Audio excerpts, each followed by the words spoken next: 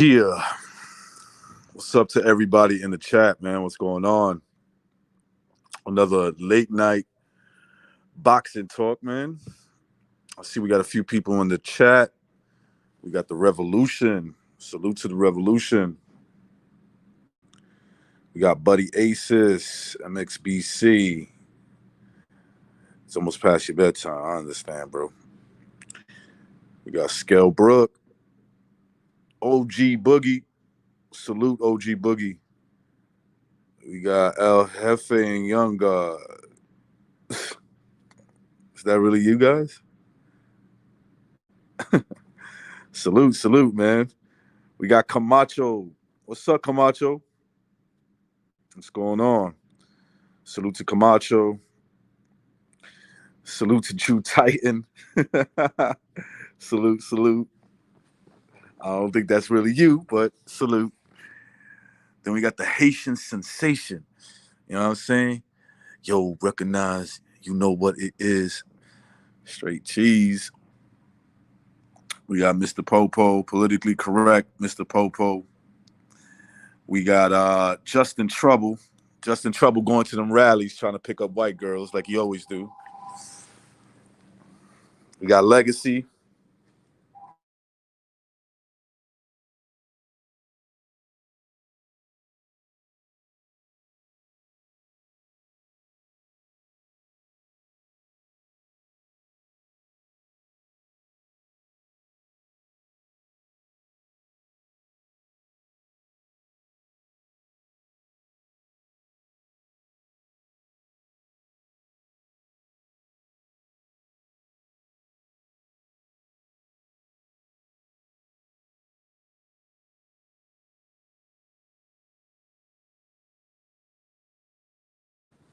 God damn it. I hit mute by accident. Sorry about that. I was just talking shit and I hit the mute button. But we got some fights coming up this weekend. We got the Manny Pacquiao Ugas fight. And then this Saturday that just passed, we had we have Virgil Ortiz who had a super performance in my opinion against a pretty good test. I'm not saying a dude who's A level, somebody who's like a solid B, maybe even a B minus at this point. But he took care of him, and I thought he looked really good. He showed some good skills. He fought like a big man, fighting another big man. He held his own, and he stopped him. And so, he looks like he's ready to take the next level. If you could do this to B level fighters, I'm not saying he can beat A level fighters that got more experience than him, but he's at least in the position where he can compete and even win.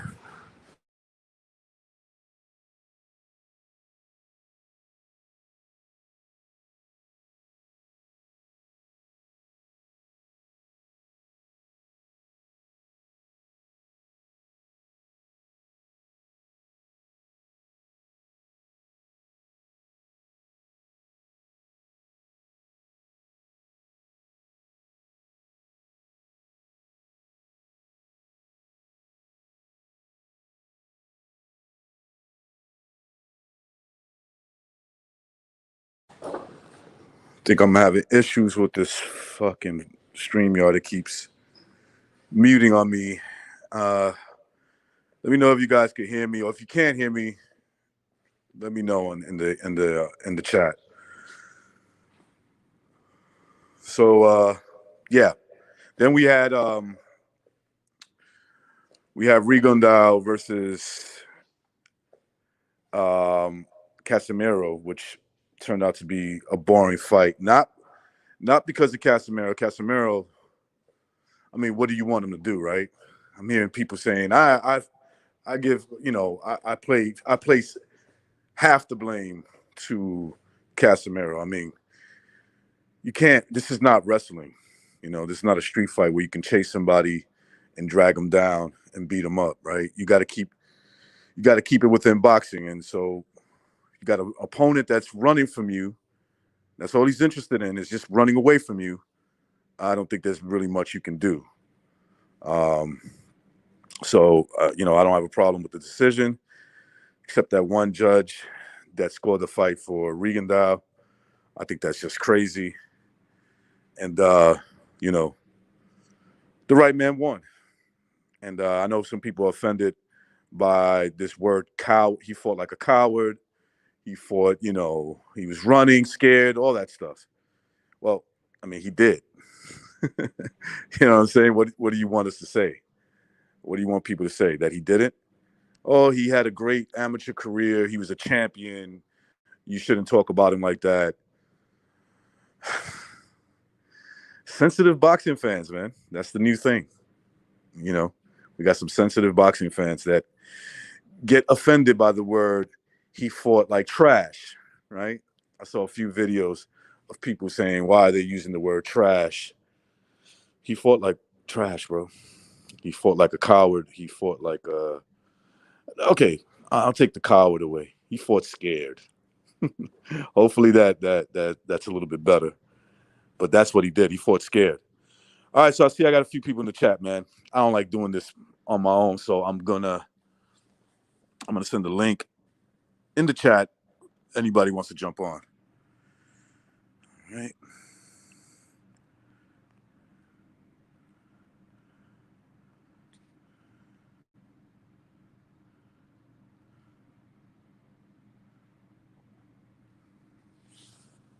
There you go.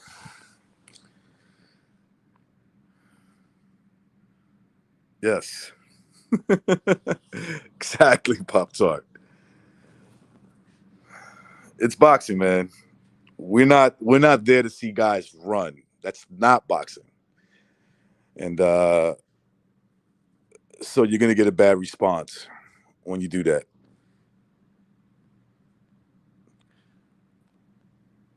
What's up, Fight Scout? What's going on, man? Not much, man.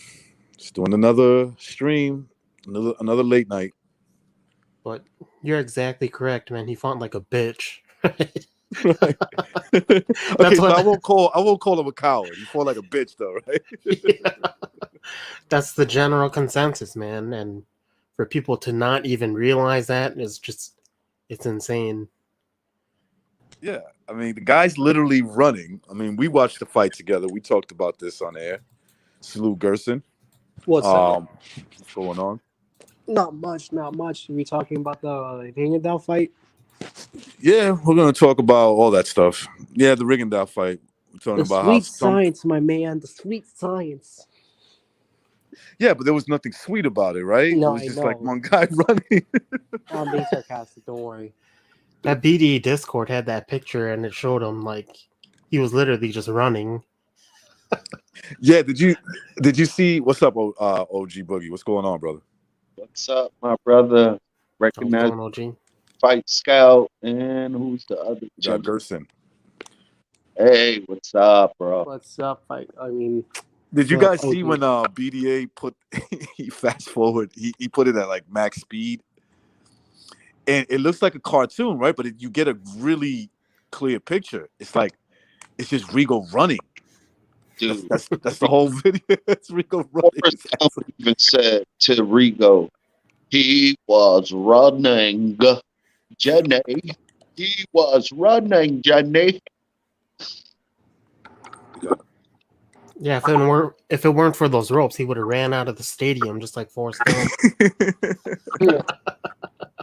So what's up, boys? How we doing? What's up, Jackson? How's it going, Jackson? Oh, not that good right now. Oh, what's going on? Let's just say I'm feeling a little under the fucking weather. Uh-oh. Somebody's You got good. the puffy? Yep, I got the puff. it. You got the puff daddy. That's the new word for it. You got the puff that's daddy. not gay though. Yeah, that's what it is. I got the corona. Got the content. Dude, that shit sucks, yo. I was sick as fuck for the past 3 days. Like that shit is legit, yo. It's a bad virus. It's legit, but Well, yeah. for some, it's bad. For others, it's not that. It's like nothing. It just depends on how your body reacts to it. Yeah, it sounds like you got a first class ticket on the Delta airline, dude. Yeah, could be that, man. Basically, Listen, I'm sure I had it. I'm sure I had it in the beginning of January 2020. But I just thought it was the flu, and I'm pretty sure that that's what it was. But it just Yeah, it's it's like just the same renamed it. thing. Yeah, You feel okay? yeah. Who, me? Yeah, Yeah. yeah, because Go you see say if you you're can, sick, right? Go see if you can take the needle at the same time, and let's see what happens. Oh, hell no. That's such a bad idea. I feel fucking at least you terrible. have the antibodies now. Yeah, I forgot to tell exactly. you, how's it going, Recognize? What's going on, Brandon? Pretty good. Pretty good. So, Yeah, but man. good point, G Boogie. Because I'd much rather have natural immunity with my antibodies being able to fight it off than a vaccine. Or whatever that is. Hey, Brandon, you got Frederick Douglass on your picture? Nah, that's Karl Marx. He's going full I- marks on you. I put it there because it was funny. That's why. Not because I'm a communist of some sort, but I just found it to be funny. Salute to Karl Marx. Might as well, right? Like we just might as well salute him at this point. And the reason why I put Karl Marx in there is because obviously we already know that Rigo and much of the Cuban fighters, like they should, like much of the Cuban fighters, like they're in the Olympics. They can easily buy the judges over there in the Olympics. But now that they left communist Cuba, they can't do anything about it, and that's why the Cuban fighters are bad. Like Rigo, for example. There you go. The communist system doesn't seem, when it comes to boxing, doesn't seem like a good one. Actually, it's telling, right? So it's like Exactly. you pay me, I give you nothing.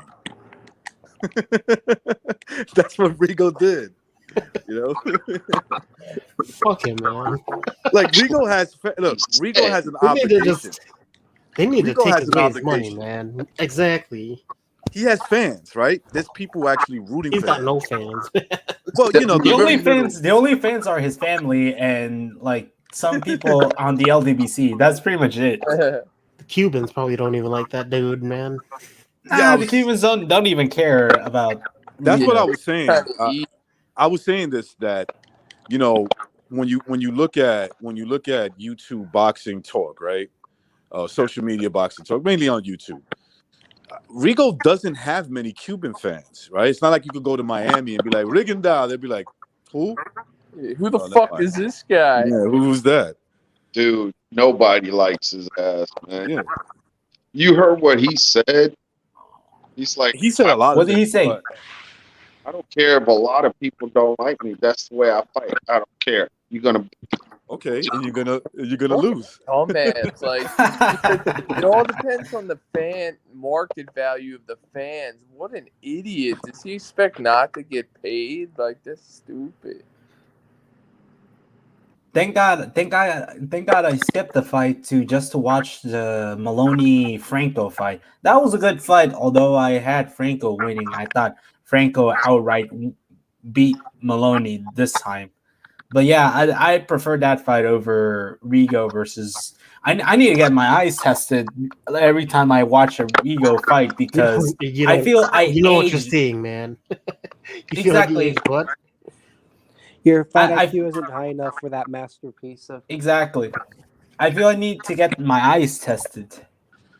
There's an acquired taste for Rigo style. It's called shit.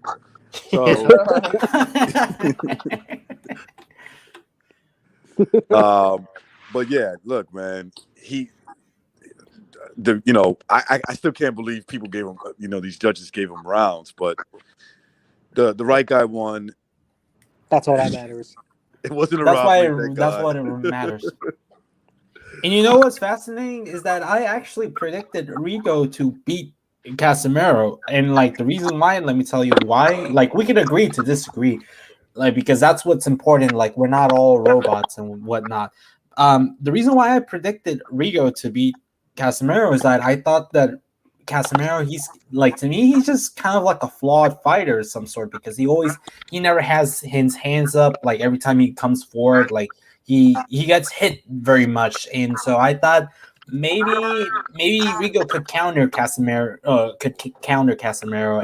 and Hey, Brandon. maybe stop him. Brandon, real quick, do you have like a video on of the stream? No, I think I've commented on Mighty No, Max. I'm getting what do you call Echoes. it? Echoes. Echo. I think It's from the YouTube video that I'm watching. But yeah, Yeah, I turned it you gotta like mute, at least lower the volume on that one. yeah. I'm sorry. No problem. Yeah, it says wear headphones, Look at right? this. When you sign Rigo into style. StreamYard. But it's funny, you know, Rigo Rigo never style keeps equals his sweet and hands sour up. chicken. You said Oh, man. Casemiro, he keeps his hands down, but Casemiro. I said Casemiro. He like, I don't know. He's just kind of like a flawed fighter you of said some sort. Okay, yeah. So what do you think about Rigondeaux? He always keeps his hands down. He opened mean- up as a 2-1 favorite on the betting odds. I think probably even higher than 2-1. I didn't even pay attention on the odds, to be honest. Yeah. I didn't even. I didn't But, pay attention when I based looked on- at it. I based say, on what? Favorite He was the fight, favorite? yeah. The reason why I say like I went for the upset is because like almost everybody like on the YTBC was picking Casemiro, and so I'm one of those guys that like to agree to disagree. I always like to like go. I'm not a robot of some sort. Like, you get what I'm saying? Like I don't Yeah, follow but- the crowd. Like, But Hey, even Brandon, predicting a knockout with that left hand was perfectly reasonable. You're thinking of a guy who has fought at higher weight classes, right? Who has Right. showed that he has that one punch power. So what you were expecting was Casemiro to jump into one. So Yeah, that's what actually I expected. perfectly reasonable. that's what If I you were to expected. pick Rigo to win, you would have picked it probably the exact same way you thought. That's what I expected, but unfortunately, it wasn't the case. And I actually thought that the judges were gonna rob Casemiro, and like it wasn't Rigo. I thought they were gonna rob Casemiro, They almost and did. I'm glad They that almost did, Casemiro man. was the right guy. who thinks Yeah. Casemiro is going to beat Donaire? No. No, New Nah. Well, look. way. I'm gonna give him. He's a decent fighter, bro. He's actually a decent fighter. He's not. There's certain things that he does good, and I think Fight Scout broke it down on some of it in the fight. He's pretty intelligent, and he did cut off the ring. What can you do when a guy's running, like literally zoom running, like not backpedaling? He's actually running the fuck out of there. So I think he did the best he could. But yeah, I'll probably go with Donaire. Yeah, Fight Scout, you Ed- broke that down perfectly, man. With, Ed- how you had those like four. You broke it down. You're like, how is he? That's not cutting off the ring. That was a really good breakdown, bro. Oh yeah, I just put the X's and O's on paper, right? So people aren't used to seeing the X's and O's. Yeah, Hey, yo, yeah. I know this was a stream.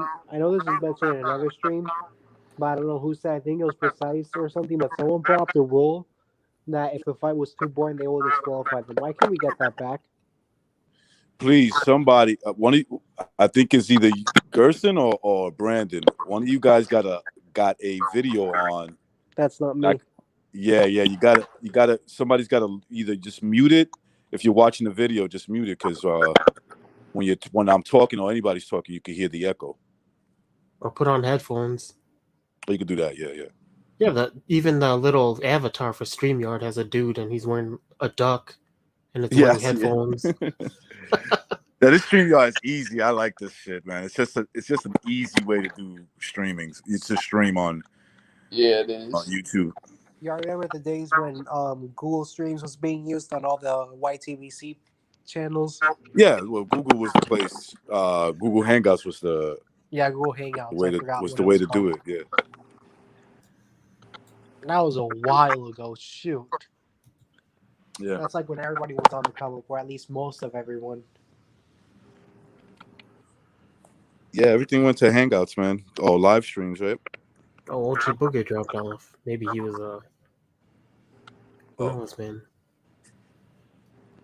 But yeah, interested. so I was interested to hear what he had to say besides the Forrest Gump thing. it's probably says it all, right? The Forrest Gump. Dude, I was watching Rigo versus Lomachenko, and I didn't even watch it. Right, I just looked at the face-off for the weigh-in, and he's not even looking at Lomachenko's eye. Right, he's like looking at his neck or something like that. Okay, so then they go into the fight, and then you know how they do the secondary face-off right before the fight. Yeah.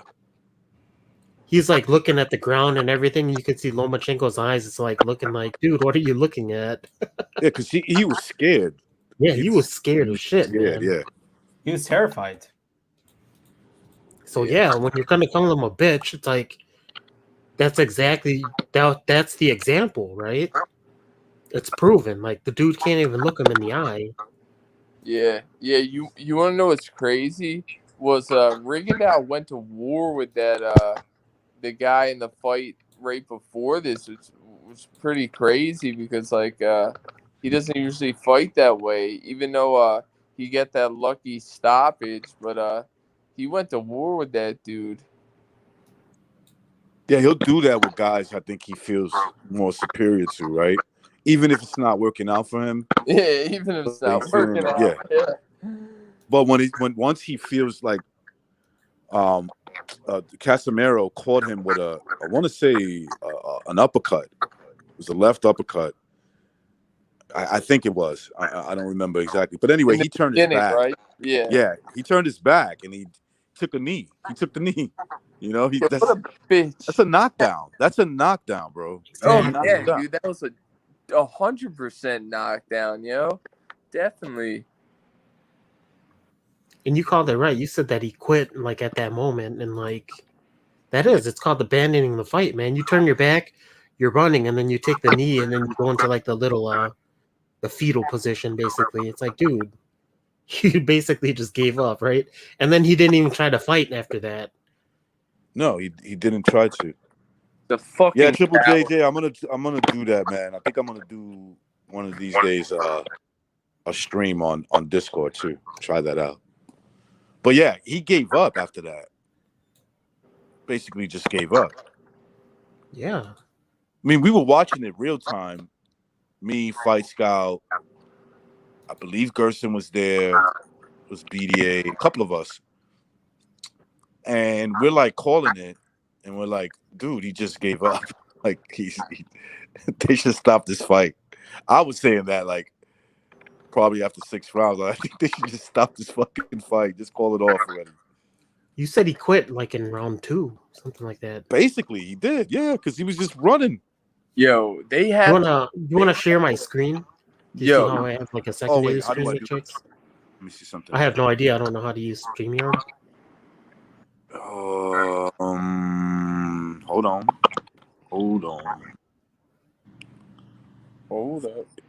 Hold up. Let me see. Settings. No, I think Uh, can you just touch on my the avatar? oh, I works? got you. Yes. Sorry, I got you. Hold on. Is that how it works? I have no idea. Solo layout. I got you right there. And then I'm sharing something. I believe. That's Rico on the stairs right there. The Yeah. just joke. My boy Rigo.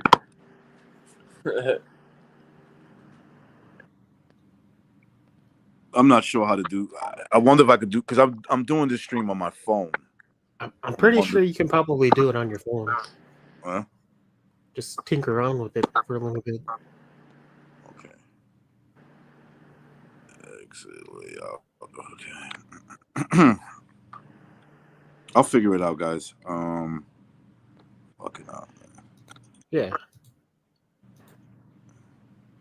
I mean, people say, "Oh, that's not a coward" and all this. Yeah, he is, man. He took the money and ran, basically, man. Yep.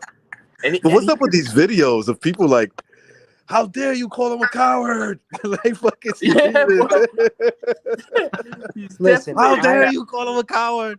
if there's a catchphrase, I say it's look. I respect anyone that steps into the ring with someone, but that was clownery. Look, I respect the guy who gets fucking knocked out. He's just outgunned, right? He goes in there and he's like, Oh yeah. he's just overwhelmed, right? He just can't handle it. But this guy, he's like fucking running, and it's obvious, right? What he's telling you is, if I stand still and try to box with this guy, he blows me out. That's what he. That's how I read it to that. Exactly, man. I don't I don't read it any other way, right? Yeah, you can't really. You can't because running is a sign of being nervous, He scared. didn't even try to win, man. Yeah.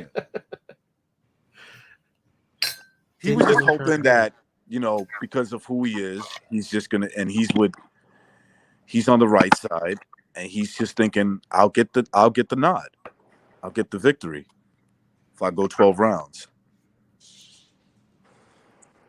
Yeah. Maybe. Yeah. Fuck his nod. Fuck Rigondeaux. And it's like I said, like in one of the streams before, even his earlier fights when he fought like the first 5 fights, I think he only fought for 1 round, and then he ran the rest of them. And it's like, you actually could have lost all of those fights because you chose not to fight. You basically just ran. Yeah. Good point. Yep. I don't care to see him box again. I Fight don't Scouts. want to see him box again. Fight Scouts. What's up? Yeah, I just wanted to say, like, on Discord, like yesterday, like we kind of had like our little disagreement, and like on like, because you say you don't watch any other YouTube, boxing. Don't take it like, I didn't take it personal at all whatsoever. I was just like to agree to disagree, but I just wanted to ask why, like, I just wanted to speak to you, like, why you don't watch like other boxing channels outside of the YTV scene, like, because you say they're influencers, and how so? I'm sorry. Oh, such as let's say Julian Jackson, right? Right. This guy, Boxing Legends TV, he puts up like Yeah. 1,000 videos on Julian Jackson. Yeah. Okay, and then he's like, he didn't watch Julian Jackson back in the day, right? You understand what I'm saying? Right. He's Yeah. watching Julian Jackson in 2015 or whatever it is, and then he's making up his own history of Julian Jackson. Oh, okay. And then putting out the word, right? So now people that watch it, they say, "Oh man, Julian Jackson, he's good. When you look at Julian Jackson's opponents, like almost none of them were really that great, right? No. Anytime he stepped up, it seems just like Terry he got Norris, knocked and that's out. pretty Yeah. much it.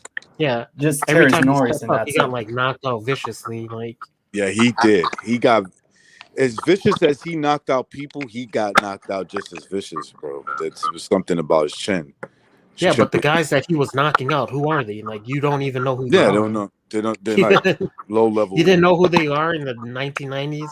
You don't know who they are even now. The first video that I disliked from BLTV was Tommy Morrison. Like, I guess like Tommy Morrison, BLTV, he was overhyping Tommy Morrison, making up his, like, he was saying that Tommy Morrison was all good, but like he just showed highlights against scrub level opponents. Like, I kind of get your point. Yeah, but like I think BDA and everybody else was saying that Boxing Legends TV Live or whatever his channel is called. Like, he made one video where it was like a style never seen before, and it was like Josh Kelly or something like that. Oh yeah. And someone was like, "That's actually like, what is it? Like a bum level Mayweather style." Dude. But I mean, you just like look at the thumbnails, right? The thumbnails are just, there's like a thumbnail of Mike Tyson, and he's doing his victory pose with the belt, and he's Right. like about to fight Butterbean. That's Butterbean. You know what I'm saying, right? Like nobody's gonna fight with their championship belt on, and then those two never did fight, right? So it's like, come on, man. It's just, what do you call it? Clickbait, revisionist Clickbait, influencers. yeah. And yo, let me make this point real quick because Go like, ahead. we talk about all these boxing channels. I mean, we only have enough time. I mean, if you're busy and you're working and stuff, you only have enough time to watch like maybe 2 or 3 of your favorite channels. Like, I watch Matrix, Thunderdome and BDA, and that's pretty much it. I don't have time to like watch it or listen to any other channels. Yeah, that's the way I feel too, man. I mean, like the channels that I like listening to, I disagree with a lot of the stuff that they have to say. So it's enough boxing to keep. There's enough interest to keep me, just motivated with that. There's a lot that we agree with, but there's a lot of stuff that I don't agree with them on, and it makes it fun where I don't got to look for another channel. Yeah, that I'm not gonna like or whatever the case may be. Yeah, it's like I'm just not gonna waste my time with it. Yeah. yeah. Oh, because I was like wondering, like, because you were saying a lot of I kind of thought, like, has he ever even watched any of his videos? Like I was thinking about it yesterday, but it seems that you know more about it. You've definitely seen his Oh, videos. I've seen his videos, right? So even at the end of the Julian Jackson one, he says, I'm gonna paraphrase him. He says, even though it was apparent that his gas tank wasn't up to par and he might have had like a glass chin. What upsets me is that there's nobody in the crowd when he's fighting. And I'm paraphrasing that, but like he basically said that. It's like nobody went to go watch Julian Jackson, right? And then he's saying that even when he's watching Julian Jackson, there's like a whole bunch of flaws in him, but he's gonna hype him up to be like this fucking Hall of Fame level fighter when he's not. Well, And there's gonna be some people like maybe like there might be somebody like a Montero or something who watches, or a Copinger, and they watch these boxing legends TV and they say, "Oh, let's put Julian Jackson in the Hall of Greatness." Is what? Yeah. Is They'll what look it is. at Julian Jackson and say, "Man, he would have knocked out Triple G," but they forget one. Or Canelo. Right, or Canelo, but they forget one huge flaw. He couldn't take a punch. They would have knocked him out first. He had an Amir Khan level jaw. He had an Amir Khan level jaw. Not that bad. It wasn't that bad. Boy. It was pretty bad. Remember, Gerald McCullum was a good puncher, no doubt. Really? He had a lot of power. Mike McCallum, he was also underrated too. Mike McCallum knocked him out, I believe, in the first round. Oh, McCallum knocked him out? Oh, In two rounds. Two rounds. McCallum couldn't really crack an egg. No, but McCallum beat the dog shit out of him. It was just like 2 rounds of a beating, and it was just, I think he knocked him the fuck out. I don't remember, but I know for sure Gerald McCullum did. Gerald McCullum knocked him out. Oh yeah, 3 rounds. Yeah, 3 rounds, and then in the second fight, the rematch. I don't know why they wanted a rematch. He knocked him out in the first round. And that was the problem with Don King back in the day. He didn't put these guys against actual contenders. Like he just fluffed up records, basically, right? With the guy with decent power, and he's knocking out bombs, and you're just like, padded record. Oh man, this guy's just got this crazy power, but once he actually fights a real fighter, that power is kind of like mediocre. It's good, but it's not like what it's hyped up to be. So basically, he was the original Al Heyman. Yeah. Yeah. Absolutely. As Thunderdome would say, Al Heyman looked up to Don King. Yep. There's a saying called birds of a feather flock together. If you run around with losers, you'll end up a loser. And I think that's pretty much exactly with Al Heyman. He looked up to Don King, like, who is a thief, and guess what? He became a thief. I don't know if you guys think about it, so yeah. He was probably already a thief before. Yeah. That's probably why they liked each other, man. They liked the con, the white man.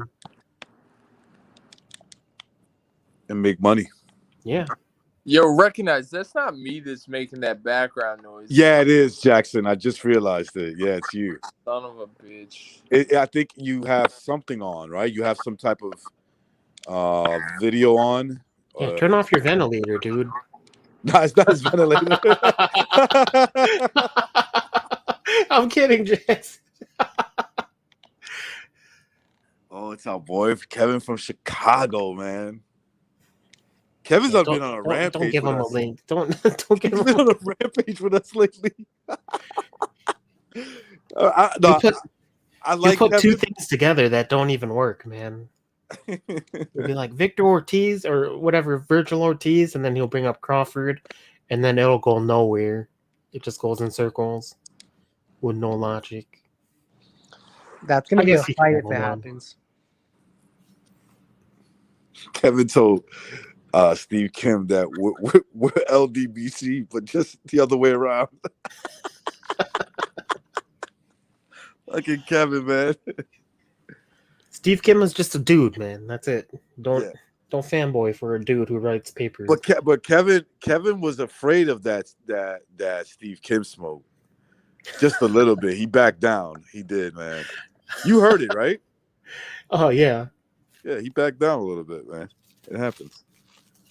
He got a little nervous. Yeah, but that Ortiz Crawford fight, I'm really looking forward to it if it happens. It might not, but you know. No, it won't happen. You wanna know why? Because Crawford's gonna fight Spence instead of Ortiz. Right? And if Ortiz says, I'm gonna fight Spence, Spence is gonna say, well, I'm gonna fight Crawford. Yeah, they're just gonna treat that shit like like hot potato. They're gonna be like, no. We're gonna fight I'm not each other. I'm not gonna lose to the young gun. You know? What if Ortiz is actually the motivation why they end up fighting? That would be crazy. Or Yeah, ironic. that's kind of what I'm hinting at. I'm getting roasted in the chat, yo.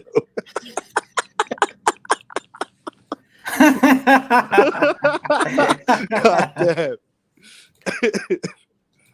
Oh shit, man. Anyway, But yeah, like we can agree to disagree. So like it's nothing personal. It was just it was just like a small disagreement. Like we shouldn't take No, that like, personal. I'm not gonna tell you not to watch him, right? Right. I'm not gonna tell you, and I don't care if you do watch him, but like, It's just like for me, like I'm not one of those closed-minded people, like where I just watch like just one YouTube person. That's pretty much it. Like I like to watch different perspectives. I mean, and, I can't list all the guys I watch, right? Yeah. But it's not like I watch everything those guys make, if that makes any sense. Yeah. I get your point. did you guys anybody see quickly? Did anybody see? It was on Fight Hype. I saw it on Fight Hype. Manny Pacquiao and Ugas standing next to each other. They had like a little face off. I Did saw they? a picture. Manny Pacquiao looks like he's way shorter than him, for sure. And For sure. smaller. Just smaller He all looked around. tiny against Joshua Clottey, right? Yeah, he did. And they're about, isn't Clottey and Ugas pretty I much think same Ugas is dimensions? bigger. I think Ugas is like 5'11" or something. I mean, Yeah, they but I got him honestly listed at thought Ugas was gonna 5'9", be but he was bigger. like 4 inches taller than Pacquiao. He Yeah, looked- but I thought Ugas was gonna be bigger. Well, remember, he had the suit on, the sweatsuit. I look at the person's back when the camera was towards his back. It's much bigger than Pacquiao.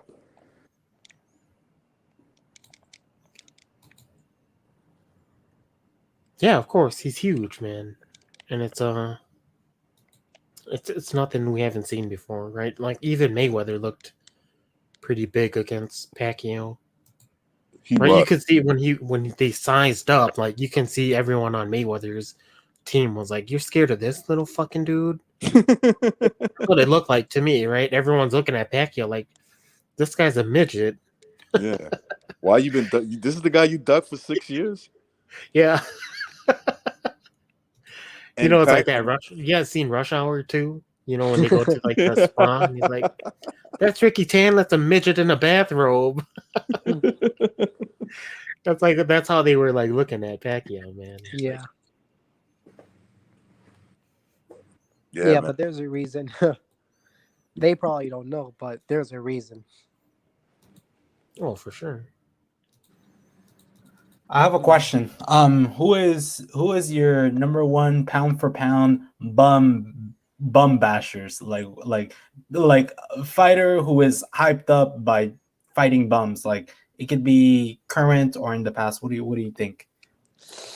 Oh, that's a good one. I mean, I think another the guy we were just talking about, Julian Jackson, was like You a bum. Bum basher. Bum Yeah, basher. he'll take you out quick.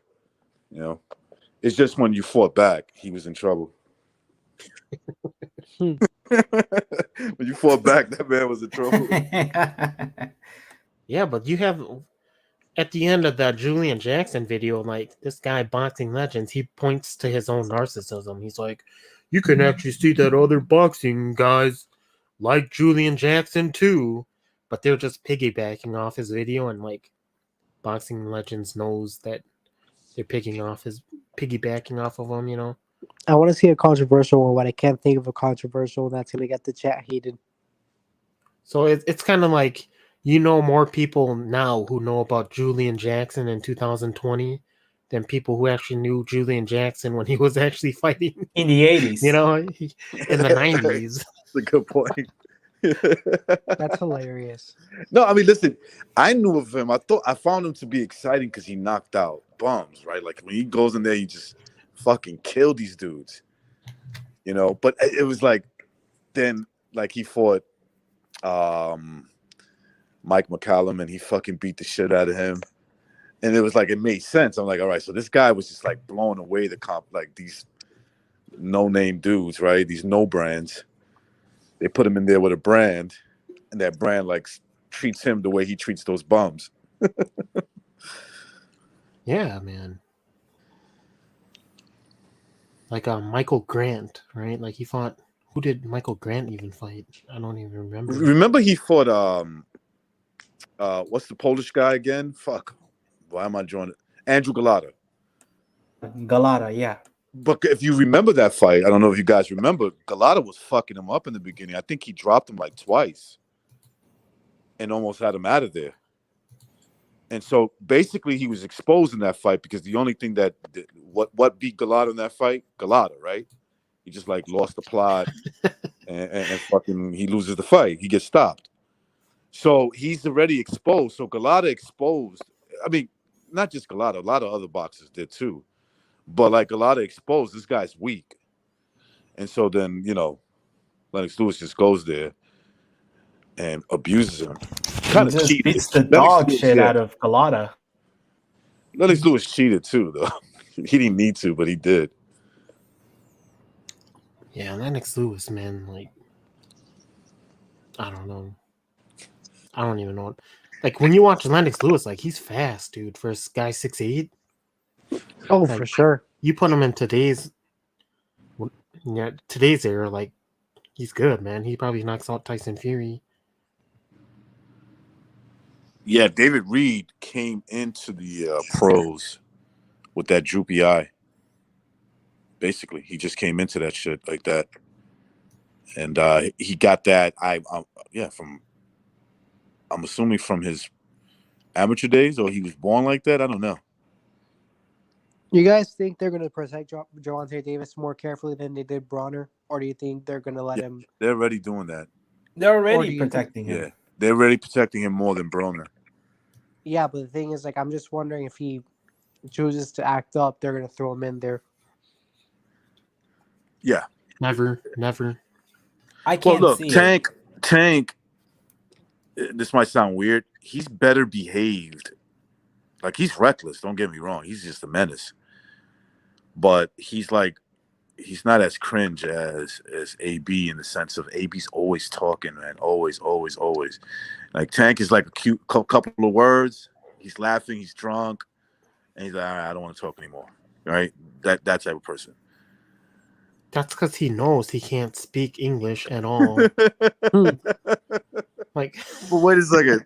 Do you think Broner doesn't know that he can't speak English?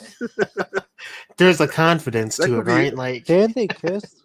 I mean, I think they probably had some good communication if that happened.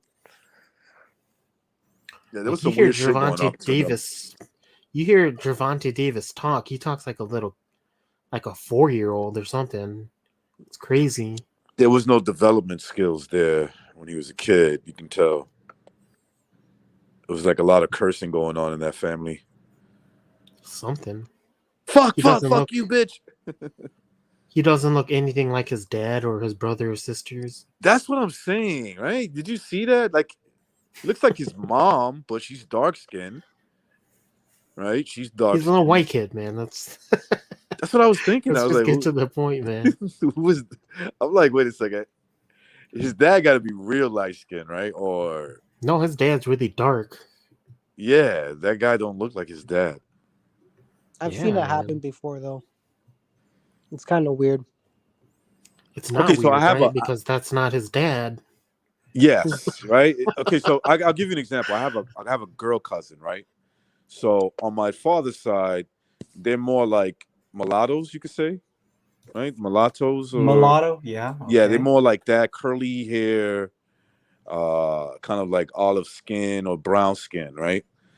And so I have an uncle that I have. Okay, so I have two cousins, and the girl cousin. Okay, so their mom is an African American woman, but pretty. She's brown skin, but not dark skin. You get what I'm saying? So you're Yeah. thinking between my uncle and her, they should have pretty much kids their complexion more or less. She was maybe a little bit darker than my uncle, not by much. And my girl cousin, I'll say her name, Latoya. She's like white skin, right? She has white skin, but she has all the features of like her mom and dad, right? In between. But now that she's older, I'm like, did she get darker? The fuck? Like now she looks exactly like I could see my father's side of the family. She looks like I have an aunt that she looks exactly like her. But before, when she was a kid, she almost looked like a little white girl, like some, like it wasn't really my uncle's kid, it was somebody, or not even her kid. It was somebody else's kid that they were taking care of, right? Her brother, her brother was like proportion to the parents, if you get what I'm saying, right? He's in between them, like he's or just like them. So it was just kind of weird. But when they get older, they start to look different. Like I'm looking at Muhammad Ali's son, right? And I'm like, okay, your dad's got to be white. I don't even think light skin, right? Or His name is Spanish Nico or something. Walsh, man. Nico Yeah, Walsh. Walsh. I'm like, dude, your dad's got to be a white guy for sure. For sure. For sure. And I was posting it on Discord, like, Yeah, that's where I got it from. where's this racism coming from? Because this is the dream. And remember, his dad was against that. Yeah. At one point, I think mean, he his was, right? grandfather, excuse me, his grandpa, yes, and this was at one point because if you looked at Muhammad Ali's women, they were pretty light skinned, They were all light skinned, man. very, very light skinned. They were all like half breeds. Half breeds, yes. So he As was dating Muhammad half- Ali himself put it. But then again, Muhammad Ali had that half breed look too, right? Like not really, but he was just real light skinned. Mm-hmm. Like, He has Yeah. that Charles Barkley look, right? Like, Yes, exactly. but Charles Barkley, I think, was like 80% African or something like that. So I mean, obviously 20 is white. I don't Sure. see how you can ignore a massive amount of DNA inside of you that says that you're white European. It's crazy to Yeah. just completely ignore it. What is that? The one drop rule that they like to keep bringing up is like, okay, so then you live by that, right? You live by that one drop rule.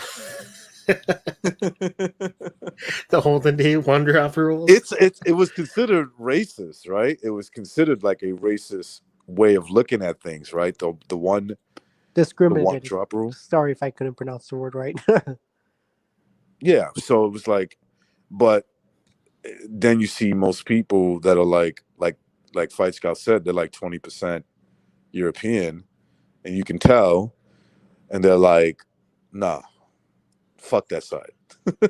Yeah, but right nowadays it's like 20% black. Like you're mostly European, Yeah, you get that a lot too, man. And they're just like, oh, I'm black. It's like, dude, I know a black person when I see one. You're not that. And yeah, that It's like ain't Mike you. Perry, 2% African. You're not black, man. You ever seen that video of Mike Perry saying he's 2% African? Who's that? Oh, you need to see that video. What's You his gotta name? see- Mike Perry. It's UFC journeyman, but the thing is, like, he's actually pretty stupid. Like, you can see a lot of the personalities are like, you can tell when some of it's a character, but there's some where it's like actually hilarious to look at. Oh. You know what I mean? Mm-hmm. Like, you know how there's some people like you can tell that's just them. Well, you gotta check out this video. Hold up, hilarious. Because he has a straight face when he's saying it. Like, he actually means what he says. Oh crap! I think it got taken down. Dang it! These what you call them? Taken down from YouTube. Yeah, basically he's talking about all the percentages of what he is, like a mix of what's in his blood, and Right. then he literally says, "And I'm 2% African, so that means I'm legally allowed to say the word." You know, I'm not gonna say it. Well, yeah. That probably got him taken down. No, people had it on YouTube everywhere. It was hilarious, but then it got taken down. I tried looking it up right now. Just if you can look up Mike Perry 2% African, and you might find it. Mike Perry is cringe though, man. He talks a good game, but he fights like a. Oh no, I get you for sure.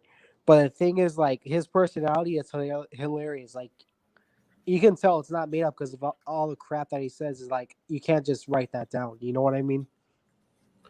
Yeah. Or certain decisions he's made. But we're not going to get into that. But you guys remember, I think it was Boxing Legends TV. Like, he used to have a lot more videos than he has now, right? And then they all got taken down from copyright. Was Boxing Legend? Tell me if I'm right about this. He would post fights up with no sound. You could just hear the crowd. Is that the channel? No. Did you guys ever see that channel? It was amazing. So it was like a lot of these fights in the 80s. He had Sugar Ray Leonard, Tommy Hearns won. So it was perfect, Fight Scout. No, you don't hear the broadcast. You don't hear them. You just hear the crowd and what's going on in the ring and what's going on in the corner. It's like fucking amazing shit. Oh, okay. Yeah. I don't know if that was him. That was I think that's somebody else. That helps you really score. Like, if I could watch that, right? I could watch that. Nobody can ever paint the narrative the other way around from what you're seeing. Oh, for sure. And people wouldn't be so stupid as they are right now, right?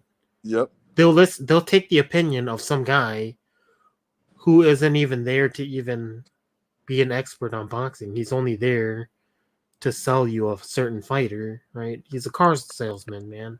Mm-hmm. But he knows nothing about the car that he's selling. He just wants to push it on you, you know. Yeah, Black Lomachenko seen it. He's seen the videos. They were just unbelievable. They were on YouTube for a long time. I was sub. I saw one fight. That was the fight, and then I was like, man, I'm just gonna like watch all these fights that he had up. He had some good ones, and it was all the same format. It was the fight, the crowd, the corner, nothing else. It was just that. Yeah, and the broadcast is weird because when you go to an actual fight, like, it's nothing like a broadcast. It's like an actual fight. Yeah. Oh, yeah. It's great, man. It's great. Like when I was watching, what fight that was? Shit. Galata and Riddick Bowe, the first fight. Dude, we didn't know that he was getting punched in the nuts. We didn't know what the fuck was going on. We had no fucking idea. Like, is he quitting or what the fuck? And why is the referee taking points away? He's like, he's obviously hitting him low. But it's like, did you see that? And it's like, nah, I didn't see no low blows. We didn't have the best seats in the world too. But then it's like we go watch, you know, we had a reason to watch it because we were involved in the bullshit that happened there. Yeah. But outside, not inside. Yeah. It was totally outside. But anyway, that was everybody though, it seemed. Oh yeah. The fights, those fights spilled out. At first, it started like racial, and then it was just like thug shit, right? That's basically what it was. Yeah. And yeah, but go ahead. No, when I saw it, you know, on TV, dude, it's clear as day. He's fucking hitting him low. Yeah. Like, what happened to Galata, bro? I honestly never saw Galata fight. Were they that bad? Yeah. Like I always just thought, if he's just a I dirty don't know fighter, what I'd rather happened not there. watch. I don't think he needed to. He was clearly winning that fight. You know. You know what I mean, though, right? Well, Like you, I choose not to watch him because of all that I hear. There was one fight where I went to, and it was Joshua Greer versus some Filipino dude, right? And the bell rings, and the Filipino dude is putting it on him, and Joshua Greer is supposed to be like this dude with power at 118. Like, the Filipino dude was like lighting him up, right? And you can hear, like, when you were there, you could hear the punches landing on him. mm-hmm. And it was like very, like, what do you call it? Like, very, it sounded painful, right? Yeah, I think know he what you mean. knocked Joshua Greer down like 2 or 3 times or something like that. I don't remember if they actually called him. I think he knocked him down at least officially 1 time, right? And then he takes a dive, right? The Filipino dude takes a dive and he turns his back. He supposedly gets hit in the ribs, right? But you can't hear it. You really can't hear it when you were at the fight, right? That he got hit in the ribs or whatever it was. But he turned his back against the ropes and like he was laughing, like the Filipino dude, right? He was like smiling and stuff, right? And it was crazy. I was like, dude, this guy Was took he an obvious dive. was he smiling like the video that in Afghanistan when the people are running to get onto the plane and this guy's smiling at the camera, but they're supposed to be scared for their life? Was it that Oh kind of man, smiling? those guys are all actors, man. You guys ever that this whole stuff that they're doing? That this whole whatever, it's like all fake. They're all actors. That's what it I'm looked pretty like sure I to saw me. John Gonzalez wearing a freaking wearing one of those head things there. It's like, dude, that's a Mexican guy, man. Yeah, they're showing it, and I'm like looking at the girl. I'm like, okay, that's a white guy in a daishiki. That's all that is, right? And then I'm like, there's a guy waving at the camera. I'm like, damn, I think that was a mistake. They didn't mean to. They didn't mean to record that. Yeah. And then like the aircraft, this aircraft carrier, whatever, it's 9/11 backwards, and then people are on the plane, it flies up in the air, and then they realize like, oh shit, we're in the air, and you see bodies start falling, just obviously to their death.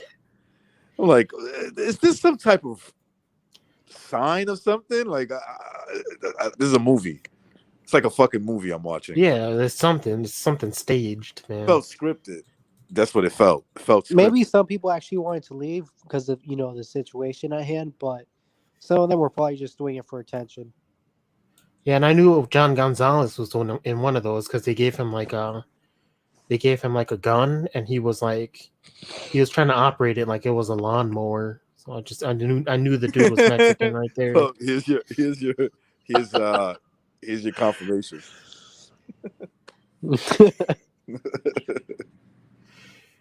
But yeah, that stuff it just seems so fake. It's like what do you call it? Like, I forget what the word is. Satire, right? It's just like all just fake stuff that they're just. It's who was it? Brian Williams, one of those dudes. He was just like in somebody's backyard, right? And he was claiming that he was in Iraq or whatever, and they were just shooting guns. But he was in his backyard. It was like he was just in his backyard or something like that. He's like, "Oh yeah, you can hear the gunshots going off." Hey, Fight Scout, I'm in Afghanistan right now as I'm talking to you. I'm ducking, but I'm like in my backyard in Florida. Yeah, basically, man. Kevin from man. Chicago, he's like, "Oh man, I'm in Afghanistan. There's just gunshots." No, it's just you're in Chicago. Okay, stop. Yeah. It. It's gunshots over there. But at least with Kevin from Chicago, he has like he can actually maybe fool somebody, right? Because Chicago does sound like Afghanistan.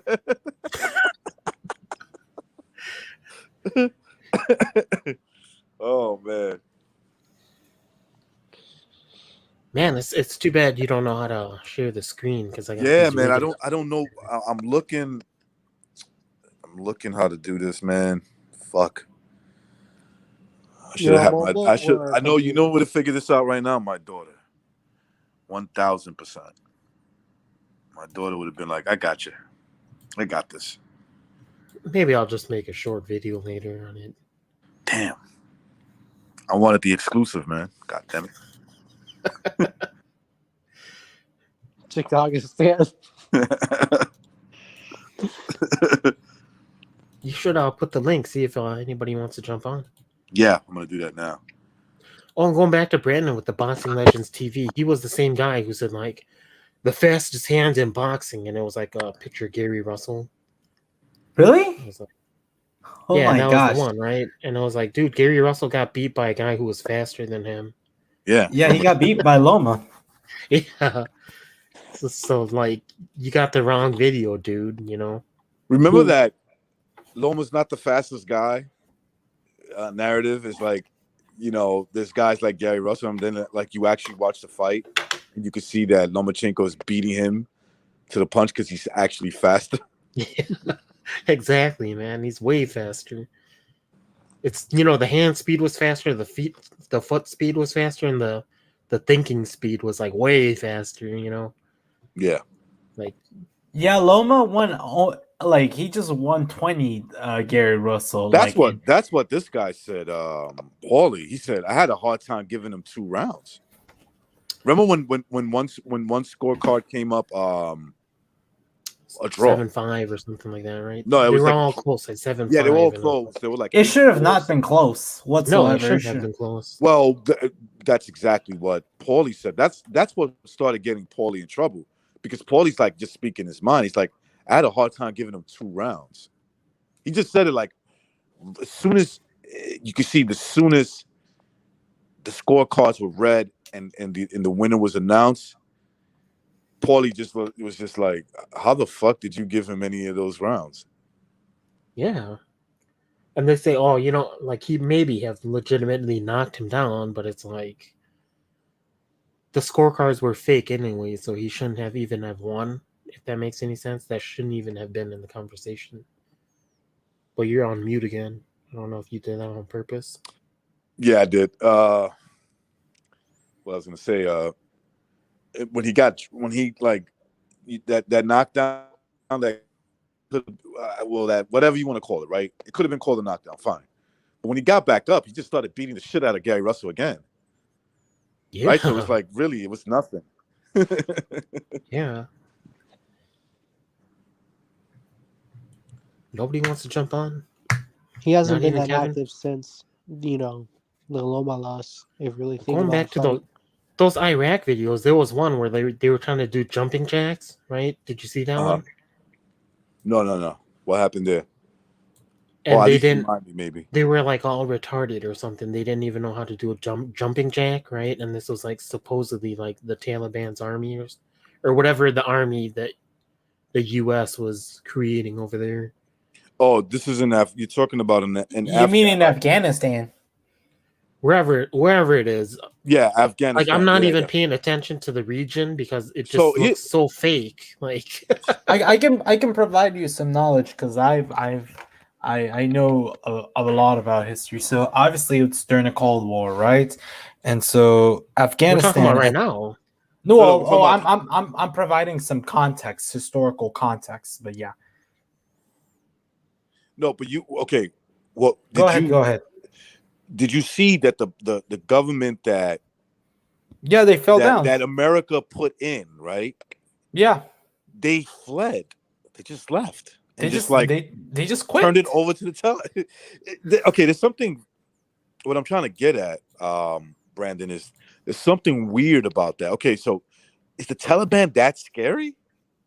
Exactly, right? They've been there this whole time. Or obviously, right? probably the Afghan government was corrupt, and Okay, so they're running like they're gonna get killed, right? Like, okay, let's say they were so corrupt that they know that once the Taliban comes, the punishment is execution, right? But I'm saying to you, the Taliban was for them to take over in 3 hours, right? As soon as the U.S. pulled out, that means they were there the whole time, right? Yeah. Wouldn't Yeah. one think that? Like, just they were there. So, what switched? What made you say, was it just, oh shit, the U.S. is pulling out, run for our lives, and leave them all these, leave all this equipment behind, and leave it to the Taliban? It just almost seems like that's what they wanted to happen. It's like, what happens now? Do you just fucking discriminate against all of these Middle Eastern guys that look like they, sand people, right? Because you don't know who's going to be Taliban now. So now you have to discriminate, basically. It's crazy, man.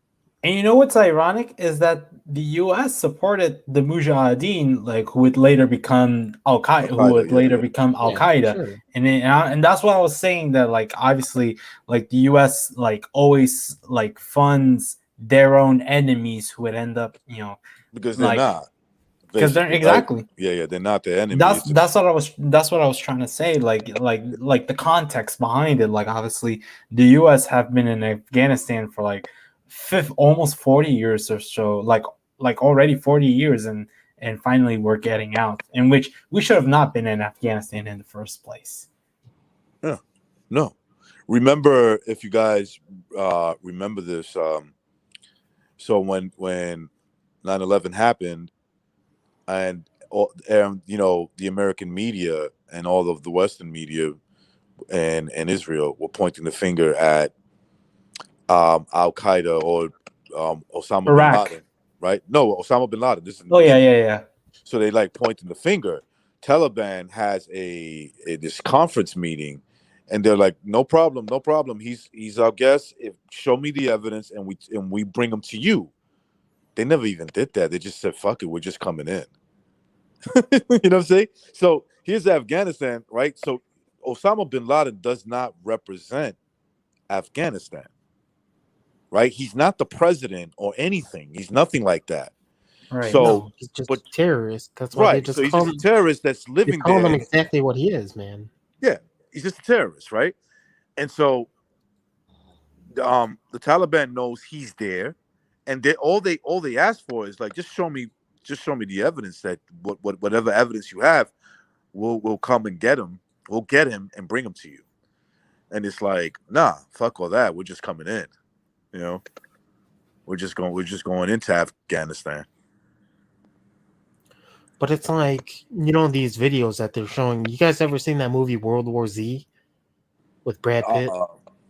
Didn't like get a bunch of I gotta watch movies, man. I stopped watching movies, but give us a gist of it.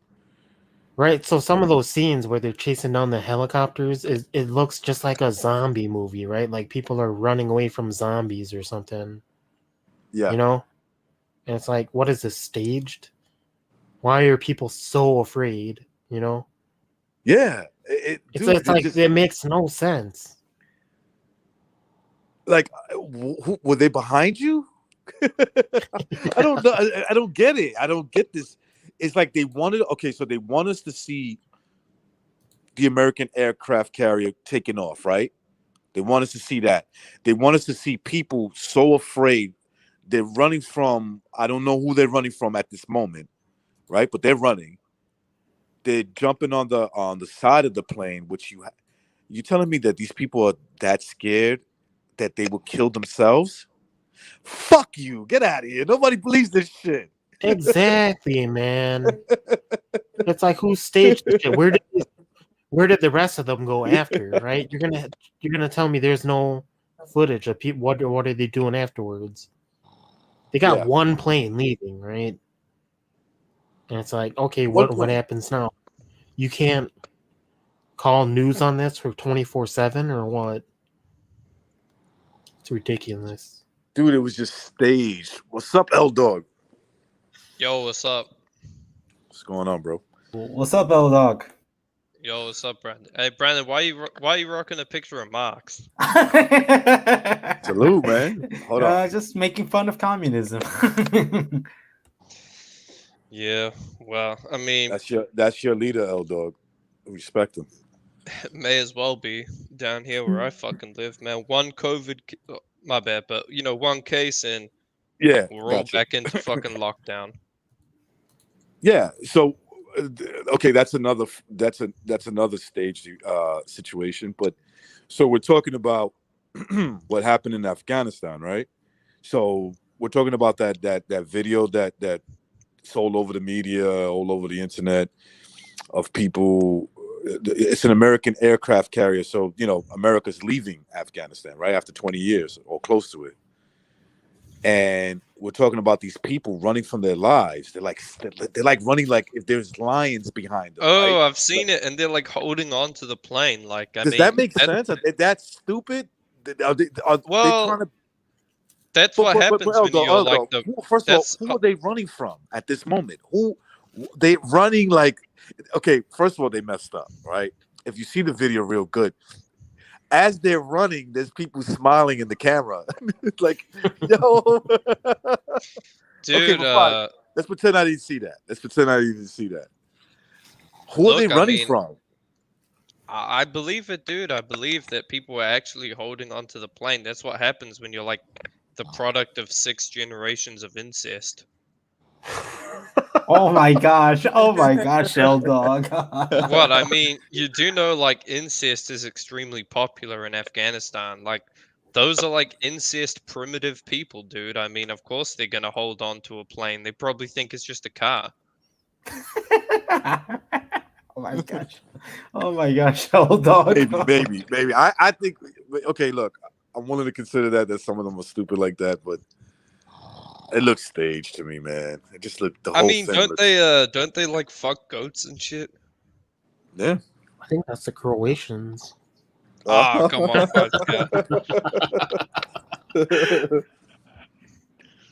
But yeah, No, it seems dude, like they're like shooting a movie or something, right? Like a No, but it just zombie looked like movie. that's what I was gonna say. Fight Scout. They look like they were filming a movie. This was purposely. Excuse me, I'm stuttering. Purposely, recorded, and they fucked up a little bit with the audio, with the visual. Excuse me, when they showed a couple of guys smiling, actually smiling.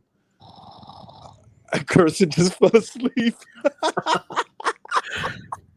Dude, was are you quick, really man. sleeping? Oh my gosh! That was quick, man. He's snoring. I thought I was hearing things at first, and the next thing you know, I'm like, oh shit, Gerson is sleeping. He's snoring. God damn. Anyway, so it's. I kind of lost my train of thought. Somebody remind me. Go ahead and speak. So they look like they were shooting a movie. You're talking about I think you were talking about Afghanistan of some sort. Yes. I'm pretty sure I saw Durden in one of those videos too with his big beard. I'm like, dude, that's Durden. I'm still alive. Man. I hung on to that. I hung on to the airplane and made it all the way you home. did? Oh my gosh! dude. But yeah, I'm telling you, like people are like, no one's that dumb. Well, I mean, like I said, dude, just look at the incest thing. Like those people, like literally have been committing incest for a long ass fucking time. So to be honest, they're not like the healthiest or smartest people alive. Wait, have we got into like how they're gonna be like sent to all of our neighborhoods and going to school with our kids and everything? You think they're gonna vote Democrat or Republican? Democrat. You think so? This is all part of the plan. Probably the majority, yeah. Majority, but some of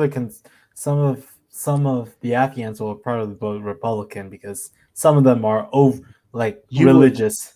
If they weren't incested, like you would think that they would majority vote Republican, though, right? You would think, especially right. You would think because they got run out of their country because. Dude, Islam and communism like don't go together. Is America actually like taking those people too? Well, like I think UK opened. Yeah. I think UK took them all. Yeah. A lot of different countries too. Like they just fly people in like the middle of the night, and they like kind of like bus them to different places where they can get housing. They'll scatter them to Europe, places in Europe. Oh places god, in it's kind of like what happened. Too. Yeah, it's kind of like what happened. I've got a proposal. I think they should all move to Israel. I think, That's what I'm saying. They're closer. I think they Yeah, would man, they integrate could all be wonderfully. blessed by Christ in the Holy Land. What was I gonna say? I was gonna say like it's very similar to what happened with the Vietnamese immigrants after the Vietnam War, like after the fall of Saigon, and like there were lots of helicopters, sending the Vietnamese to the United States. It's gonna be very similar, Not at that level that you're talking about, dude. So, but somewhat similar. Let me read this message real quick. That's how Harlem runs away from me. Hey, that's a funny fucking photo, man. No, dog. You know where they should send the Afghan immigrants? Albania. Oh, go ahead, say it. Albania. Yeah, no. Hey, why are you hating on Albania, man? I'm about to invite somebody Or in. Kosovo. I don't know who this is. No. Don John. Don John, speak. The one. I didn't come here for the bullshit. I heard you wanted to see me. So what's up? Don John. I want to see you. Who's this? Yeah, who is this? No, I don't This know, is some the almighty Johnny. Some dickhead in your chat said you wanted me to stop by or something. I don't know. No one said that. Yeah, No one said nobody that. wants you here, man. Oh, well, my bad. Y'all have a good night. All right, Johnny boy. Don John. Somebody's trying to Thank start you, Mom. something, man. Yeah, it's All all right, good. Johnny boy. Have a good So one. you want to say? Yeah, no. That's somebody said you want. Yeah, I guess some dude was just trying to start some bullshit. So I mean, we were talking about the Probably a product bunch of Mexicans. incest, so I guess you You you said- stopped by, Johnny boy. Pardon me. Nah, I said we're talking about the products of incest, so I mean it's just a coincidence you stopped by, I guess. Yeah. Oh, come on. Well, Don't listen to it. Don't listen to it. y'all have a good night now. Hope you're all well. Take care. Peace, Johnny boy. Don't let the door hit you on your way out. Wait, so that was somebody was telling him that we wanted to talk to him. Nobody said I doubt anything. Yeah, Probably OG Del Rancho. I bet you got some connect to that. probably. Is he on Probably. live or something? What's up with these Hispanic feds fucking infiltrating our groups, man? Yeah, I don't know who this is. Politically, oh no. Politically correct. No. Like I was they're gonna not say, all that's Popo. Hispanics, Popo. but I'm just saying the Hispanic feds, man. There's real Hispanics, and then there's like these fed. Hispanics support me, man. They support me. Dude, did you see like that British student in Afghanistan?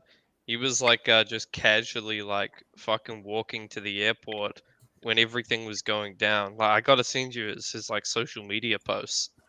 See if Jimmy 007 is in your chat. See if he wants to jump on. I think think Kevin he's should like- jump on too. I call out Kevin. I think he's UK Pakistani, isn't he? Jimmy 007. I think so. Yeah, I think so. Pakistani man. He's gonna see all of his cousins go and live with him in the UK. Oh, stop that shit. This Pakistani invest all family money in the same company. Don't feel bad, man. People will make when that earthquake or hurricane hit Puerto Rico. I have friends come up to me and say, "Damn, man, things in New York are getting better. The last thing we need is more Puerto Ricans." So Hey, don't feel bad. Did you see Haiti got hit with another earthquake or something? Yeah, this was crazy though. Yeah, It it's was crazy. Yeah, Well, it's because they don't build shit very good. so- but wait, 2,000 people died? Over 2,000? Am I hearing that right? Jeez, I mean there is like isn't there like 11 million people in that tiny little fucking place? I think so. You're It's like probably almost, bad survival instinct, right? It's crazy, man. Well, they don't Well, know how I to mean- build architecture, That's why their shit collapses during earthquakes. No, the thing is, you don't want to be inside during an earthquake. That's the thing, right? Yeah, you Well, wanna yeah, be but out. like our shit in California, you build things to a standard, but like back over there, they probably don't have any like real standards to like how they build stuff. So it's like shit just fucking falls on them. They just build like whatever like subpar standard pretty much. Well, I mean, there's 11 million people in like a tiny area, so all the buildings, like, it's not like there's going to be a lot of open space kind of area, is there? I mean, it's going to be pretty fucking tight in terms of the buildings. They're not the highest quality, so yeah, they probably all crumble. Yeah, like in our stuff in California, it's all made of wood and stuff like that. Like this guy Jimmy cement. Yeah, like everything just crumbled. They don't actually have like engineers actually build that shit. Seems like they just look at a design and just make it, right? They don't put any math into it, if that makes any sense. Yeah, they probably just stack cement and bricks and shit. Yeah, this guy Jimmy 007, man, quit being a creep, dude. Like, we don't like Canelo. Get over it, right? Still Because heard after I'm saying Canelo. I mean, I like Canelo, but I don't really give a fuck if Recognize or Fight Scout likes him, to be honest. Yeah, but he's ducking the third fight, right? So he went on my channel. He said, "Oh, he already fought him twice. Why would he have to do it again?" Because Triple G was the challenger to all of his titles again, right? Yeah. And then he moved up in weight because he didn't want to fight him again. Fact. I mean, I'd definitely be down to see a third fight, to be honest. Like, I'd pay for it. I would too. You know what? Canelo would be the favorite to win. It's not the only fight like I'd pay to see Canelo have. Like, I'd pay to see. There are like a few fights I'd pay to see him have. I mean, one of them is Charlo, just so I could see him fucking destroy him and watch a demographic cry. Another one would be Beterbiev, so I could see Canelo get fucked up. Yeah, but we don't want to end up like Precise, who, when he heard Kovalev was fighting Canelo, he thought for sure Kovalev was going to beat his ass, and then he realized, oh shit. Yeah, you gotta be careful because, dude, like it's when it comes to Canelo, it's more than just like fighting a guy. It's like, well, what like clauses are in place? You're also fighting against the promoters and also the judges and also right. It's like whatever fucking mafia is around him and shit, you know. The mafia, exactly. If he was gonna fight Bivol 175, no rehydration clause, I mean, I'd be like, yeah, you know what? This is a good ass fucking fight. Let's get it. But if it's like a catch weight, a rehydration clause, you're not interested, right? Because you kind of know what the outcome's going to be already. It's going to be like these guys are going to just come in there, not looking to win, almost just standing there, you know. Go 12 rounds for Canelo. Right. So I looked up Afghanistan refugees, right? Because usually what happens with refugees is you build a refugee camp in the country and then you see who can fight and who's gonna whatever. I looked it up. Guess where they're sending them? America. Texas. Texas. Yeah, they're fucking Texas. They're gonna fuck Texas, bro. Oh god. Thousands of Afghan refugees headed to Texas. That's what it says.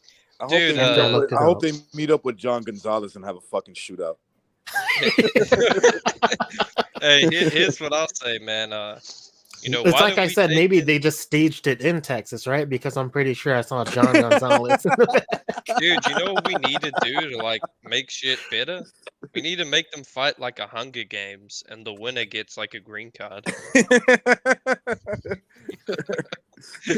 you imagine? Just have them bludgeon each other, right? Dude, it's like a real life battle royale, and we just accept the champion. It's like, nah, you know what it is, man. They're just gonna by 20 years from now. 20, 30 years from now, you know, you guys are, you know, hopefully I'm still around. You guys were definitely the youngers, like L Dog. I'll be around too. I'll just be a lot older. We'll see, right? We'll see if we're still alive, right? We'll see that this country is like totally different, man. I mean, it already is. Like, compare 2021 to like 2001. Go look at videos of 2001. I challenge anybody and like see an interview outside, see the TV, the ads, and tell me that it looks like anything today, and it doesn't. I think it's been the same since 9/11 happened. Like we're like stuck in this weird little. No, I'm talking about system. the representative of American commercial, American industry. That's what I'm talking about. I noticed totally different. Every time I watch like an ESPN card that has ads, like every couple is an interracial couple with like a black man and a white. There you go. That's what I was talking about. Dude, it's like it's just to the point where it's like, you know, even though it's not reality, it's like the Walking Dead. Those are rare people. The Walking Dead has like fucking 8 gay characters out of like 20. And it's like, so you're telling me like a bunch of years after some zombie apocalypse, like gays are like way more likely to survive than straight people?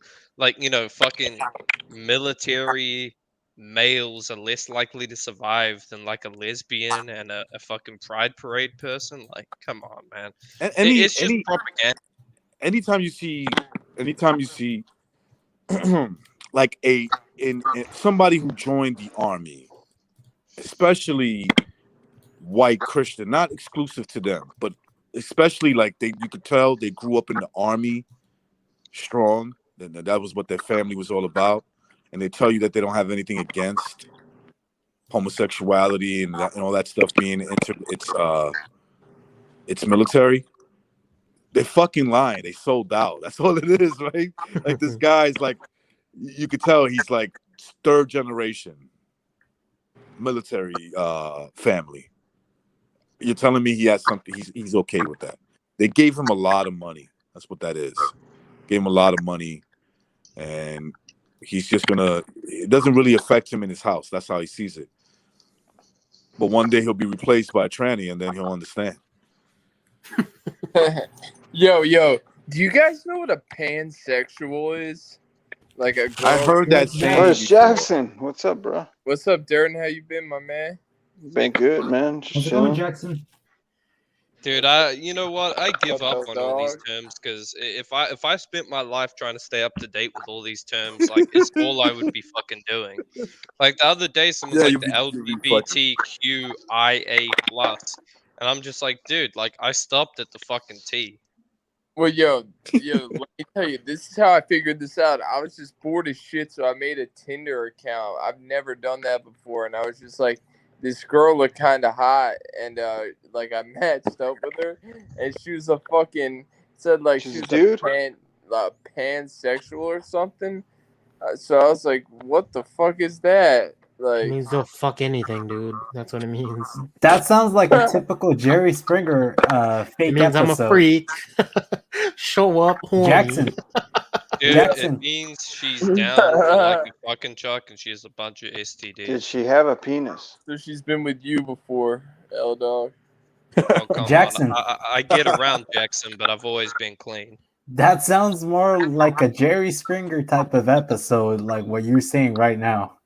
Well, it is. It arises from that type of atmosphere. It's just that it's mainstream in the sense that, you know, they give these people legitimacy, right? Oh, yes, pansexual, absolutely. Right? Instead of like telling your kid, your kid comes up to you and, Dad, I'm pants, and you say, you smack the shit out of him. You're like, what's wrong with you? You're a boy or you're a girl. All right, hey, they're doing it. They're making a law here in California where like the teachers can keep it from the parents. Keep like what from the parents? What do you If mean? they want to identify as a different gender, So like bad. they can let them do that, but like keep it from their mom and dad. Right. Next thing you know, they're gonna keep another thing. It's gonna be called, I'm gonna fuck your children, and I'm not gonna let you know. But the dream, man. That's the dream when you're a child. That's it. Oh, dog. You understand when you open one door. I'm not There's disagreeing another with you, door Recognize. I'm just saying, just be careful that the stream doesn't get, Oh sniped. yeah, I got you. Sorry. But basically, the next thing you know, it's gonna be like I can have a relationship with your child. I don't have to tell you. I mean, dude, the president already fucking That or agree they with let that. them make out with each other. No, like it's weird. Like I don't know. I saw some like guy the other day claiming that the state should be able to take your child if you're not okay with them being gay, and it's like, Yes, this is it's like, happening. That is a dude, is problem. this for real? Like you know, I know humans aren't property, but You know look, what it dude, when is, L Dog? when It's you're to a make you not child, want to like have you kind of kids. are like your It parents' makes property you in some afraid to way. have Yeah, they kids, are. and you They are hesitate to have kids, and it just depletes the process. You know, like especially for white Americans, like they want them to be afraid to have kids. The women, the men. Well, Like, hey, like what if you? Did you see Tucker Carlson actually mentioned the Great Replacement? Yeah, he kind of Yeah. did. Yeah, I think everybody was talking about that What's the the other day. great Dude, replacement? that's kind of surprising. I Did never thought who asked that? Jackson, me. I think. Yeah. What's The the great great replacement? replacement. The great replacement is what you're seeing pretty much now. Like basically, whites It's being the making minority. whites the Yeah. minority. Like less whites, more non-whites in America. Okay, see, I stopped watching the news because it's just so depressing that I can't even It's turn just that fake shit news, on. man. It's fake news. That's what it is. So Dude, all of everyone these, has a narrative. Like even Tucker, I don't mind Tucker, but even he says some dumb shit. Like I forget what it was, but he's saying like I know what you. I have a feeling I Yeah, know what but you're talking he's about. usually pretty sharp. dude, Tucker's it's pretty good. escaping me. Yeah, I like him, but even he like kind of pushes a narrative sometimes. Like you know what it is, man? Yeah, he does. Yeah, It's like the Democrats and the Republicans. They probably pay these guys to push their narratives. But you know, Now, L Dog. the L thing I Dog. like When about Tucker about is that 20 years Tucker ago, will go a little further. But yeah, go on, recognize. I was gonna say about 20 years ago, Tucker, give him a little bit of slack. He was younger back then, right? Actually, 20 years ago would have been 30. Tucker was a neocon. He was cringy as fuck, bro. Right. But Well, he admitted he was wrong though. well, He know, actually That's the admitted he difference was wrong. between Tucker and other journalists, where at the very least, he admits that he was wrong being a neocon. Look at the other journalists at CNN or MSNBC; like they don't admit their mistakes, and that's the problem with the media. Like they never admit when they are wrong, and that's the problem we've always had with the media for a very long time.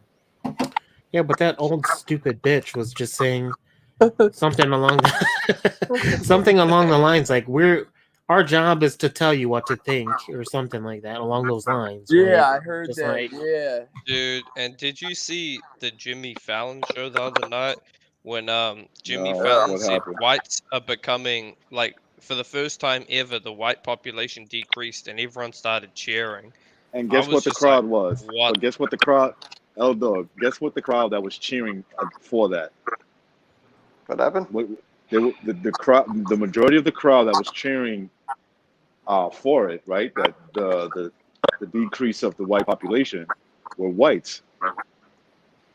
you know what that is? It's also a decrease in the black population too, if you think about it. Oh It's yeah, pretty the much black like if population's someone been. gives you like a few $1 million to be like, you know what, hey, we'll give you millions of dollars, you sterilize yourself, you never have white kids, or you let your kids mix race, and you disavow like your ancestry. They'll be like, It goes fuck yeah, back. I'll enjoy this for the It rest goes of my back life. to what Al Dog was saying about ESPN, where they were showing like the stereotypical family. They would show a black lady, and she would have like 7 kids, but there was like never a husband. Oh yeah. Yes. Right. So you got Dude, the black male. He's got a white wife. He's got like 4 mixed kids, right? And then they'll show the black lady. Black lady's got nobody. She's got 10 different kids. Because the daddy's locked up by systemic racist system. Yo, Durden, can I ask you a question if you don't mind answering? Pregúntame.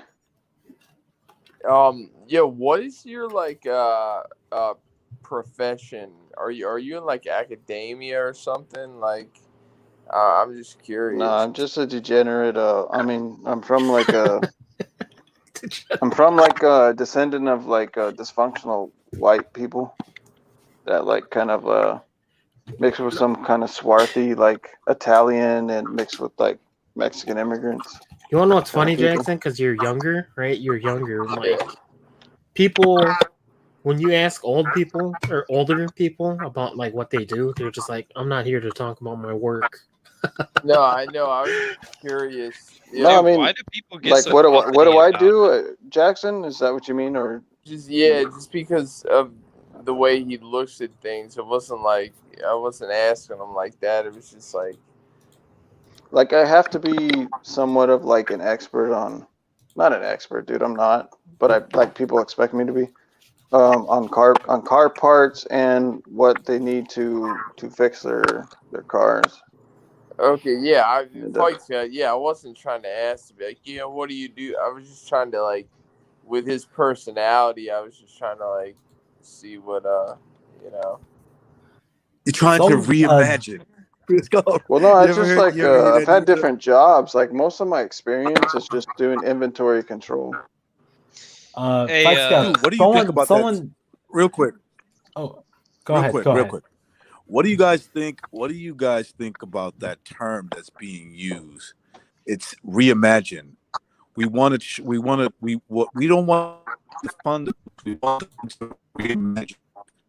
Hey, you're It's breaking like, up, guys. You're breaking up. Reimagine policing is what they're saying. Okay. Right, reimagine. Okay, how can you hear me now? Am I breaking up? No. You're good now. You're good now. Now you're breaking up. So I'm hearing that word a lot. Reimagine. Oh man, never mind. Hold up. I think I'm in the wrong spot. Reimagining the police. All right. In other words, defunding the police. No, they're away from that, right? No, they refunded hold the on. police. They yeah, I think that they're in the stage that they know. Look, especially for like New York, I can't speak for Chicago because Chicago looks like they're committed to defunding the police, right, or whatever it is they're doing over there. But like in New York, I'm hearing a lot of like that's not, they're backpedaling on that. Now it's reimagine policing. The problem with this is that they reimagined policing for so many years that it's actually pretty decent, right? But people don't want to actually look into how policing has progressed over the years, especially with like non-violent measures, right? Like when you saw Derek Chauvin step on that black dude's neck, he didn't beat him, he didn't call him the N-word, he didn't do anything. He did everything by the book, and he didn't even leave a scratch, or he didn't leave a bruise on the dude, right? And It's like, how do you reimagine this kind of policing when the guy didn't do anything? Okay, now they pushed that like a few months ago, right? But now when they're seeing that all these crimes are starting to happen in their nice, rich areas, they're not even talking about reimagining policing anymore. Or are they still talking about reimagining you know what policing? I find funny? People like I keep hearing this argument. People are like, "Oh, well, there's more arrests in these neighborhoods because there's more police in black neighborhoods," and it's like, yeah, I mean, yeah, because there's more crime. exactly, dude. Like, Exactly. is it really that fucking hard for people to realize? Like, They play games. They play these little dude, games. people God. people be like, oh, why are there more police in downtown Baltimore than in Beverly Hills? And it's like, well, dude, I've always told black They just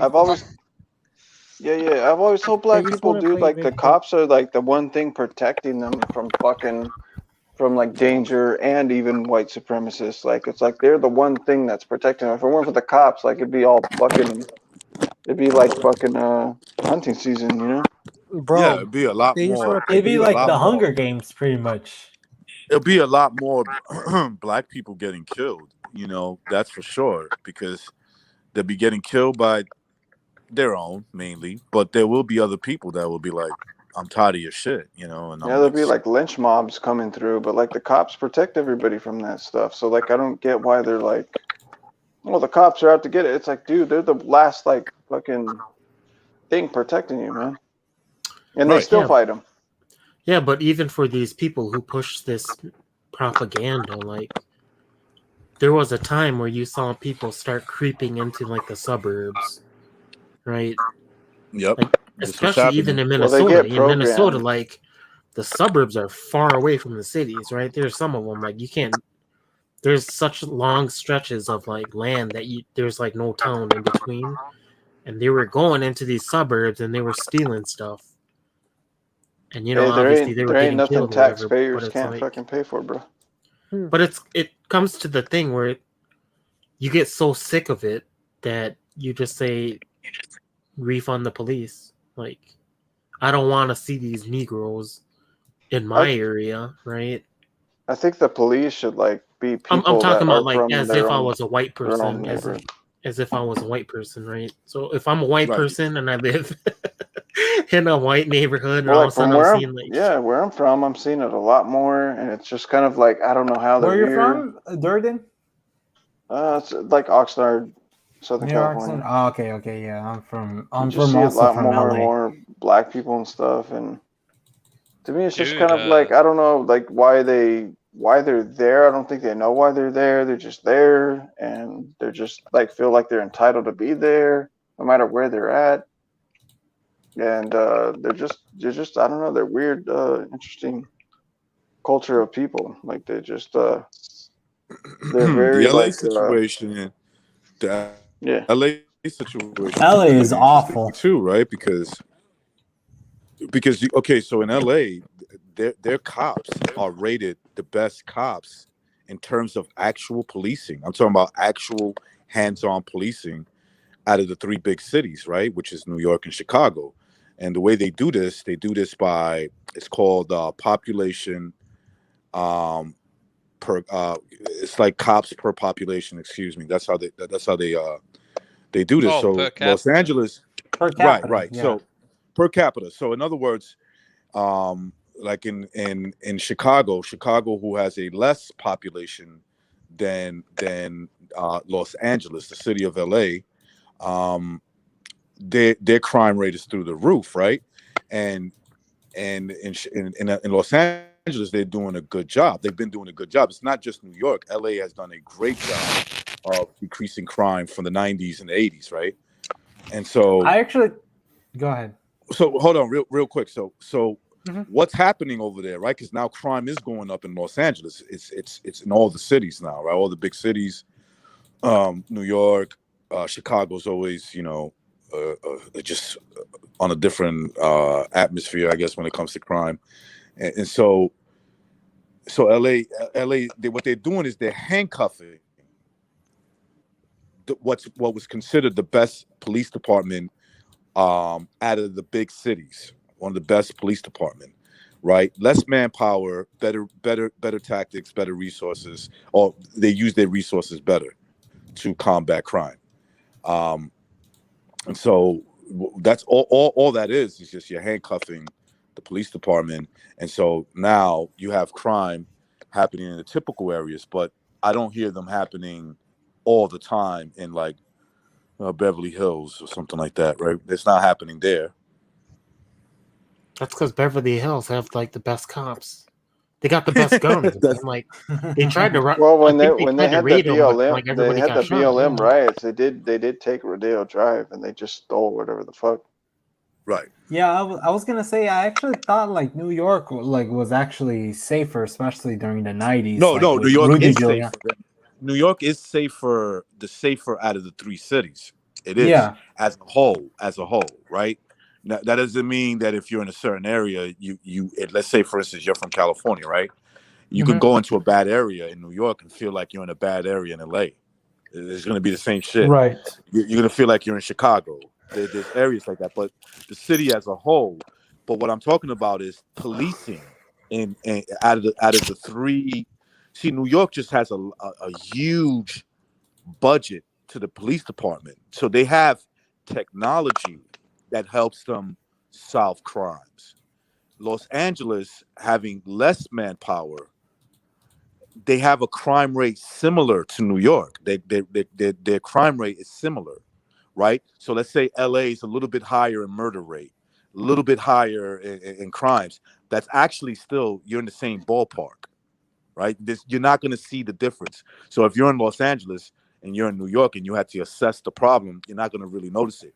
Then you go to Chicago, you go to Philadelphia, you're going to see something different. You're going to be like, man, this is a lot worse situation. Per capita, yeah, per capita, like per capita. in the square mile distance stuff, like, yeah, it's a little bit more live than like exactly. LA or something.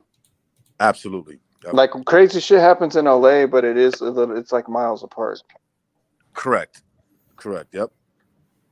Right, and Jimmy in the chat is like, he's trying to bash me on hating on black people, right? And it's like, if you've been around them, you know what it's like, man. Like, if you don't know, then don't. I mean, you can go ahead and go live with them, basically, right? I mean, obviously, people who I know Matrix lived in the inner city, right? Yeah. And then I did at one point too for a very long I time. have almost throughout my whole entire life. Price guy, I want to ask you something, man. Like, is it true that like they treat Asian people poorly? Always. Whenever I see one of these Stop Asian Hate things, it's always one of them. Oh, for sure. It's black people. No, the irony. And for Jimmy 007 to pretend like it's not happening, it's like you're just woke, right? You're woke, but you actually... Yeah, that's all it is. You're woke, but you're actually not woke. They're like subconsciously afraid of whitey, but they see Asians as like, oh, they weren't our slave masters, so we can kind of... As inferior, exactly. If you're going to ask me who I trust, I would rather trust a black dude than a white dude, right? Because like, I mean, you don't trust a white dude anyways. Like even if I'm joking about it, right? Like, no, man, like the way scams go, like white people scam too. Oh yeah, of course. Hey, but what about Nigerian scammers? Oh, okay. They're the best. You can figure them out. Just look at Anthony Joshua, right? He's just one of those guys. You know how white people He's a Nigerian scammer, man. You know how white people complain about like minorities taking their jobs and shit? How long until they complain about Nigerians taking their scamming jobs? But yeah, when you're talking about inner city violence, there's violence everywhere, but one certain group of people do it a lot more often than another, and it's, what do you call it? It's almost become culture that these guys do it like that. It's weird. All right, hold on. This guy says you have good and bad in all people. Yeah, well, why don't you go live with the Taliban, dude? Would you rather live with the Taliban or would you rather live in Sweden? Like, let's just be honest, dude. Among a bunch of Swedes, like, come on, man. Let's not act like cultures aren't different, people aren't different, and you can see group. Well, they're sending the Taliban to Sweden. Hey yo. Well, yeah, maybe I used the wrong example. You guys, like, you meant Hungary. You meant Hungary. Yeah, would you rather live like around a bunch of Hungarians, or would you rather live in Afghanistan? I mean, be honest, dude. Like, I think if people are being honest, I'd rather live in Cuba than Afghanistan. Y'all are really. Or I would rather live in Kosovo than, or probably I would rather live in Romania than Afghanistan. All right, so let me ask this question. Actually, would you rather live in Haiti or would you rather live in? I'd rather live in Afghanistan. In Canada. Yo, y'all. Canada. I'll try to fit. I'll try to fit in. I'll grow that beard out. I'll grow that beard out. I'll just try to survive, man. I got a good question because Jimmy 007 says, "Why are you comparing a third world shithole country to a European country?" Well, I mean, name me one black or Arab country that isn't third world. Dubai. Yeah, they're gonna Dubai. say UAE. They're gonna say Saudi Arabia. They're gonna say. But it's just like literally one. It's just literally one, right? And it's like Japan, China's getting up there. But it's like all these billionaires that invested their money into that fucking. Hey, someone says Wakanda.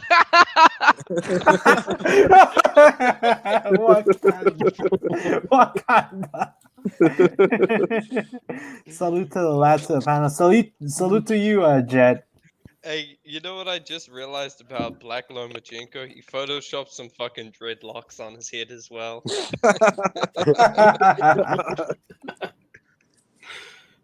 But yeah, I mean, Jimmy, dude, it's not that I'm just picking out the worst countries. I mean, it's more that like I have no other choice but to pick out those countries because, I mean, they're all the same.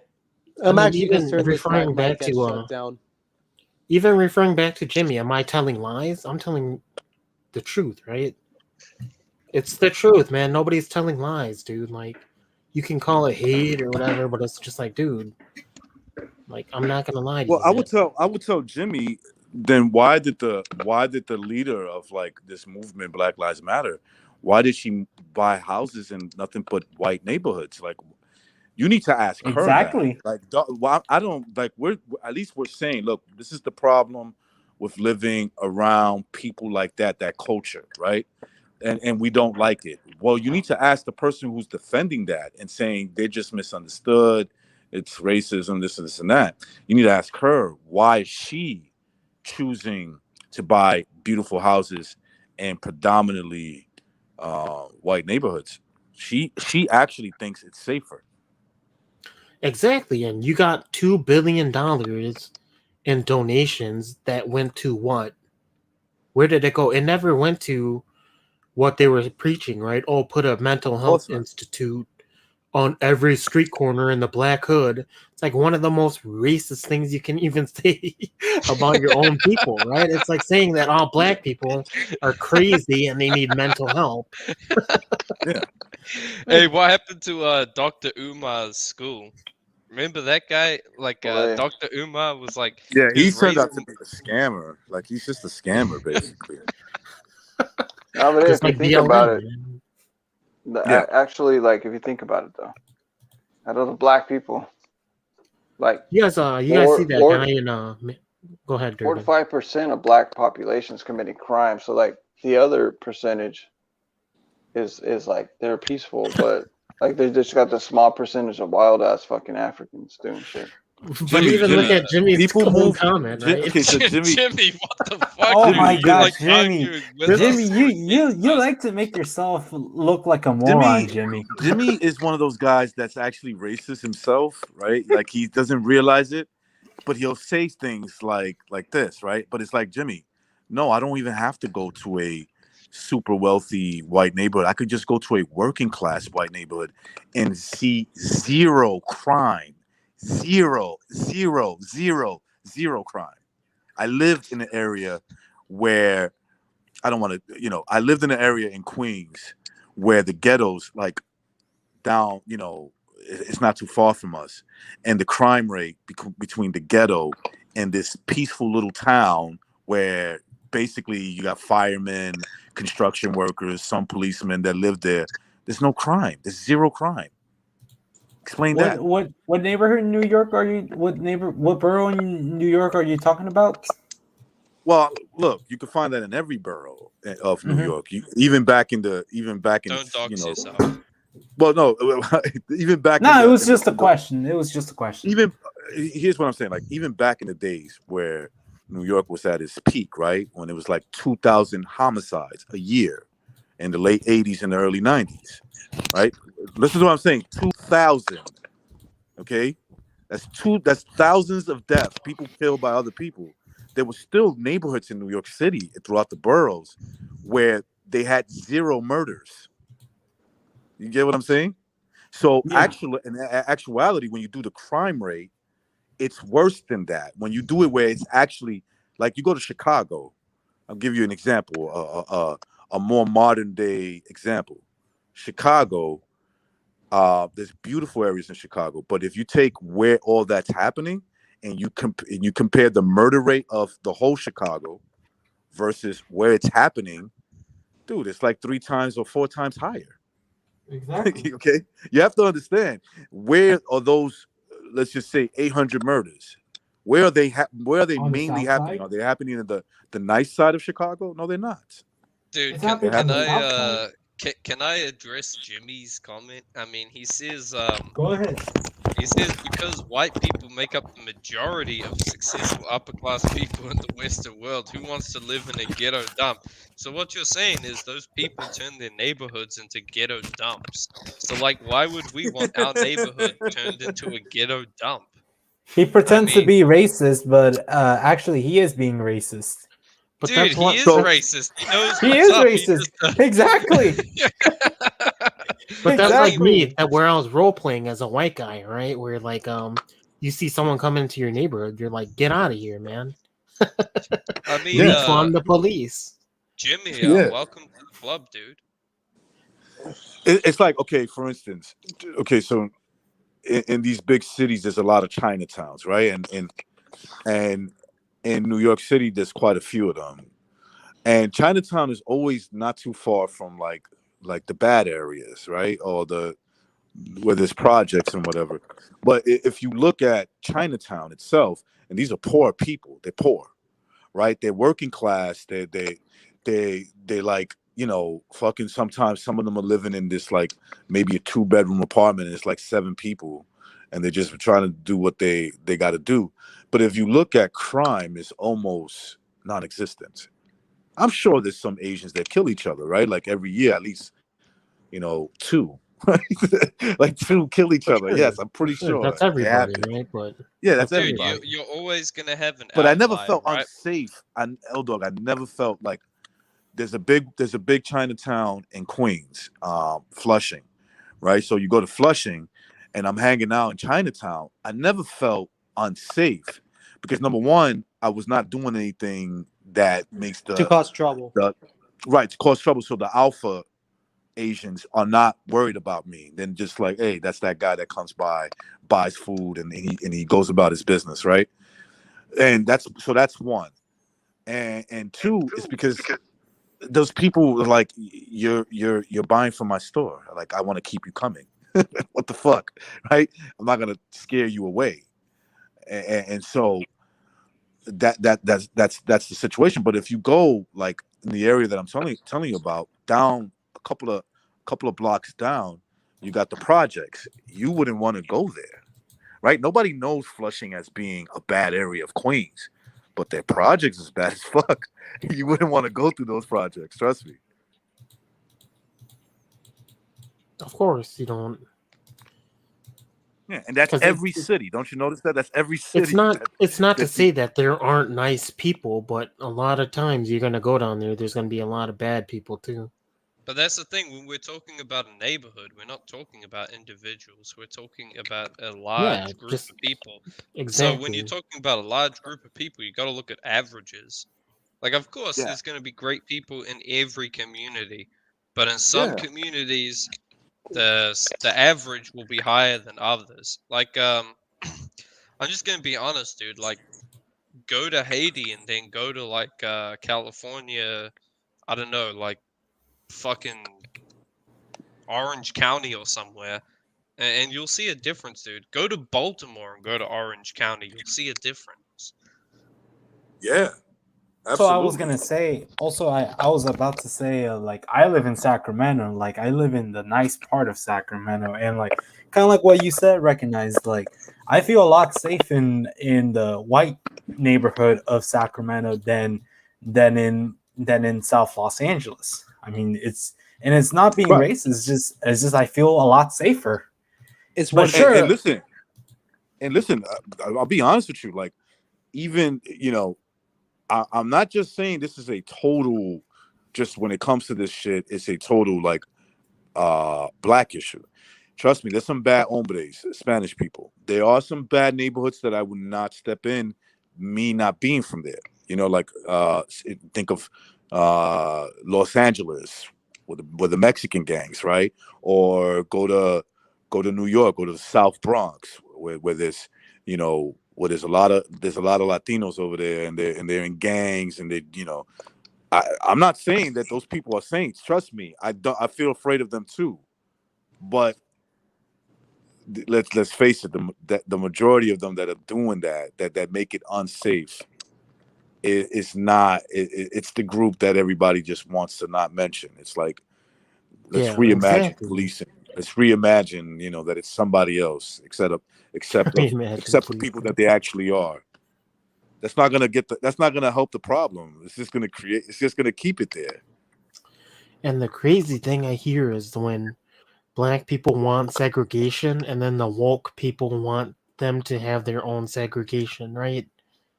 You know what I'm saying? Like, if you're woke, you wouldn't be, like, if you're actually truly, like, against racism, you wouldn't be pushing for segregation again. It's crazy. Right? Yeah, And it's when like it they comes already to, answered wait, that. well, hold on. When it comes to other gangs, like, there seems to be lines that some of these gangs won't cross, all right? So when you're going against some of these certain groups, you're not going to be a victim of, like, a random attack. You know what I'm saying? Right. Like, you have to Yep. cross someone to get your punishment, but it seems as though in certain neighborhoods, you will just get randomly punished. Okay, so like Dude, remember when I and was telling you about that shooting? Real quick, old dog. There was a shooting that happened in Queens, I believe. Yeah, it was Queens. It was in Corona, which is a notorious neighborhood for like crime, right? And anyway, like 10 people got shot, and they were like, well, 3 of them are the attended victims, the 7 are not. And I was like, I really doubt that. Anybody that hangs out in that area late at night, they're probably with the shit, you know, they're probably with the stuff that's going on, or they're okay with it. Let's say they're not actual gang members or drug dealers, but they hang out with them, so they're actually not innocent. They're not. You know, these guys got problems with other people, right? And a lot of times it's people from the same town, right? It's like they're from the same fucking area, basically. You know, they're like, the other guy lives down the street, the other guy lives in the other street. And everybody knows that they got problems, but you're hanging out with them. You're not innocent. Yeah, exactly. And And that's it what I was see a lot in these neighborhoods. Yeah. the video you posted on the whatever Discord it was, like, even the mother was speaking out, right? She's like, Yeah. he's a good child. He's a good child. I'm not going to say he was a great child. dude,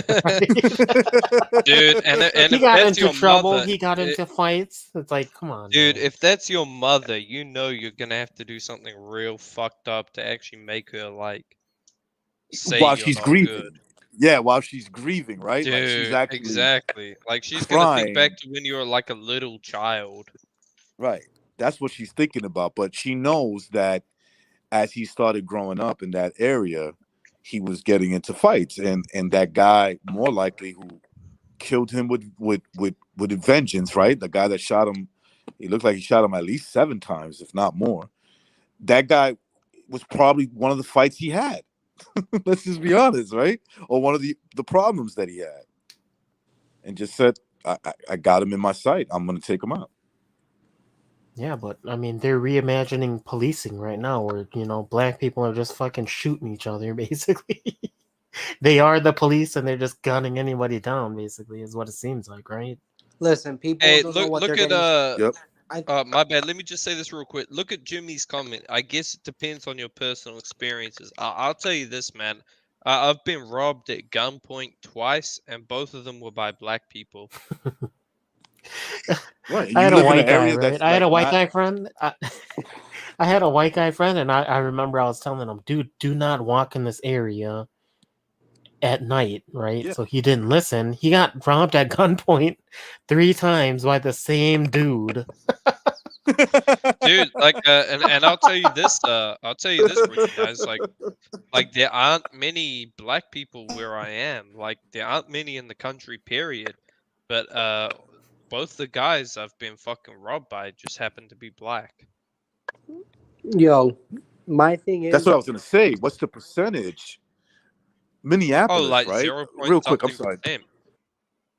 So Minneapolis makes up something like Fight Sky, you can help me with this. What is it, like 10 to 15% of the population black people? I don't know the statistics.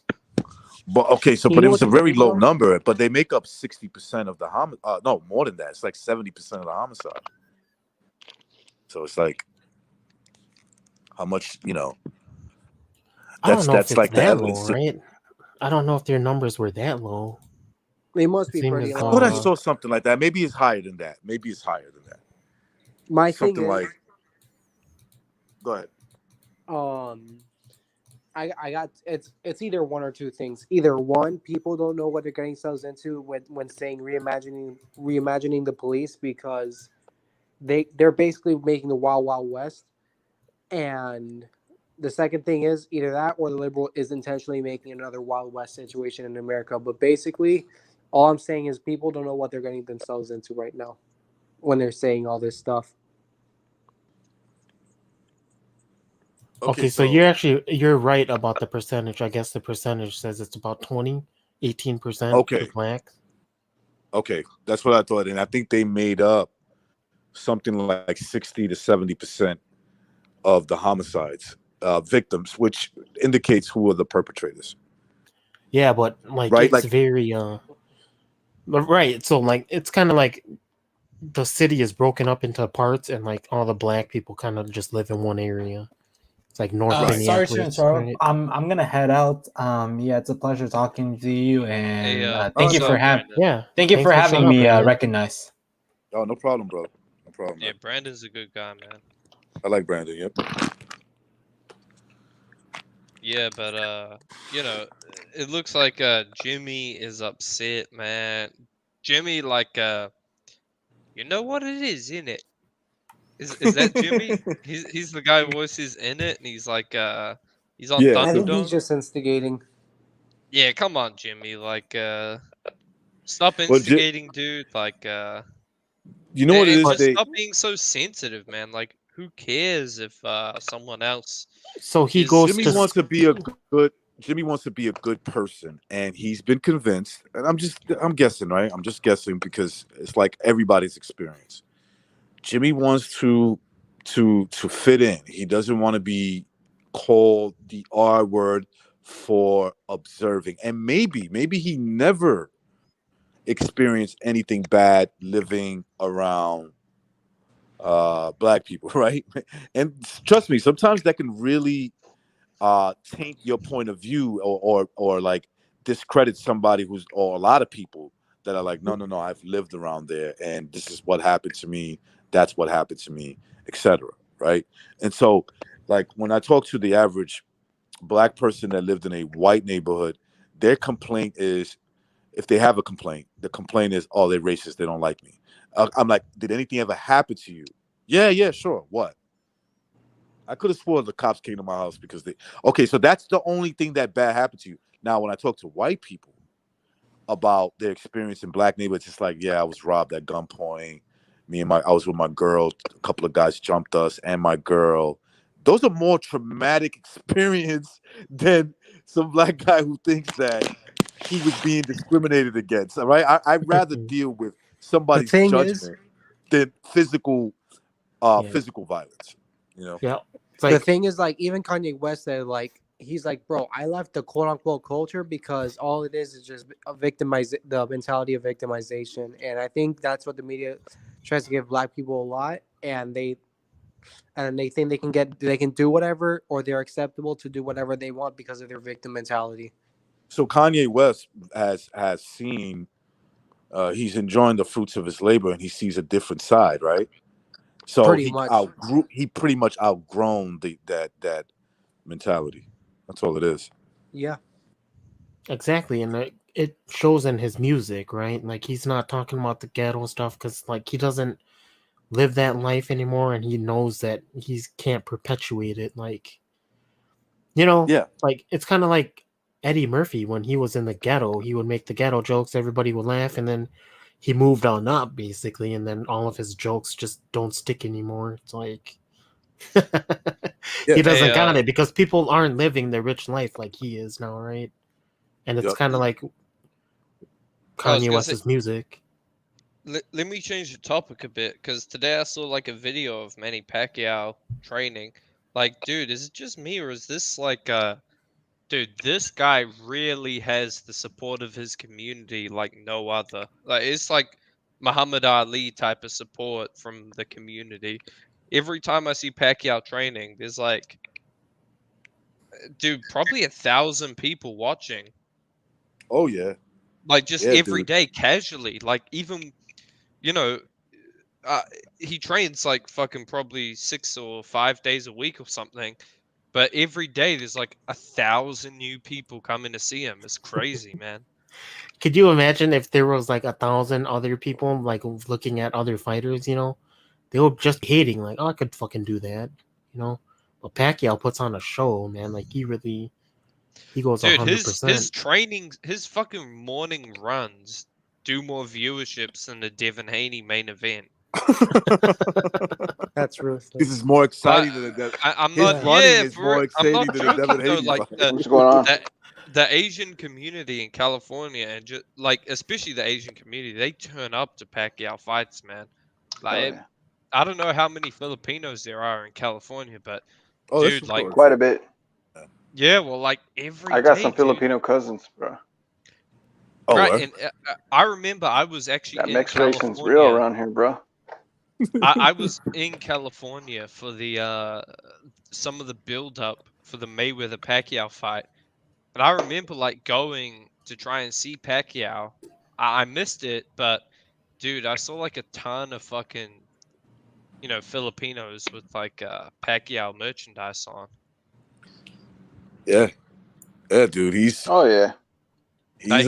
a cultural icon, man. That guy, you know, some people can go broke, but Pacquiao could never go broke because people would always look after him. Pacquiao's got to be careful because, I mean, I'm not talking about boxing. I'm not even talking about that. I'm talking about the kind of influence that he has, and he's in politics. And I don't know, Gonzalo was saying something about the media press has been really hard on him lately. You know, that could be China might kill him, bro. Yeah, you never know, man. Yeah, that's what Gonzalo was kind of hinting at. Like he might be assassinated. Yeah, he might be cool with that. He probably doesn't like. Not cool with that. You get what I'm saying? Like he would accept his fate, right? So he's right. He might accept it. Like it's like, hey, it is what it is. He's right? one of these dudes who, when he trains, he's ready. He's willing to die, right? I bet you the day that Pacquiao it's the same mentality. I gotta give it to Pacquiao, man. Like seriously though, check this out, L-Dog. The day that Pacquiao gets assassinated, Floyd Mayweather's gonna make it about himself. All right, my bad. He will. Yeah, And that's when people but you're right. dislike you're him. right. Though. I mean, that wouldn't shock me, but Nobody.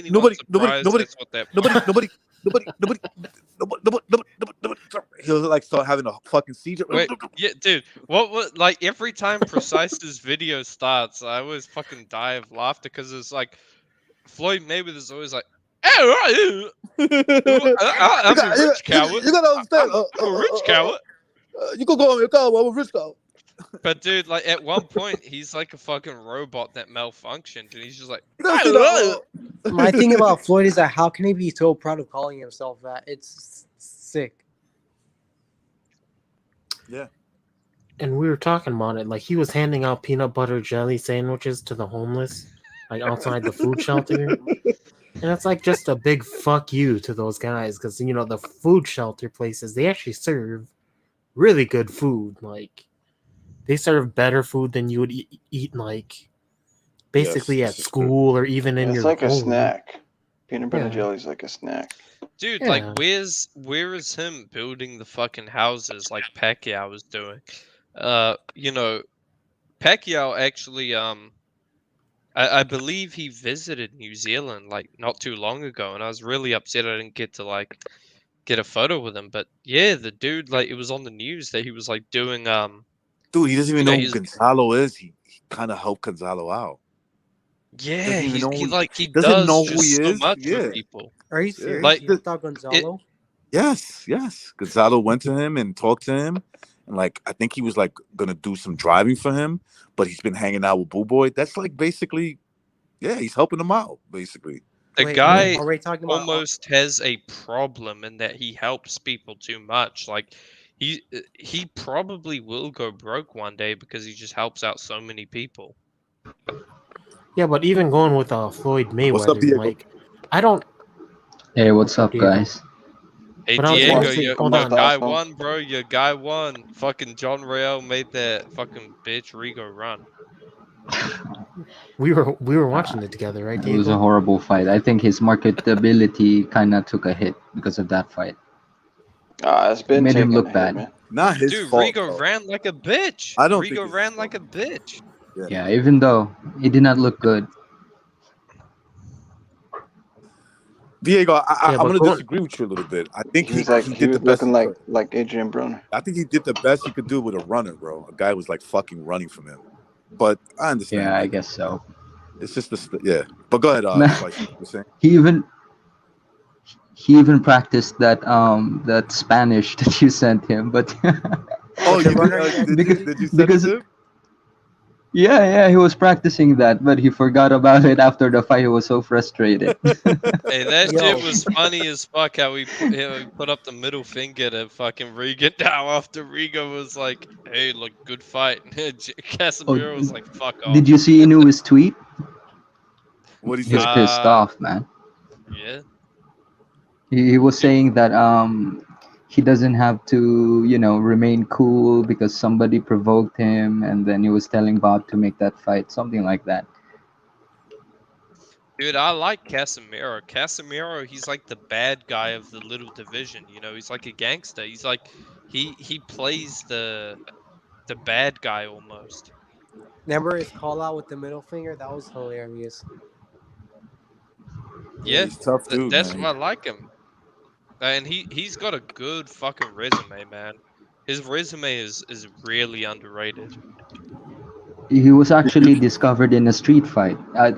If you look at his body, look how much scars he has. You're talking about Casemiro, right? Casemiro, he's a I could tell he's hood a guy. street fighter. Yeah. Yep, I could tell 100% this dude was bred in the streets of the Philippines, whatever part he's from. That's how he learned how to fight. It's on the streets. Yeah, that's how he was discovered by his coach, his first coach. He's Manny Pacquiao Promotions, right? Like a MP promotion. Yeah. Yeah, man. I mean, that's what's up. Like Casemiro, yeah, like I was saying, him and Rungvisai, I think they're like the bad guys of the little division. Like they've beat the guys who people like. They kind of, they play that role of like, yeah, so what? I'm a villain. Big deal. Like, it's kind of cool, man. Like boxing needs it's those not even villains. the villain. It's not the villain role, man.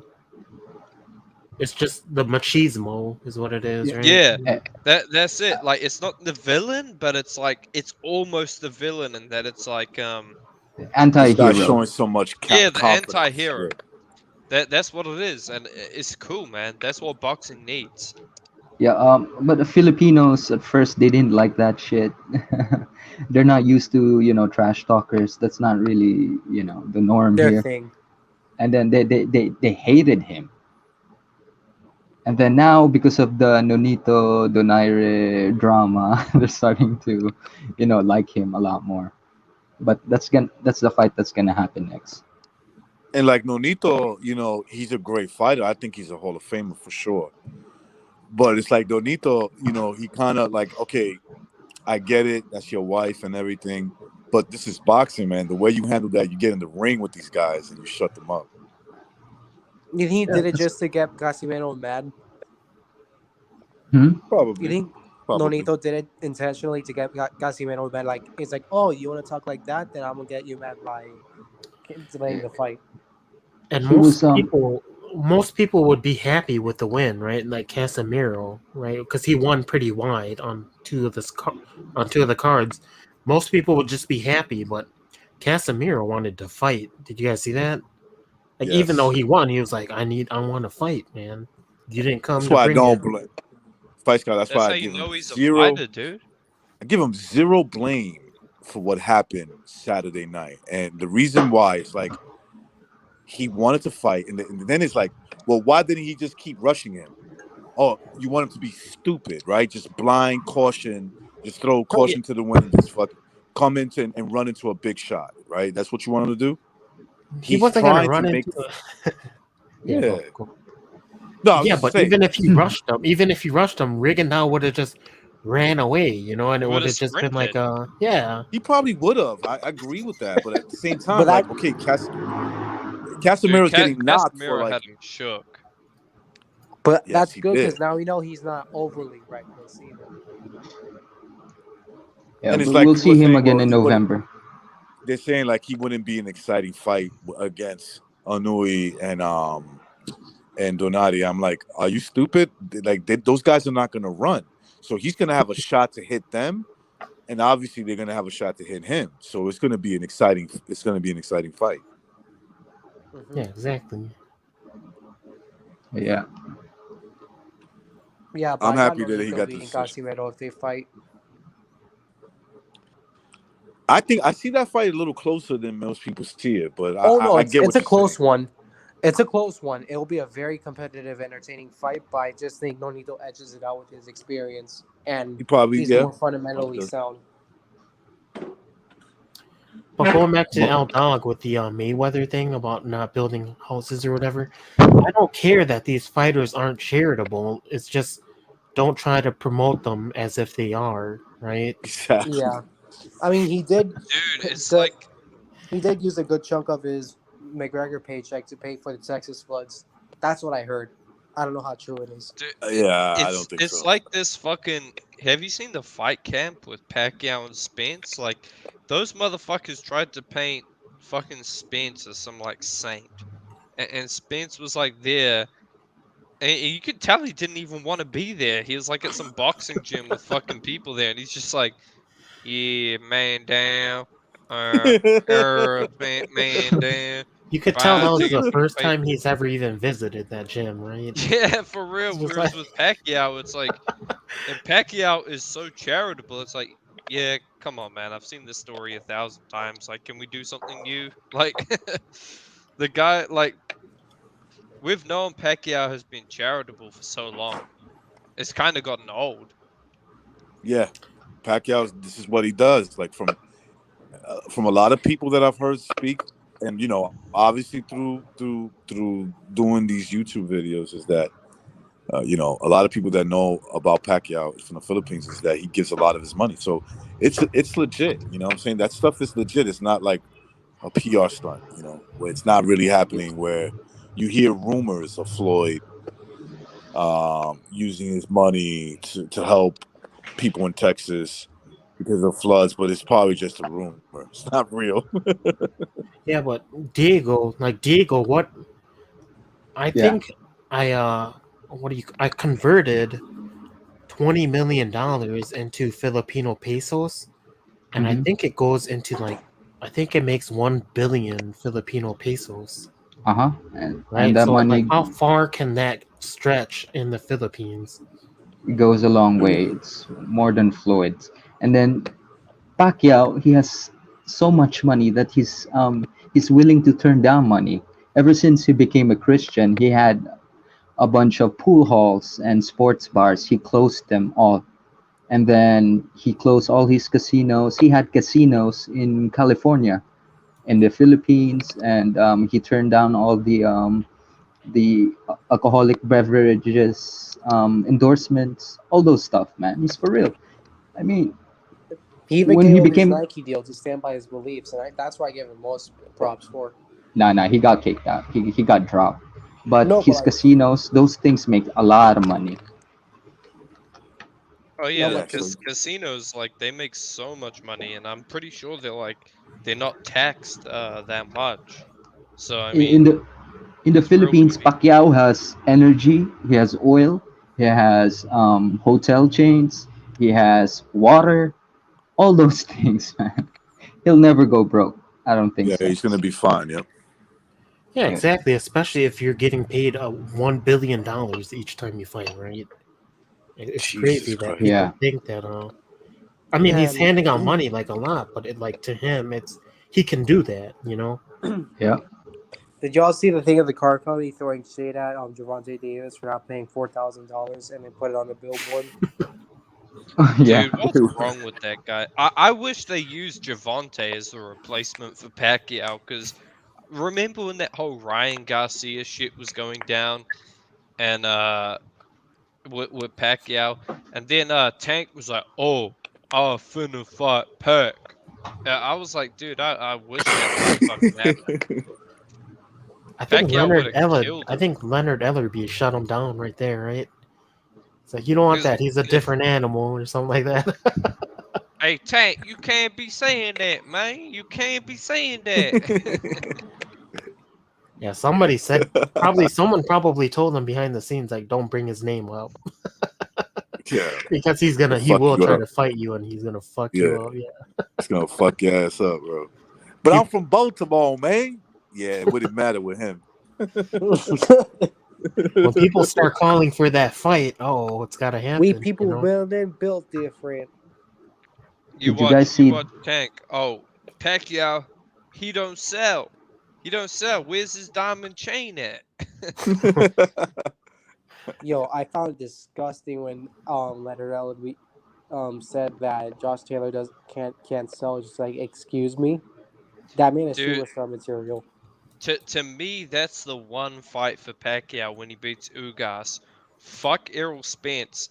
144 catch weight, go or 140. Go and fight Josh Taylor. That's the legacy fight. That's a money fight in the UK. Pacquiao just said like today he wants to fight in the UK.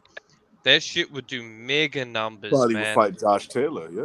He'd And knock out Josh Taylor Taylor. is like a better suit for Pacquiao because it's at 140. Yep. That would be an amazing fight stylistically. I think Josh Taylor would be drained too. I think that that weight suits Pacquiao better. Oh yeah, Pacquiao's Probably, way yeah. shorter than he's way shorter than Josh Taylor.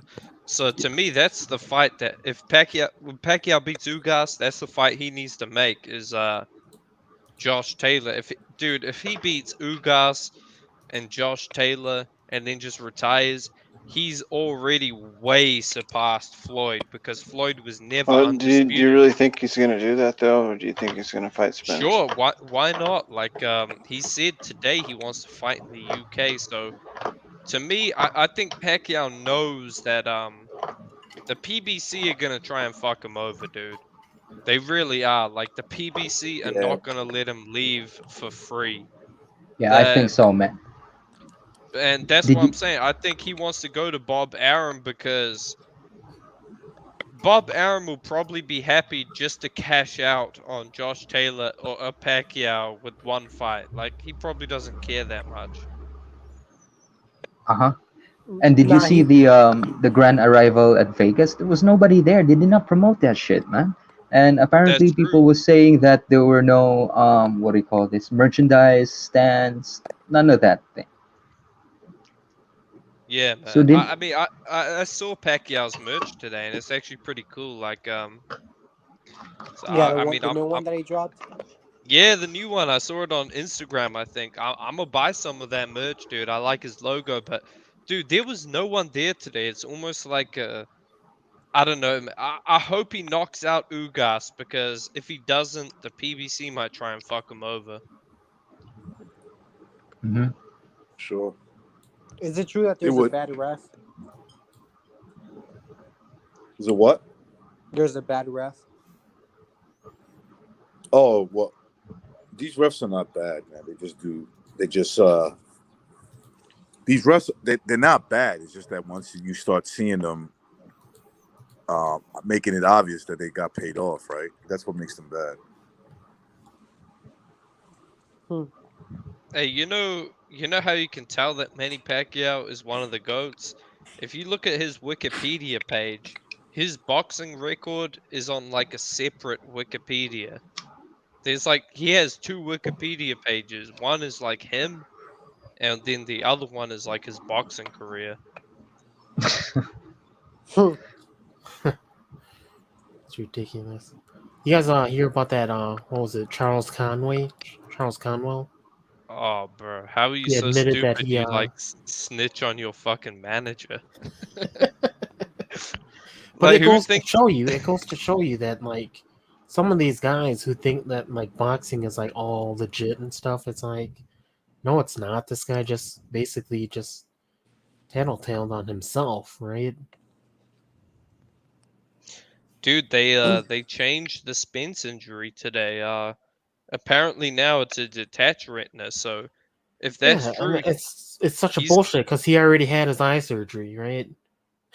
yeah. But if that's true, then he's done, dude.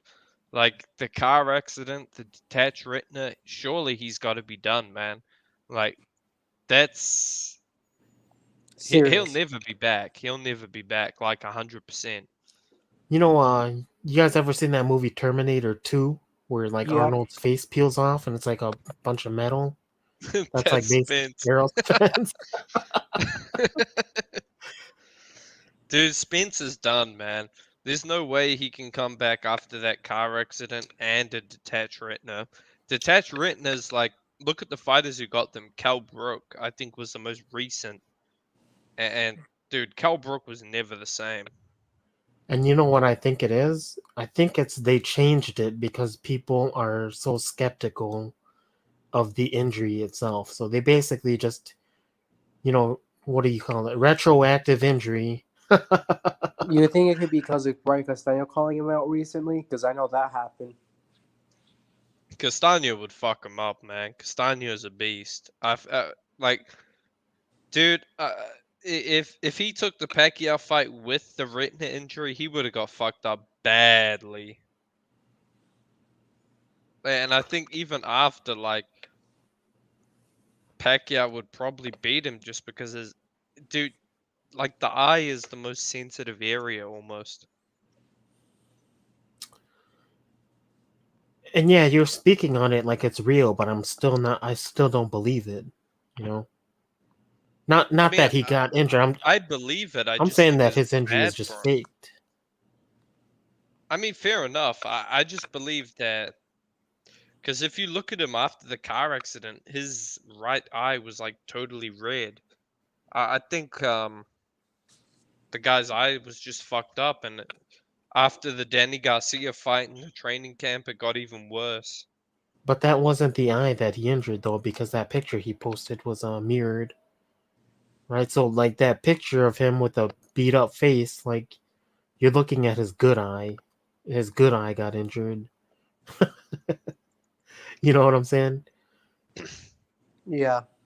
Man, I gotta look into it more. I don't know if he faked it or if it's real. It's faked, man. Well, if it's fake, then Pacquiao should just say "fuck you" to the PBC. I'm gonna go fight Josh Taylor or Crawford. There's quite. I wonder which one has more money. Yeah, but I say Josh Taylor because the UK, man. Like, wouldn't that be awesome for Pacquiao to have fought? Because he's fought in Asia, he's fought in America, but has he fought in the UK? Like, to me, that would be like some Ali shit. You know, you've fought worldwide. Then you've fought in Europe, you've fought in America, Asia. Like, you've fought everywhere, pretty much. Road Warrior.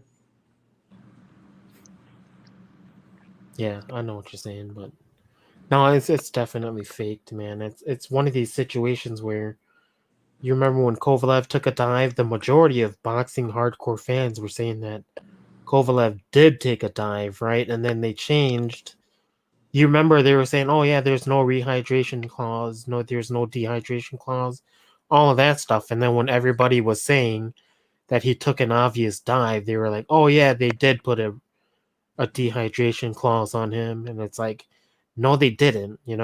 Like, you don't just retroactively put in injuries, and they just did that just to make sure he didn't act up. Yeah, but they didn't want to say anything until people were saying, "Oh yeah, it's a dive, it's a dive, it's a dive." Man, I just wish he was motivated for that fight. That would have been. But you know crazy. what gets me. You know what it is like. Why do people have a hard time understanding taking a dive? It's just protecting your investment. Like, okay, it sucks for me and you, but like it's called. It makes business sense for the guy who's on the path to make a lot of money. You know what I'm saying? I was saying. So it's not that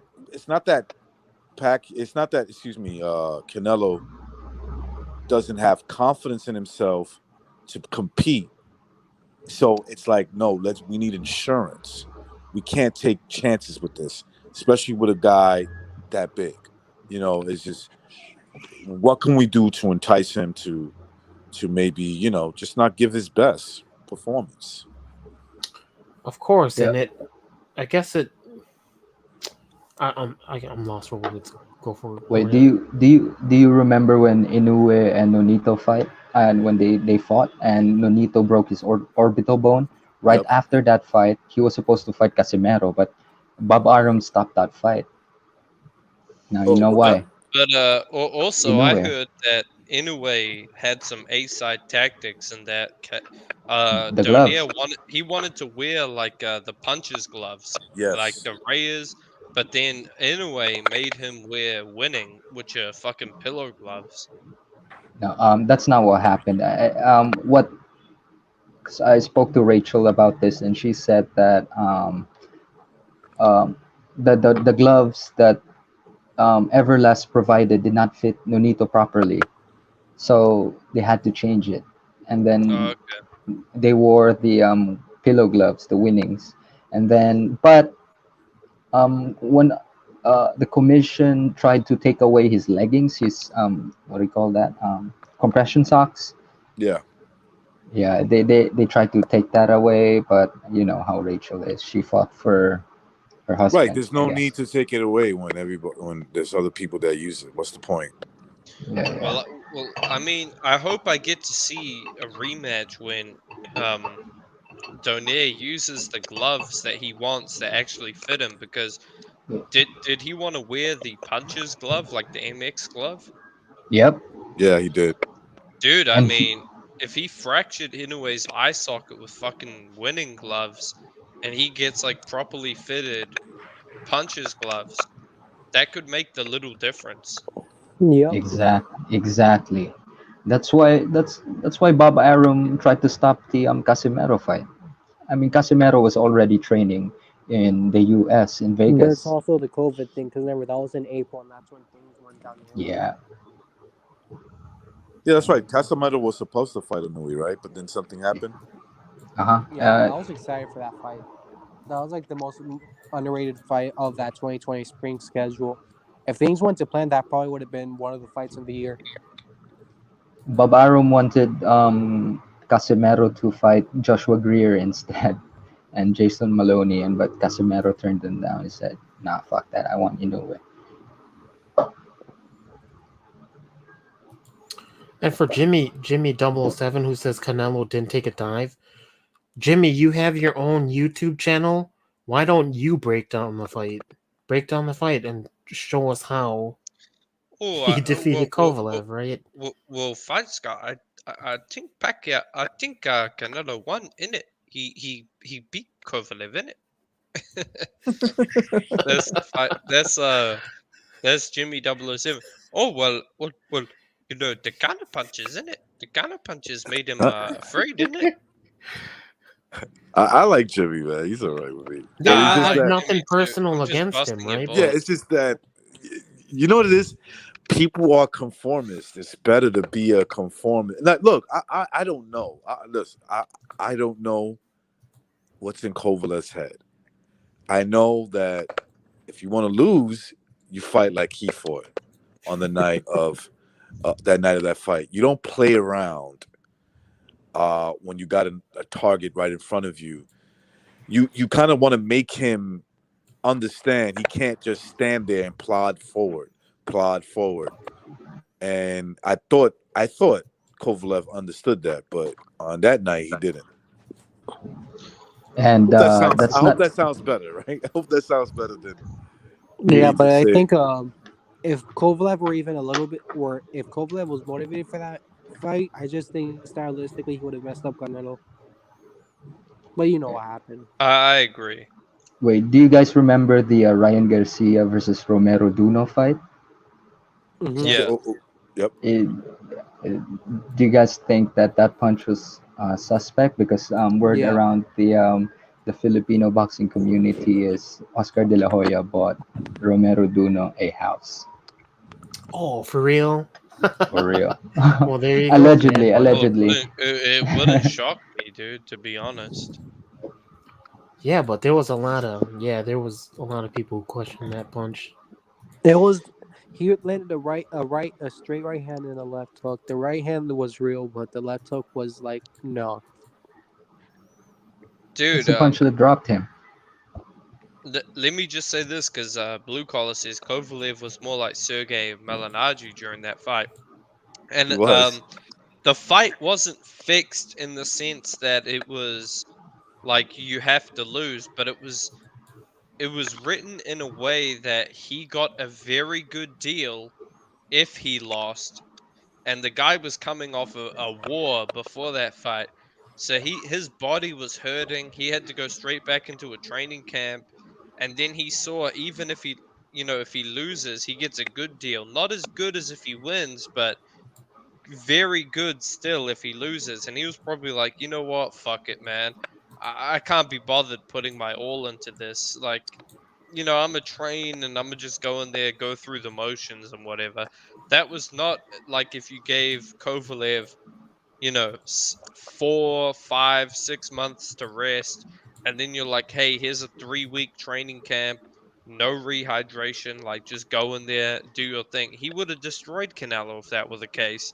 But because they gave him a good deal, even if he lost, they made it right after he had a war with Yard. He was like, yeah, he was like, you know what? Fuck it. Like, I can't be bothered pushing my body to the limit. L-Dog, you know what I noticed in that fight? There was a lot of gestures going on with like facial reactions between Kovalev and Canelo. And this is what I'm going to tell you. It's to your point, right? So he notices that Kovalev is fighting for the first 8 rounds with spots here and there where he's not really adding anything to that jab or the overhand right? So the 9th round, he gets caught in an exchange with a pretty big punch that catches Canelo's attention. You know what Canelo does?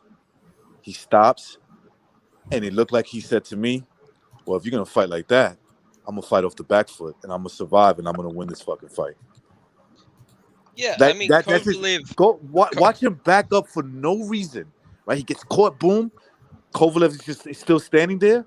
He's still standing in the in the center of the ring, and Canelo kind of just like looks at him and says, "All right, then I'm just gonna fight on the back foot. Fuck it." He started going to the ropes. That's what I'm saying to recognize. Like, yeah. Kovalev, he was like, "While the judges are gonna be against me, I've just had a fight. My body's broken down. If I push myself, I probably can't stop him." So he was like, "You know what? Fuck it. I'm gonna just take the fight for the money." Right. Canelo's smart enough to survive. He could just fight off the back foot. That's all you got to do. He didn't throw anything with power. That tells you everything you need, right?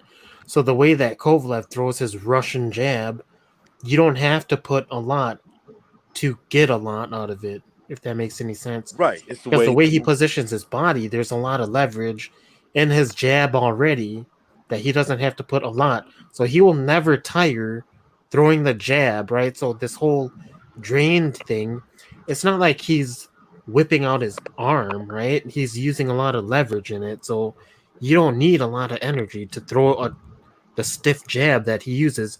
And it goes to show that, like, even Andre Ward was saying his jab had the same power even in the last round, right? Is what he said. So that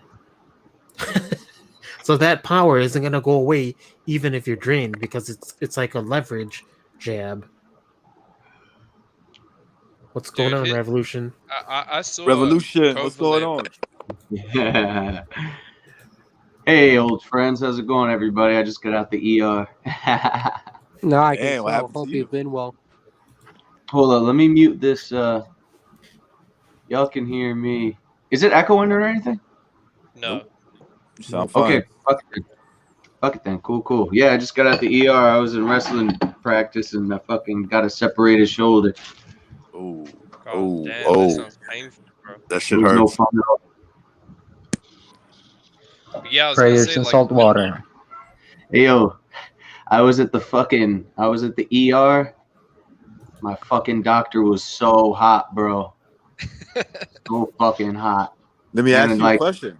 Was the hospital like a war zone with all the, Hell no.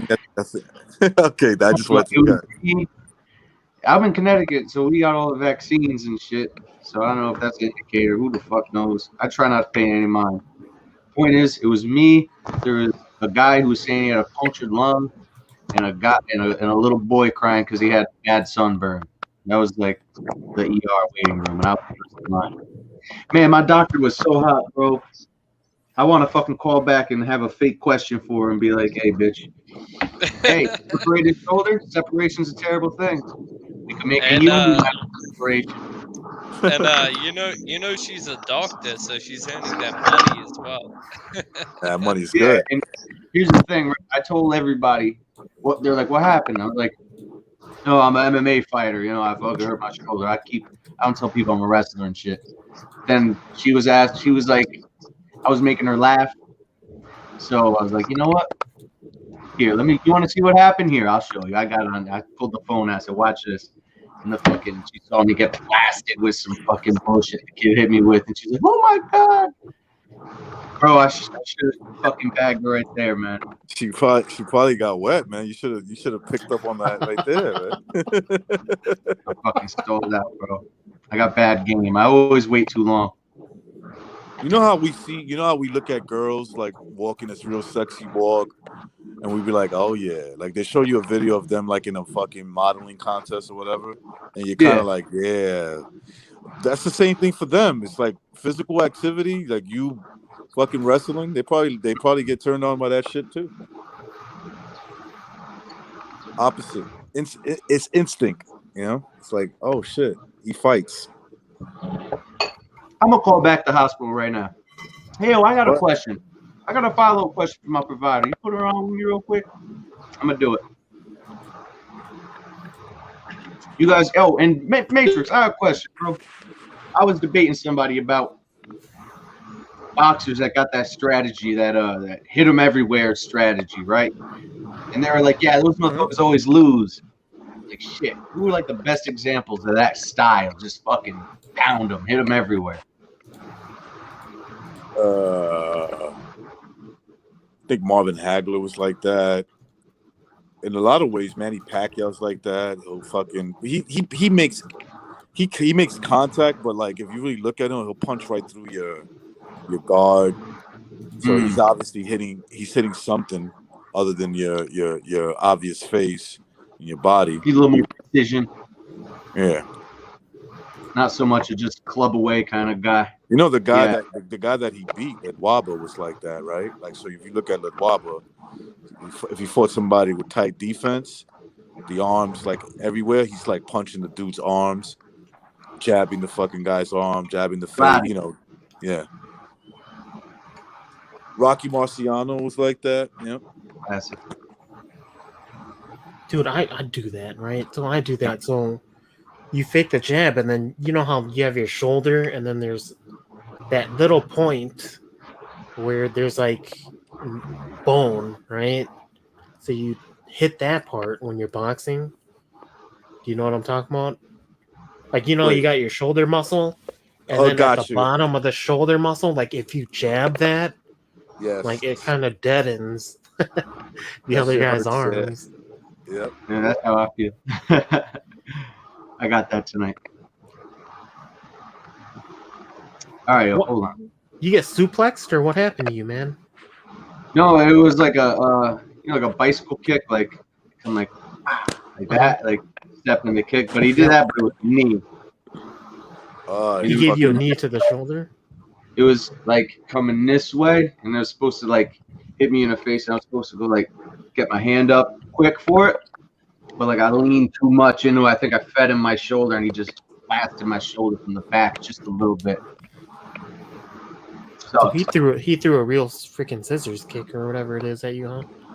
Yeah, dude. That cat's on TV, bro. That cat's on TV. He like just got onto fucking AEW. Yeah, it was really cool wrestling with him. I love it, bro. It's my favorite fucking thing in the world. It was great. Nah, I gotta call the hospital again. Just say, I'm looking for the hot bitch. They'll figure it out. I'm looking for the hot bitch. I'll leave you alone with it. I forgot to get her number. That's all. You got no game, man. Did you check your hands for a ring, man? Yeah, vice. Bro, she had gloves. She had the doctor's gloves. I'm that age. I'm older. Let me plug my. I'll do this live on the air. You gonna call her? Yeah, we're trying to get through to her. Say you gotta So what do you it gonna physical, do? if you know what I mean. Wink. Man, Baby. I had her smiling, bro. I fucking had her right then and there. Yeah, man. You should have went for it. You know, We gonna chicks make like it, bro. Like Jadakiss, we gonna make it. chicks they have a lot of stuff that gets them interested. You know, sometimes it could be just could be as simple like the way you said hello to them. Okay. They're pretty easy if you think about it. Women are pretty easy to pick up. My phone is iffy when the fucking dial tones. I gotta turn y'all down. I gotta go on mute. All right, call her. Till I say hi. Till I said hi. Like that. Hello, sorry. Hello, lady.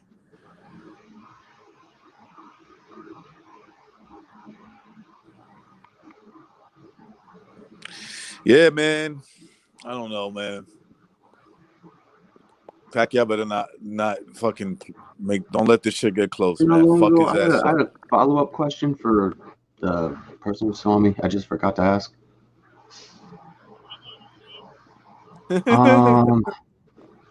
What was her name? She said her name was Taylor? Charles?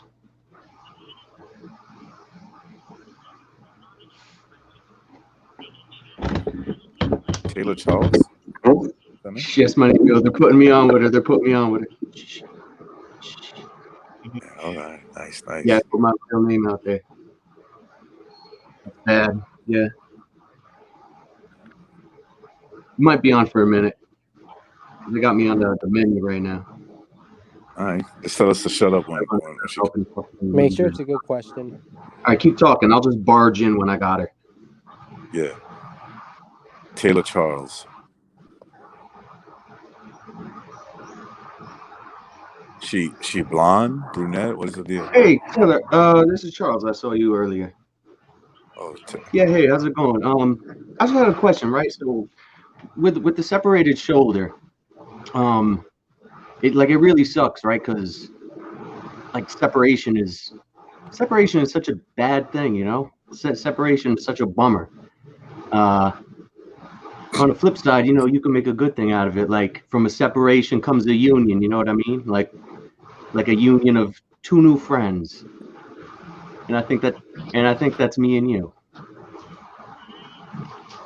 Yeah. Awesome. So let's see. How do we? I know you're very busy helping all the patients and everything. How do we keep being friends?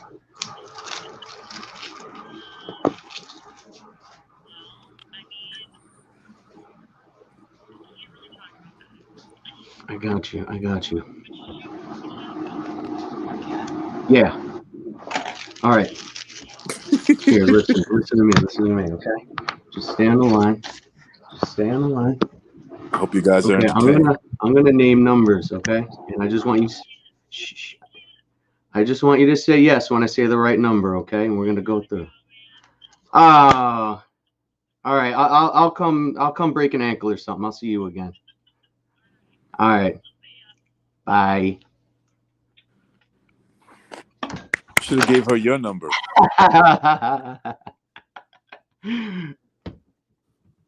Hello. So what'd she say? She was like, I agree. I was like, it's a union of two friends. And she's like, I agree. I totally see what you're saying. Oh.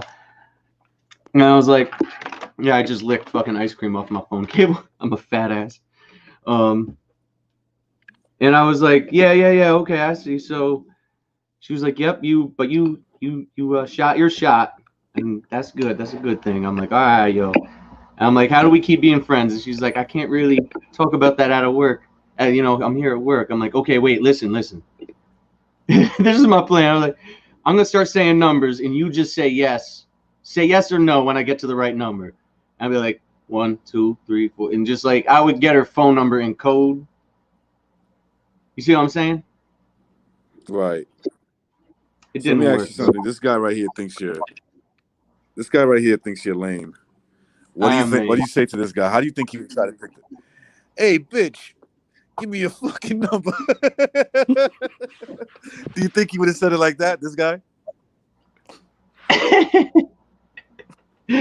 Nah, hey, he bitch, wouldn't, bro. He would have give me sat your from the side. fucking number. He would have sat from the sidelines. You know what you got to do? You gotta go back over there for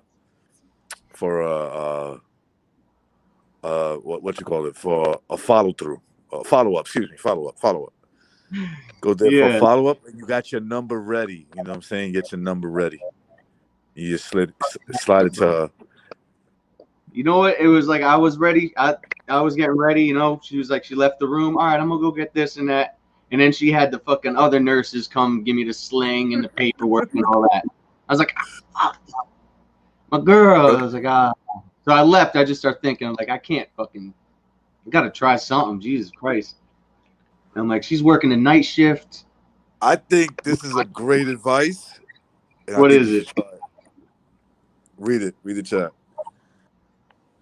Yeah. With the fucking I would shit say bag. come in a wheelchair, an electric wheelchair. Hey, Like hopefully this. y'all accidentally cross paths in the grocery store or something. Huh? I said hopefully y'all cross paths downtown or at the grocery store or something like that. Hey man, there'll be another one. And then there's the blue collar advice. Yeah, I said, you know, I had that thought of regret that I fucking left it off. I said, you know what? If I'm gonna do anything about it, I gotta do it tonight. I can't do no fucking stalking and lurking. This is not an LRP. This is not a long range pimping. Let me ask you, how old do you? Stalking is the worst thing ever, though. How old do you think she is? 25, 28. Oh, that's perfect, man. Perfect. Dude, I had her laughing, smiling, like without even saying nothing, bro. Oh, shoulda. It's that environment. It's that hospital environment, you know. But I just got to get that shit out of my mindset. Like, I just got to go for hoes all the time, every time. That's the thing. I get the feeling. I'm like, go for it, and then I think of like, no, it's gonna be uncouth. It's gonna be horrible. There you go. F that. She'll think you're creepy. That's what I'm saying, bro. There's so many times I've been creepy. That But you know, have you ever seen Blue Collar? Blue Collar. He looks like a model, bro. Like seriously, no homo. He looks like a fucking model. So he could probably get away with that. Del Boy, yeah. I never saw Del Boy. Like, actually saw his. Then he's got the accent, right? So like, he looks like a pretty boy. He sounds like a pretty. Ready? Yo, you want to hear my Del Boy impersonation? This is the beginning of all his videos. It's perfect. Yo, what is up, guys? Del Boy here, aka Blue Collar. Well, if you're new here, smash the like, hit subscribe, and all that good stuff. So anyway, Oscar De La Hoya takes it up the ass from Canelo Alvarez. Actually, that was actually pretty good, man. Shit. I got good impersonation. I love you, Del Boy. Yeah, you just gotta show up. I think the electric scooter is the best, the better idea. Nah, she's scratched. You know, done. Little project. It didn't work. Keep going. Yeah, you're right. Life of a G. Man, it's like, listen, man. If you could bat 300, you're a Hall of Famer. I'm being honest with you.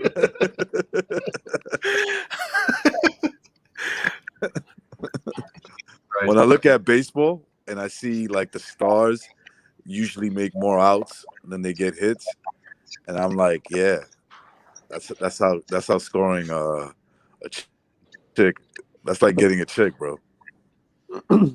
Yeah, bro. Yeah, you're right. You're right. You nailed it.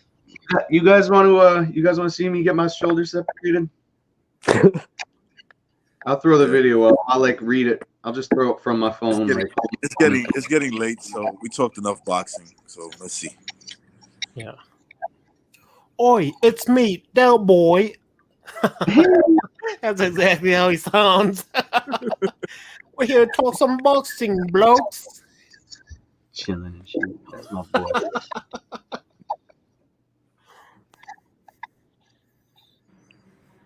You guys gotta see my new crib, man. I got like all my old fucking shit out my storage unit all around me. It's terrible in here. This is the most ghettoest like basement spot I've ever lived in. All right, here, let's see.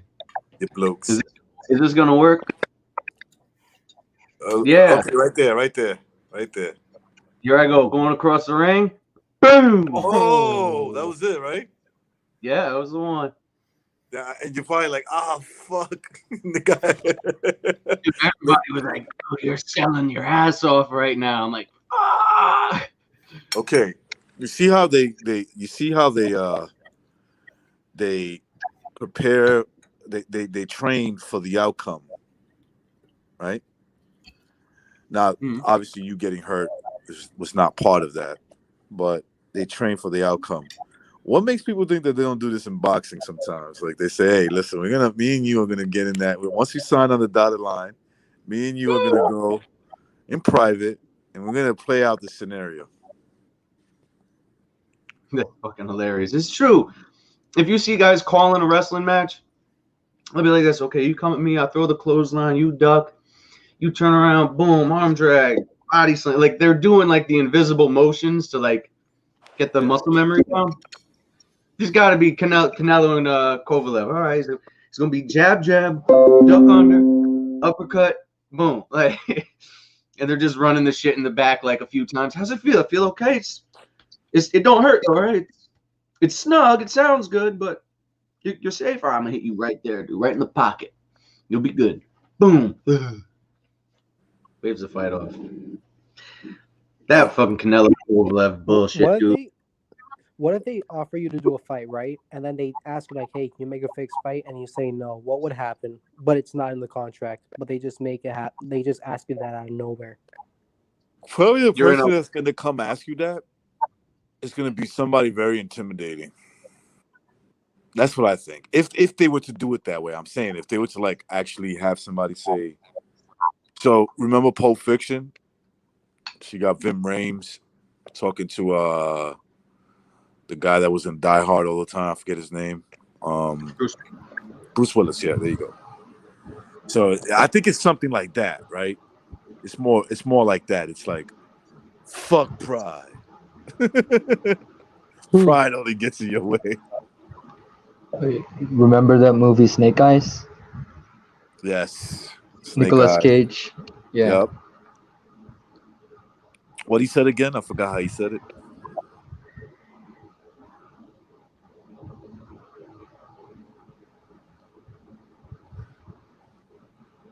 Yeah.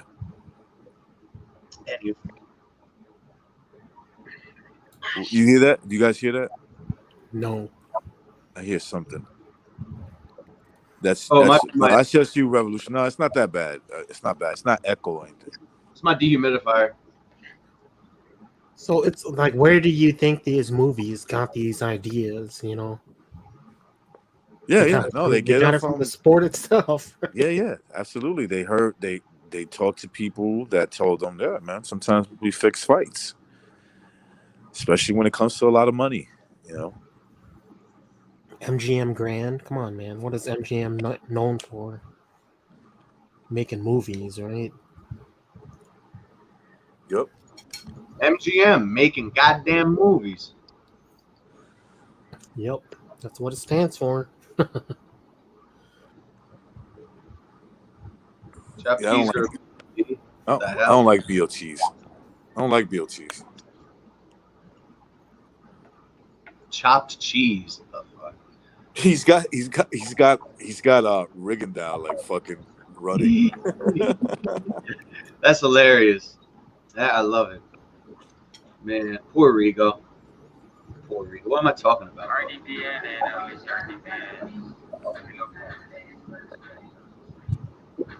Bubanito, the Pacquiao Claudio fight seemed really fishy to me.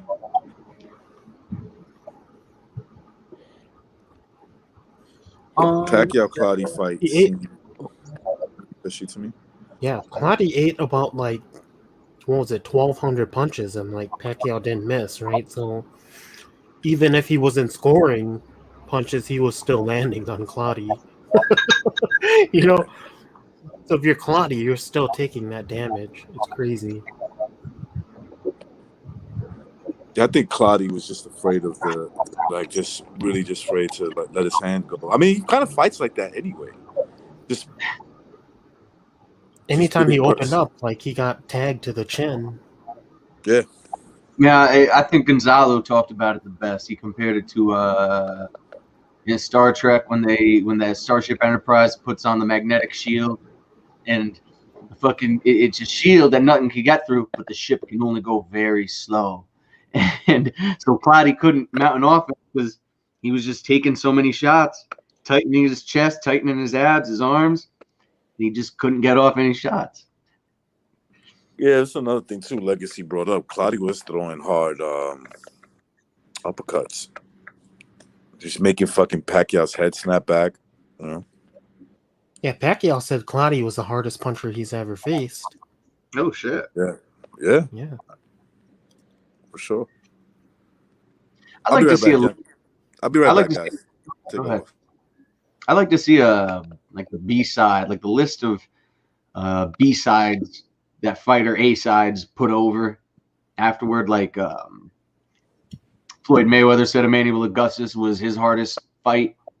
If you're saying Pacquiao put over Claudio, said he was the hardest puncher. Trying to think of some other like unexpected ones. Canelo.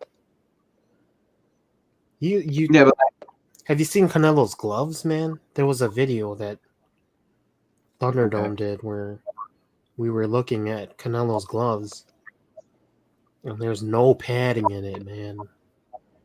Not only that, like he was stacking his wraps too, so it's basically like it's cheating, basically. It's almost bare knuckle. I mean, you got that, and then you got these. Yeah, like it's interesting that you brought it up, right? Like to see just how real some of these guys actually are when it comes to equal competition. Think about it, I read an interview with Augustus. He said his not a surprise. Hardest puncher he ever fought was fucking Ruslan Provodnikov. And he was like, dude, everything he threw at me hurt. Yeah, that's not surprising. Yeah. Wasn't he supposed to make a return? Yeah, but not in boxing. It's like a quick MMA fight, and then he might. I think his plan is coming back to boxing, though, just not right away. Ruslan? Ruslan in a quick MMA fight? What are you talking about? That's Ruslan was a very exciting fighter, man. His fight with Bradley is. I remember I was still new to boxing at that point, but that fight I showed to a lot of just casual kind of people who, you know, they like sports, they like boxing, but they weren't really boxing fans. They were like, "What the fuck?" Like that was an unreal fight. That the end of the fourth round, was it? Insane. Yeah, I mean, Gerson, still to this day, that is that's one of my fucking favorite fights to watch. Like the heart that Bradley shows in that fight is unreal. That's why I always give Pacquiao a lot of credit for that win. Timothy Bradley was a beast, man. On the real, man. He dug deep. And you know what I liked about Bradley there? He had to really strategize. You could tell he was thinking throughout that fight, man. Took that knee. All the rounds I had Provodnikov winning, they were all 10-8. So the scoring was really weird for me. I'll need to rescore it to give you my score again. Timothy Bradley was a very good fighter, man. I think he's underrated. Like a lot of people, they love to disrespect him, just like he's some average fighter. But that guy beat Pacquiao, Marquez, Provodnikov, Devin Alexander in his prime, Yoel Casamayor. Like he beat a lot of very good fighters. Yep. Oh man. I would have liked to see Cotto versus Bradley. Who? Cotto versus Bradley. The fight I would have liked to see was Amir Khan versus Bradley. That was Bradley would supposed have to beat happen. him. Yeah, I feel like Bradley would have beat him, but man, Bradley to me, he's like a way better version of Sean Porter. Wow, yeah, that's a good comparison. Yeah, with actual kind of a little more refined, quite more refined punching, all that. Nice. Yeah. He just had better boxing skills. Like Sean Porter can't box you off the back foot. Bradley can, but Bradley can also brawl with you. Got me thinking about the Ugas fight with Porter, bro. I'm one of the guys that thought Ugas won. I thought Ugas won as well. I mean, I was surprised. Ugas actually was the one that stuck up for Porter. I was surprised, and he pointed out Porter was throwing like an up jab. Good observation, but still, I thought Ugas fucking controlled that bitch. And Bradley knocked out Brandon Rios, and Pacquiao couldn't. Bradley was a good fighter. Like Bradley is definitely a Hall of Famer.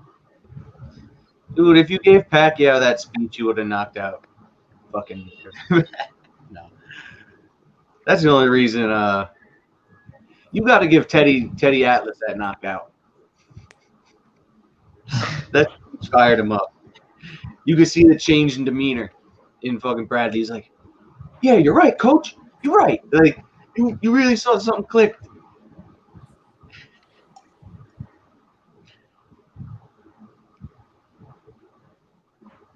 Yeah, man. But Timothy Bradley, how do you guys think like he would have done in today's era? I think he would have beat a lot of guys, man. Oh yeah, for sure. Yeah, I think he'd probably lose to Crawford and Spence, but I think he would beat Sean Porter, Keith Thurman, and those guys. Thurman would have been tricky though. That would have been a real chess match. You think it would have beat Thurman? You know, but the Thurman like a few years before the Pacquiao fight, when he was still a little more, fighting a lot more often. Yeah, I think he would have beat him. Tim Bradley was good, man. He is fucking good. I would have not counted him out in Spence because he would have done what Porter did, but with much more technique and much more boxing. I don't know, man. I think Spence would beat him, but I think Bradley would be better than Porter. I think it would be a close fight, but I think Spence would win just because of Spence is way bigger. Like Bradley was pretty small.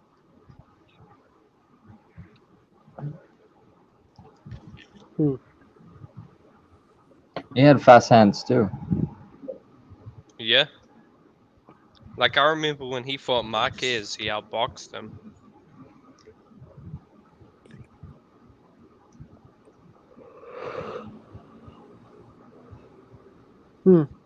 Damn, man. Guys, dead air. We're losing it. We're all losing steam. I'm losing steam. Eldo, down.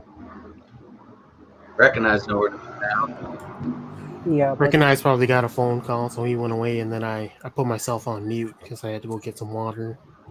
Gosh. But even when Pacquiao fought Brandon Rios, right? I think he got a lot of flack for not trying to knock out Rios. And then I think it was like Mike Tyson stepped in and he said, "What are you guys talking about? Like he completely outboxed him." Dude, right? he like, beat the fuck out of Brandon Rios. Yeah. Peace out. See you later, man. All right. But dude, Brandon See you, man. Rios was like Peace at revolution. that time, he had a very good chin, but he took too much punishment to the point where his chin was no longer good. It's a weight cut. Yep. Yeah, he made Rios cry, man. Yeah. Brandon Rios was crying. Dude, if there were two fighters I felt sorry for, it was Rios and Algieri. Algieri got fucked up, man. I feel sorry for him. I remember watching the Algieri fight. He got knocked down like 6 times. You should fucking stop the fight. The scorecards were crazy. Yeah, the scorecards were like 120, fucking 102. 102. Yeah, that shit was mad. That's what that Rigo fight probably should have been scored. Yeah, like at some Honestly, point, I feel like they should have just been like, you know what, Algieri, you've got no chance of winning. Like, let's just cut it a quick night. You know, let's cut it early. Yeah, he never got like out of the cage, so we never saw. Nah, I remember We never that. saw how good Algieri really was because he never got out of the When cage. they first man. interviewed him, they were like, "So how do you feel Algieri's doing?" And keep in mind, at this point, he was like down 7 rounds, and they're like, "Oh, you know, he's doing fine. We're gonna let him out the cage soon." And then it's like, bang! Pacquiao knocks him down, and they have to like cut the interview short. That's TV gold, man. Vito. Yeah, and I think Chris Algieri did well against Khan. That was a very close fight. I thought he Yeah, beat actually him it was. on. Yeah, me too. Dude, man. I thought- Algieri was better than I think people thought. He beat Provodnikov, and the Khan fight, that was like could have gone either way. Like, he was very good, but he fought too many tough fights back to back to back. yeah. Yeah, it's all about schedule, you know. That's If why you put why Spence beat him, because he fought Provodnikov, Pacquiao, Khan, and someone else like back to back to back. He had a leg injury in that fight. That's why he couldn't dance. That's a resume though. Shoot, win, lose or draw. That's a resume. a pretty good resume, yeah. When you fought all those guys, I mean, he lost, but I don't think there's too many people that fought that schedule, man. Yeah, exactly. Like, we need more guys like him. Yep. To actually, like, you know, meet halfway, right? Like Oscar When De you're La talking Hoya about- could probably say he had one of the best resumes. Seriously. Wait a second. Chris Algieri fought like 2 weeks ago, apparently. Yeah. Yeah, he won. What? He won. He was in a promoter dispute with Joe DeGuardia. Bro, when the Who did fuck he did this happen? Like, I didn't even know about that. What promotion? I think DeGuardia is again. Algieri started to go down in that Pacquiao fight, like almost it was like you can just touch him, like Pacquiao could just like touch him and he'll just fucking fly on the floor. I think that was part of his plan. To roll with the shot by falling on the floor. Yeah. That's like Aikido, isn't it? Yeah, I think that's Aikido because I knew a dude who was like, "Oh man, I want you to just hit me on the chin so I can practice my Aikido." What the fuck? I'm like, "Yo, that's not gonna help, man, because I don't know if that's even a real martial arts." And he's like, "Yeah, Dude. it's gonna work, man. Like, let's just fight so I can like work on my Aikido." Because he went to like some fucking gym, right? And I gave him like a leg kick. So we do the sparring, right? And I don't obviously throw a punch like I'm fighting like a real fight, right? And I give him a leg kick, and you know how like when you kick him in the legs, you kick him like kind of, you place it like behind the kneecap. You know what I'm talking about, right? Mhm. Recognize? Yep. Right, to like buckle your legs. Yep. So I gave him one of those, and he just fucking completely buckled, and he was just like, "Yeah, I Those are don't the think best we're gonna shots to do catch this." him with. 'Cause It's like you can't roll from that, right? But like, Yeah. I didn't know what Aikido even was, right? So I'm just like, okay. But I had my doubts, and then when I gave him one of those kicks, like he obviously couldn't roll out of that shit. What were you gonna say? I'm gonna be honest, Camacho. I wasn't even watching boxing when that fight happened. Which one? Pacquiao Marquez 4. What was my immediate thought? I mean, it was like, I was just like, well, wait, I gotta rewind that. What the fuck just happened? that was my immediate thought. So I think I rewinded it and watched it again, and I was like, holy shit, what the fuck? How did he had a lot of power behind that shit. I thought Marquez was gonna win by knockout that night, right? And it was just because of like the things Pacquiao was saying, like, oh, I'm gonna knock him out and I'm gonna do all these things, and it's like you're gunning for a knockout from a guy that you haven't knocked out or hasn't been knocked out. Yep. Right. So I'm like, okay, the chances are actually high for Marquez to actually land something big. Right. Dude, I remember when I first saw Pacquiao fight, I was a total fucking casual who was indoctrinated by 78 Sports and Dante. I kid you not, at this time, I knew who Thunderdome was, I knew who Precise was, but I was like, oh man, they the racist boxing channels, man. these brothers, they got the knowledge, man. And I was like, you know, it was like Pacquiao versus Bradley, and I watched that fight, and I was like, oh man, Pacquiao ain't shit. And I remember after that fight, those guys were like, oh yeah, to brother Bradley, he finna beat Pacquiao.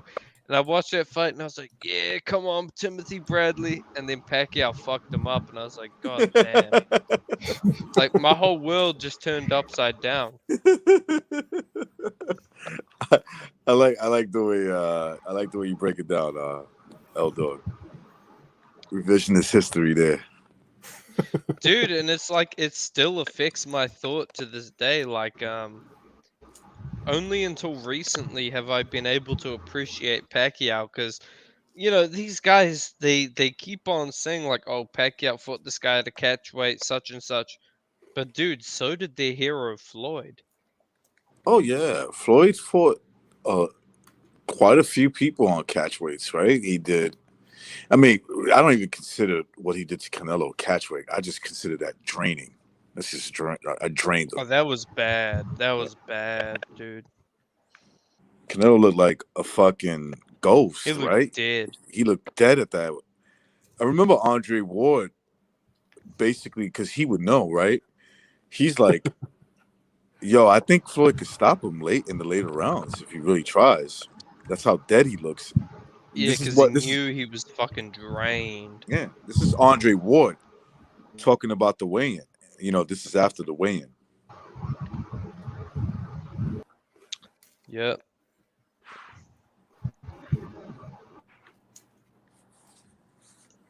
Yeah.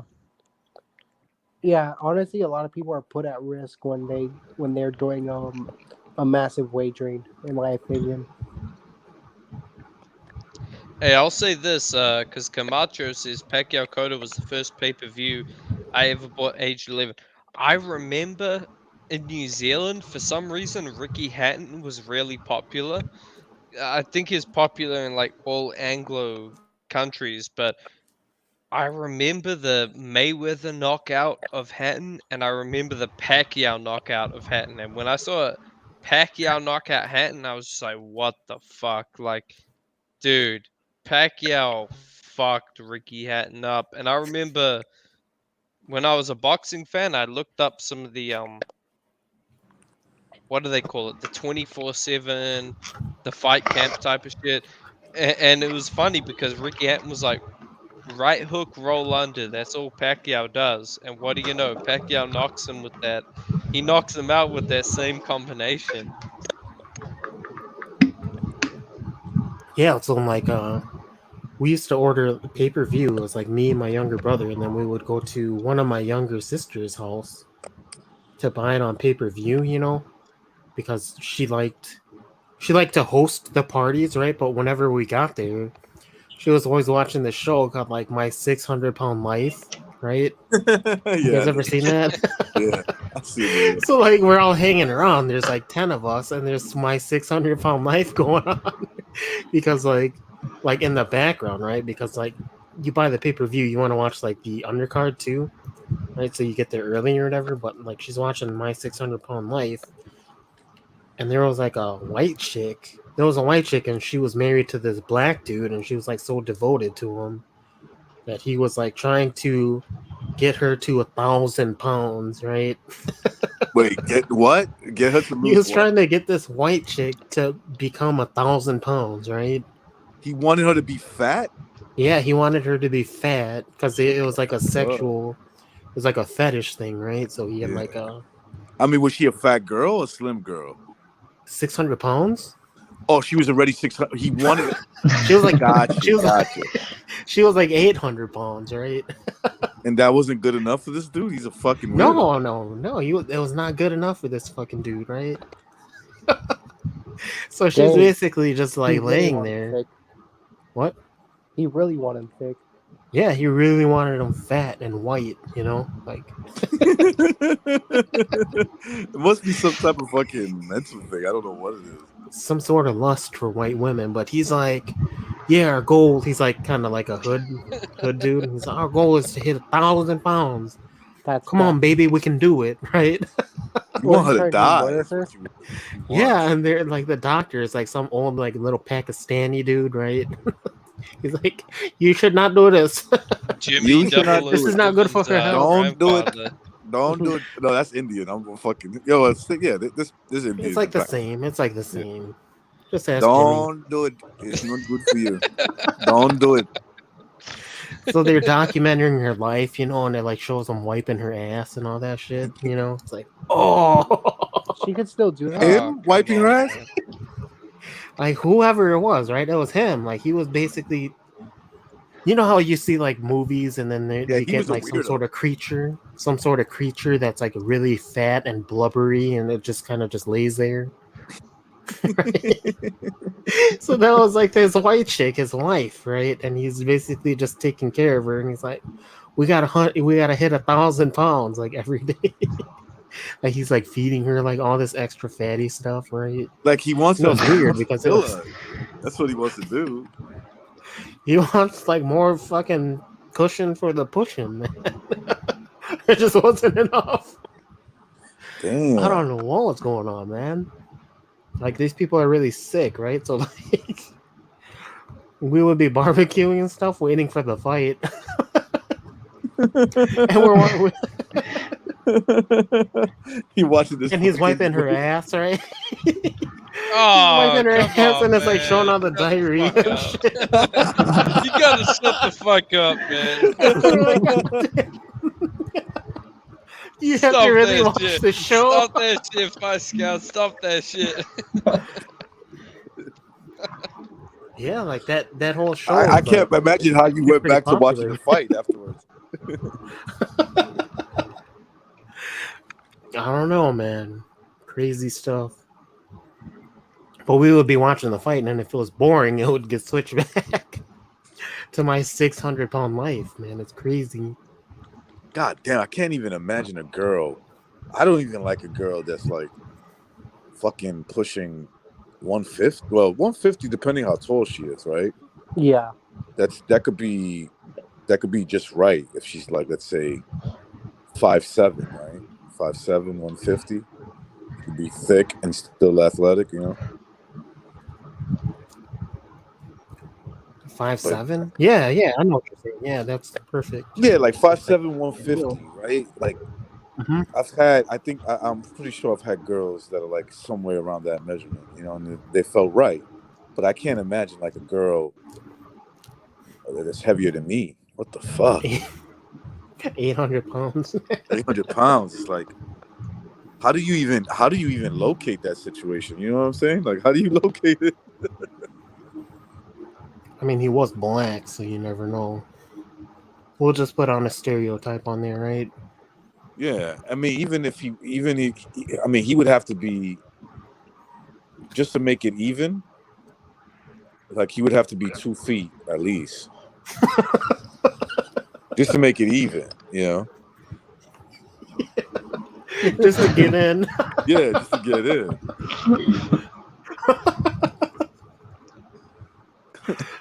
Yeah, it makes no sense. I remember. Right?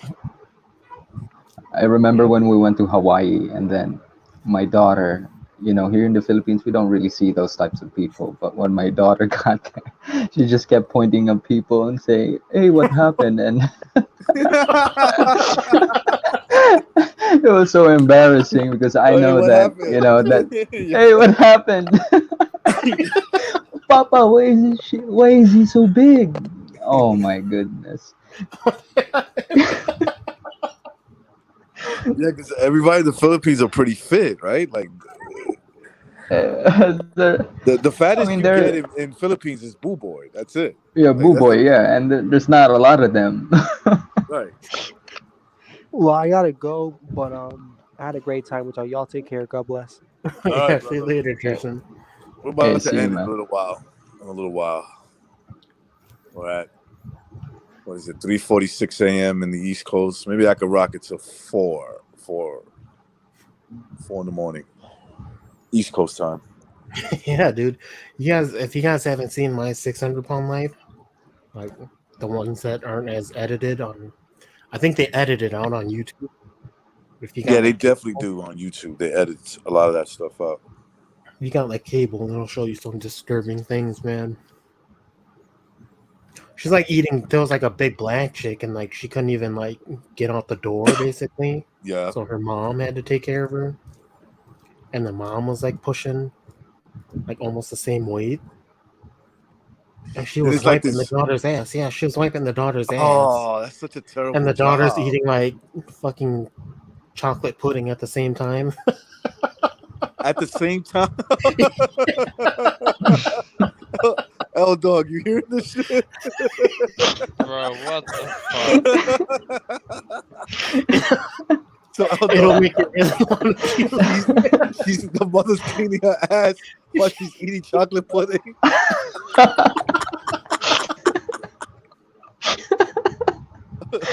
Oh my goodness. Oh man, that's terrible, man. I saw one of those 600-pound life, whatever shit is, my 600-pound life. And there was this couple, it was a black couple. The girl weighed about, I don't even know how much. It was like 650, something like that. And they wanted to take her somewhere in Texas. They were like from Alabama, right? And so they're traveling by car. And she's like, "We got to stop the car. I got to go." And he's like, "Oh, we got to find her a place." He's like talking to again, "We got to find her a place." She's like, "No, we got to go now. Hurry up." He's like, "You sure?" She took a shit on herself. The reaction of the cameraman was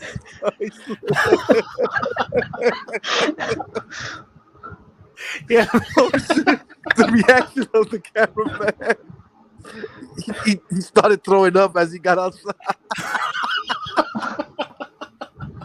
Man, where do you watch this shit, man? Hey, you notice with black men, they always like the only white woman they can get are the super fat ones. I don't know. They like it that way though, man. I think they like it that way. The black men, they only accept like the super fat white woman, like the obese white woman, and they're like, I don't know, man. That's like what they think is cool, like a super obese, ugly white woman. That bitches need love too. Yeah, that bitches need love too, bro. Like, dude, what's with these guys? Like, they're like, oh yeah, white woman love me. But it's only like the fat, ugly white woman. Yeah. I don't know, man. I mean, it's like, I guess, women you guys know this. Women figure men out pretty easy. It's pretty easy. It's like, okay, I give him some and I tell him what he wants to hear. Am I right? Like, this is basically it. It's like, okay, Oh, you're the greatest. Oh, yes, you're right. You're before you, I've never, I've never even, come close to climaxing. It's like she's lying to you, bro. She's lying. Those are the loosest. Oh no, holds no, I've ever- I'm only into black guys. I would never. She's probably fucking some Spanish guy, white guy on the side. You would never know because you're stuck on your ego, right? And this is for any guy. It doesn't matter the race. If you're like one of these idiots that just think that, oh, look at me, my dick, I'm getting pussy all the time. It's like those are the easiest guys for these girls to control. It's just, yeah, exactly. they're easy to control. You just tell them a lie. I mean, I've had plenty of girls that were like messing with other guys, and I'm sure they made these guys feel comfortable. Like, yeah, don't worry about it. I will never cheat on you. Yeah. And then you realize that your girl's a whore, right? one day she fucks up and you find it's like somebody's number, right? In her phone. That's like a lot of the outlines in the My 600-Pound Life, right? You got like this boyfriend who like is afraid this chick is gonna leave him, right? So he gets her fat. And now she's like 600 pounds, right? But like he probably still sees her as like a skinny chick, and like Yeah, now that she's 600 pounds, she's not getting anybody else. Yeah, nobody wants her now. Yeah. No, I see a lot of girls that they hook up with these insecure dudes or whatever. They were like, pretty good looking, not bad, right? Maybe even a little bit above average. And then they just look like shit 2 years later. It's like, yeah, that was that guy's plan. He's like, he wanted you to be that way. Because he felt like he didn't want to compete, Man, I have a rule. If I can't carry a girl out of a burning building, it's not gonna happen.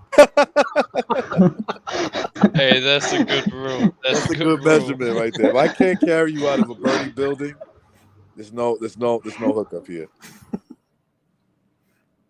That's good chivalry. Real, This is the biggest bitch, man. That's good chivalry to even think of having to carry someone out. Like a burning recognize, building. I don't mean to put your subscribers on blast, but I mean, Justin Trouble, I know for a fact he likes his woman white, Fat, right? and really fat. Damn, Justin Trouble, man, going I'm to talking. He BLM likes rallies, picking up fat white girls. he likes obese Karens. Damn, Justin Trouble, man. I always knew you were a freak. I didn't think you were a disgusting freak. Yeah. They can't roll out those BLM mental hospitals out soon enough, right? And even the ones that look like half decent, once you hear them talk, right? Like these white girls that go to these BLM things, you're like, oh yeah, you're a nut job. You can't get nobody in your own race. This is why Exactly, man. this is why you're here. Now I get it. Because at first I was like, oh, wait a second. This is she's a cute white girl, actually. Then it's like talking to her, eyes open real wide. It's like, yeah, we have to help them. And they're like, oh yeah, Chad, Steve, Eric, Tom, none of those guys want her.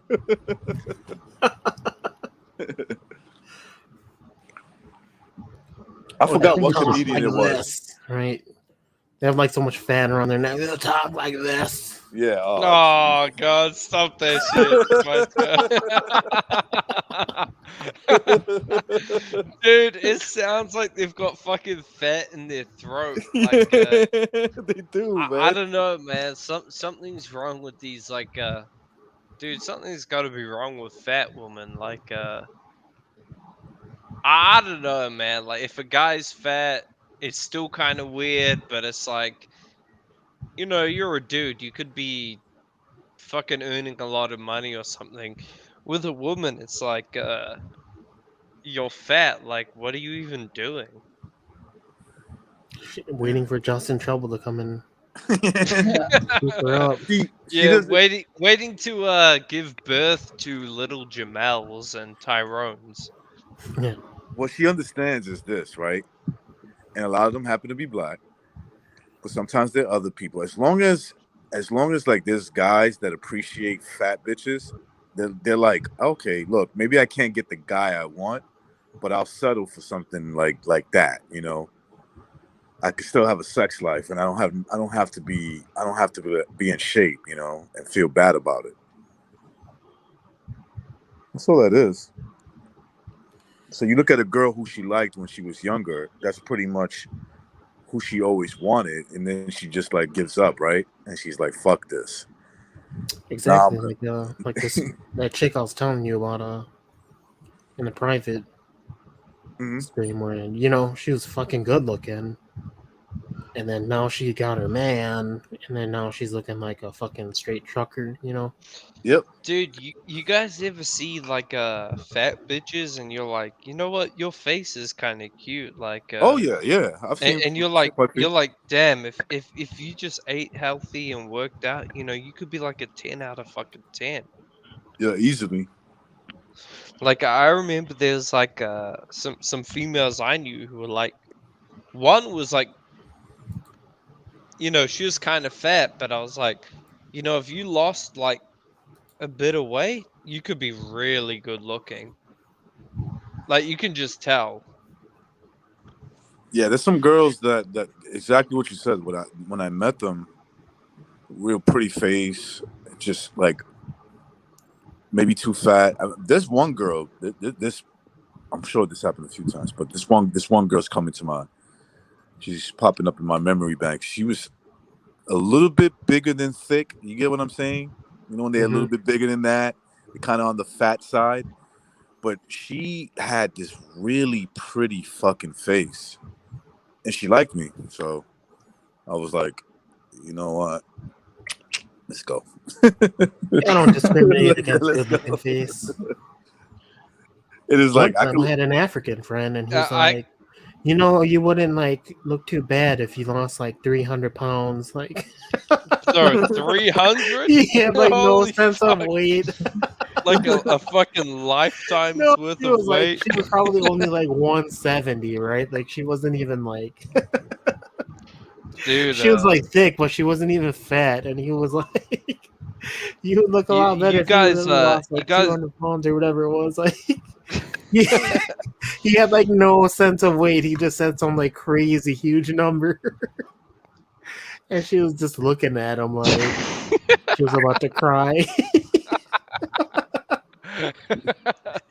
Hey, you guys got to admit though, like fat girls, they typically they give the best head, like at least from my because they want to eat it. It's like they're constantly hungry. Oh well, pause. I don't want my bitches to eat anything of mine, but you know, if you're into fat bitches eating your ass, I mean, you know, that's on you. But for me, like, I'm talking, you know, just blowjob and shit. Like, fat bitches, they give the best blowjobs. I mean, you know what? I don't know. Never tried. I would some of these, you know, like some of these Africans Asian, don't see like, fat women, right? So like we're talking about like straight from Africa. Like this kid was from like Sierra Leone or wherever it was. Right? So he's like he's used to just seeing like really skinny chicks. Well, I was gonna say, you know, Diego, like you're Asian, dude. I mean, Asian women are typically not fat. Like that's a white woman thing. Or a black woman thing, like it is getting fat, getting bad, and in like in England, right? In England, like that's becoming a thing. There's a lot of fat chicks, a lot of fat girls there, just like slutting it up, right? Because they gotta pretty much take what they can get. Man, those British broads are really broad. My wife tried to go. My wife tried to go shopping there, and she couldn't find her size. Their smallest was like a size 6. Bro, they're fat and they look like men. And hairy. I don't get it. Like men. I mean, I like tall girls. I've been with white women, and I'm only 5'7", and I think my tallest was 6'1". Oh damn. Same here, 6'1". Yeah, I've never really Yeah, I had felt a girl. inadequate. I had a girl from Puerto Rico. She was my height. That was insane. But she felt good. I'll say that. Because she was like thick but slim at the same time. And then she was 6'2". The only thing I didn't like was like her fucking hands were almost the same size as mine. What? That's the thing. Like, She starts a choking woman, you out. a woman can be taller than you, but like to have bigger hands or something, that's when it's like I don't know. That's when it gets weird. That's when it's That's like what I'm saying, no. Dog. Like I'm used to always when I'm holding hands with a girl or whatever the case may be, my hands are bigger than Yeah, like all the your women. hands, they cover hers, right? This bitch's hands was just about my size. It was just Nah, about. that's weird. That's Yeah. weird. It's like, The, nah, I can't do this shit. the only problem I had was when I tried doing standing doggy, and it just didn't work. Oh god damn. I couldn't hit the target. I mean, that's the thing with like a lot of British women is like British women now they're super broad. Like Jimmy Duck, I 007, could he's assure you probably she was a woman. Yeah. That sounds like a transgender. Sounds like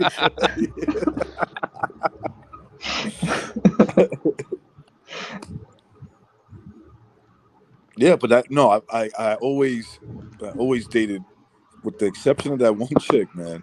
I think like I've even had a girl that was like 5'10", something like that. But this girl, like I said, man, very attractive, she's very attractive. And it was weird because when I saw her, she didn't look like she was my height. But then as we're talking, I'm like, this fucking girl's like as big as, like, she's height-wise, she's as tall as me. And she was like about $180.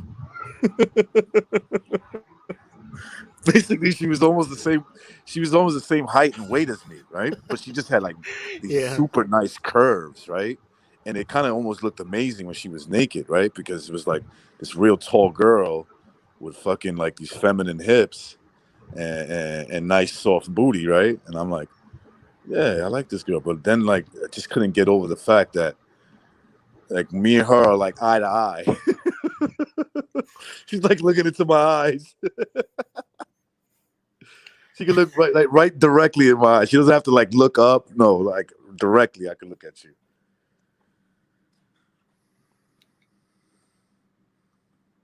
I was reading the chat. It's like you gotta watch out for those big Mike Obama types. Hey, the chat be the chat be funny as fuck, man. I'm like reading the chat and I have my mic on mute, but I'm just dying of fucking laughter. Yeah. Hey, for real talk though, like how much money would it take for you to fuck Michelle Obama? Oh man. Assuming that's a woman, right? Yeah, that's what I was That's gonna a say. trick question. Or a better question: how much money would it take you to be fucked by Michelle Obama? I don't think there's any money, man. Because look, there's a no homo, all right? No homo, pause, all that stuff. There's a video. There's like a video of her, or a picture of like Obama's wife coming down like a flight of stairs, and it's like you could see that either she had a hard on, or she's just swinging that way. You get what I'm saying? Like you could see it, just like fucking. I'm like, what the fuck? It's got to be photoshopped or the video is doctored or whatever.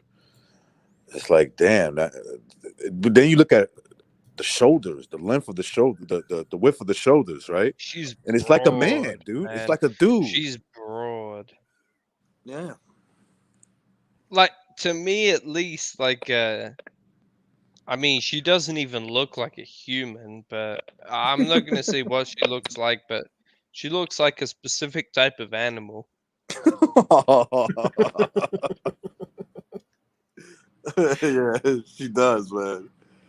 Like you can use your imagination and decipher whatever that means, but dude, she looks like a I don't know, like a you can decide for yourself. Dude, have you seen pictures of what's her name? Pamela Anderson? Yep. Dude, is it me or she's starting to look more like a man? She's been looking scary for a while, man. Right, right. Like, I agree with you. She's been looking real scary for at least 15 years. Yeah, I was about to say 20, but yeah, close. Yeah, like even without her makeup, it's like, whoa, what's going on?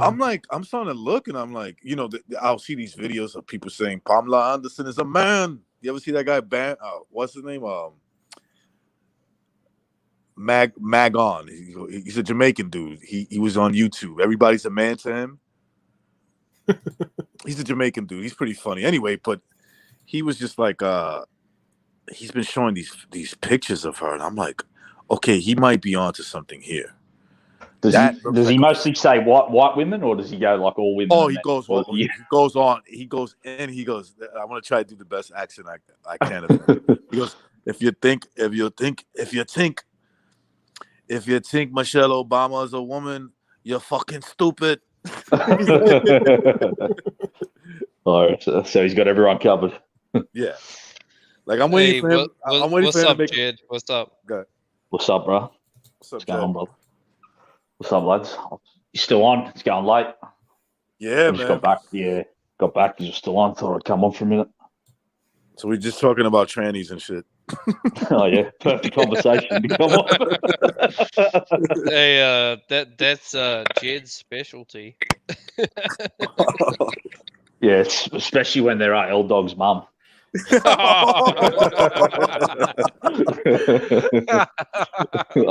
make the exception in those times.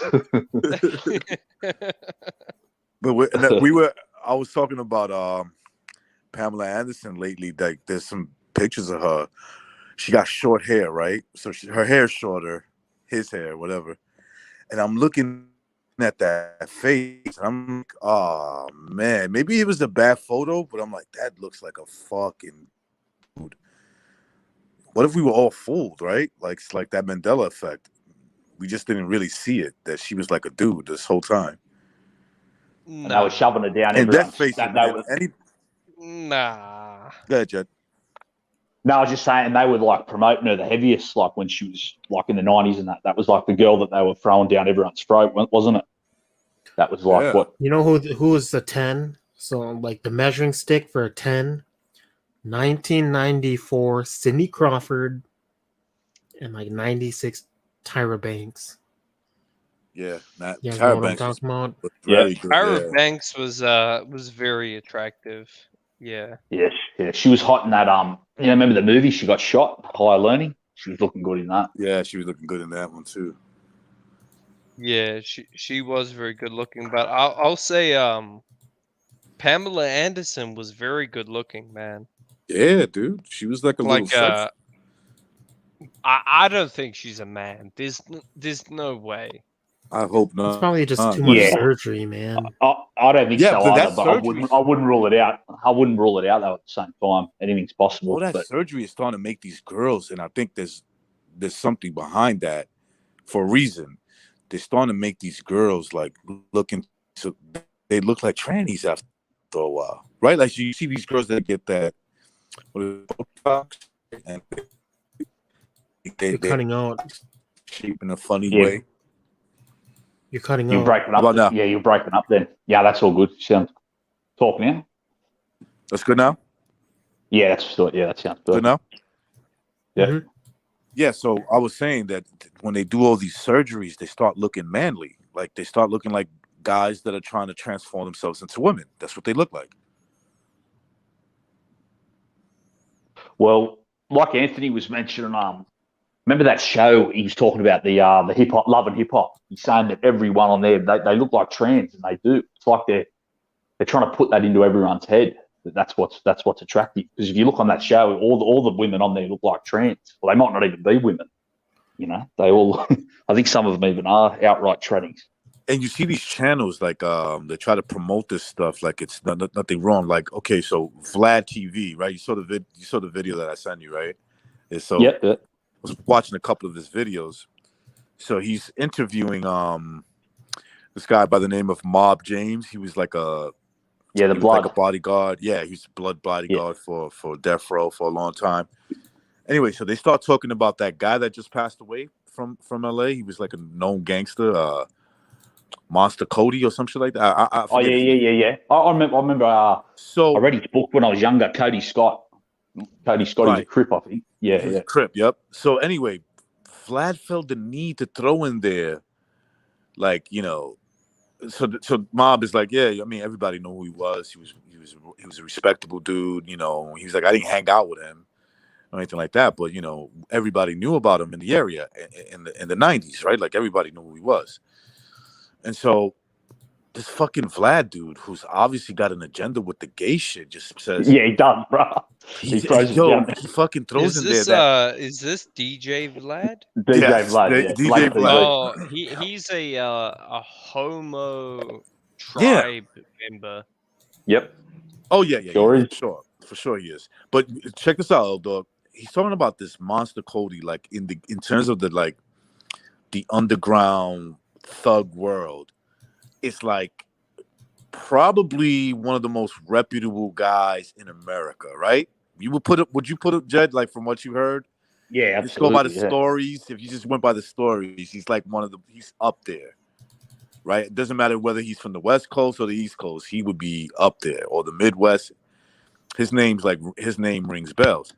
So he starts talking about how Monster Cody started pimping himself, basically dressing up in drag. Now this is a big Diesel dude. Now whether it's true or not, I don't give a fuck, right? Like that's on him, and I wouldn't be shocked. But why would you feel like that's a subject? That's a topic. Okay, so you go from Monster Cody was I'm gonna try to do his impression. Monster Cody was like a reputable guy, right? He's like real strong, and then he brings up the gay shit. Like, that's actually how he talks. Like, yeah, that's how he talks. That's exactly how he talks. That's exactly how he talks. He's like, yeah, he's a real reputable guy. Yeah, that's exactly how he talks.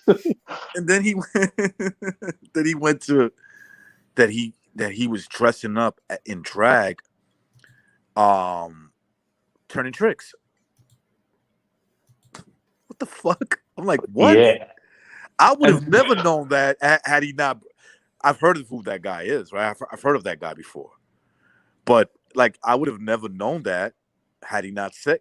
You know, I never read his book or anything like that. I don't know if he mentioned in his book. I'm not sure. Definitely not.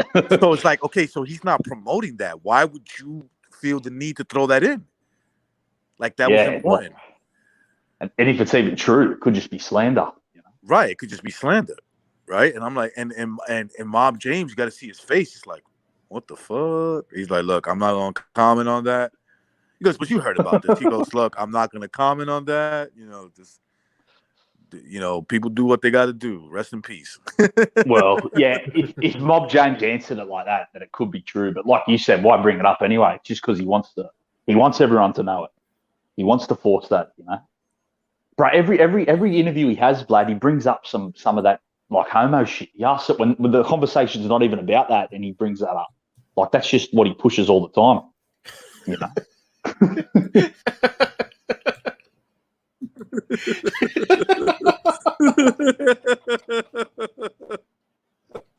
He always just brings up shit.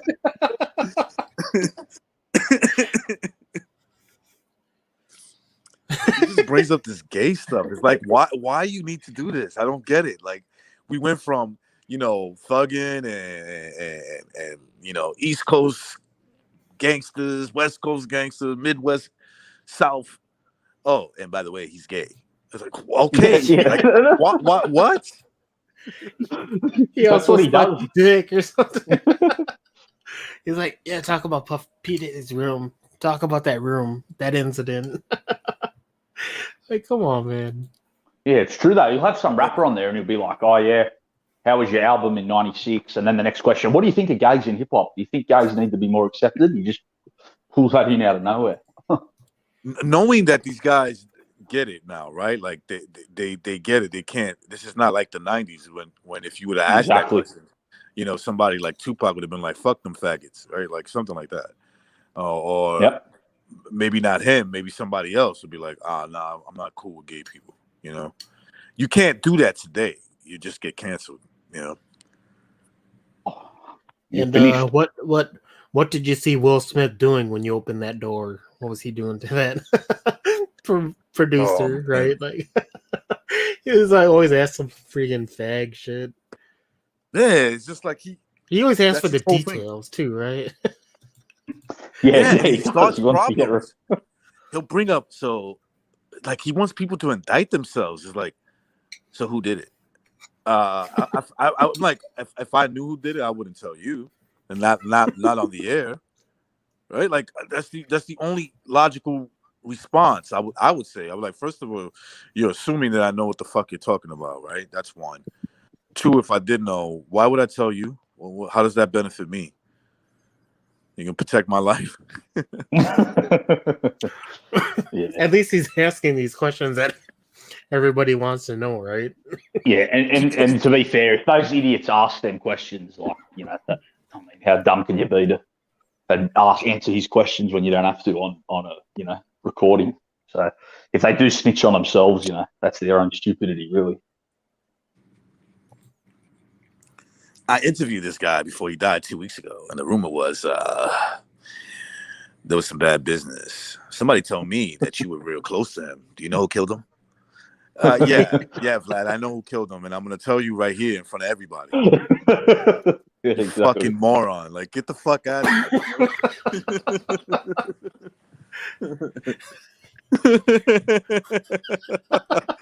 Fucking weirdo. I actually man. like DJ Vlad. That he's funny. You know, when I first heard his voice, I was like, "It's got to be a black dude, right?" I knew the name though. I knew the name gives it away though. Right away, man. Vlad, that name Vlad, I knew he was. I think he's Russian. Pretty sure. Yeah, I think he's I'm a Russian. sure he is. Yeah, I think he even said so. He's a Russian tribe member. Yeah, exactly. That's what I was going to say. Yeah. A Russian, certain Russian. Yeah. Yeah, I always find him just weird, man. Just a weird. So dude. when you were alone with P. Diddy in your room, what did you guys do together? Like, you know, we just rapped. We just rapped. Just rapped, huh? What else? What else did you guys do together? We talked about setting up Biggie for his murder. Is that what you want to hear? While I was naked, fucking tied up or something. That's what he wants to hear. Like he's hoping that you just make up.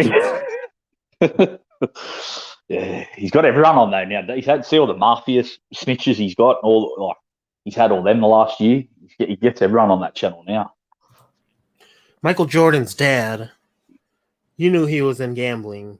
What happened? Oh yeah, he brought that up to someone. Actually, I remember. I think Michael, whatever the mob dude. Yeah, that's who it was.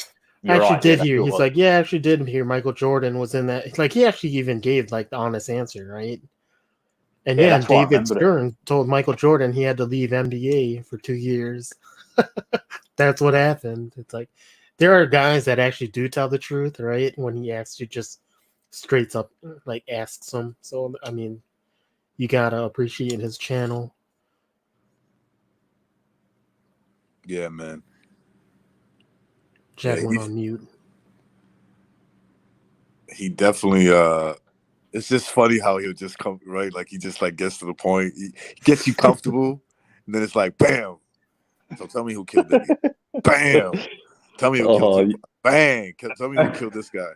You know who he kind of reminds me of? He kind of reminds me of BDA. He'll get you like comfortable and then he'll just hit you with the bam. Oh, that's a slide on BDA comparing him to Vlad. That's how those guys do it, man. They get you comfortable and then they just get you to open up.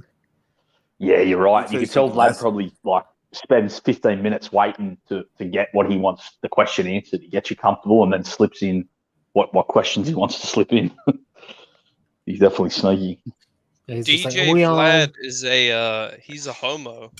Like, let's just be honest, he's a homosexual. I think he is. I think he Very, is. yeah, Yeah. very, very, very, very well could be. I don't know if he's out in the open, but I think that he would.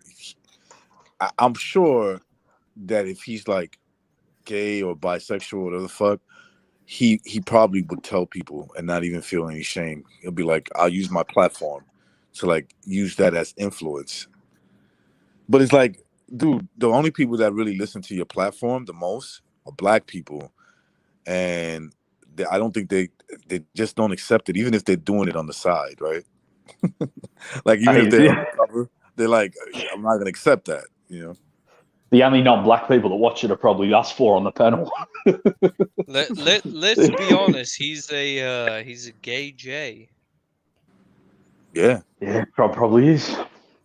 They're mainly disproportionate, you know. I mean, not disproportionately, but according to their population, they have the highest gays in their group. Probably, and I mean, even worse, he's a snitch.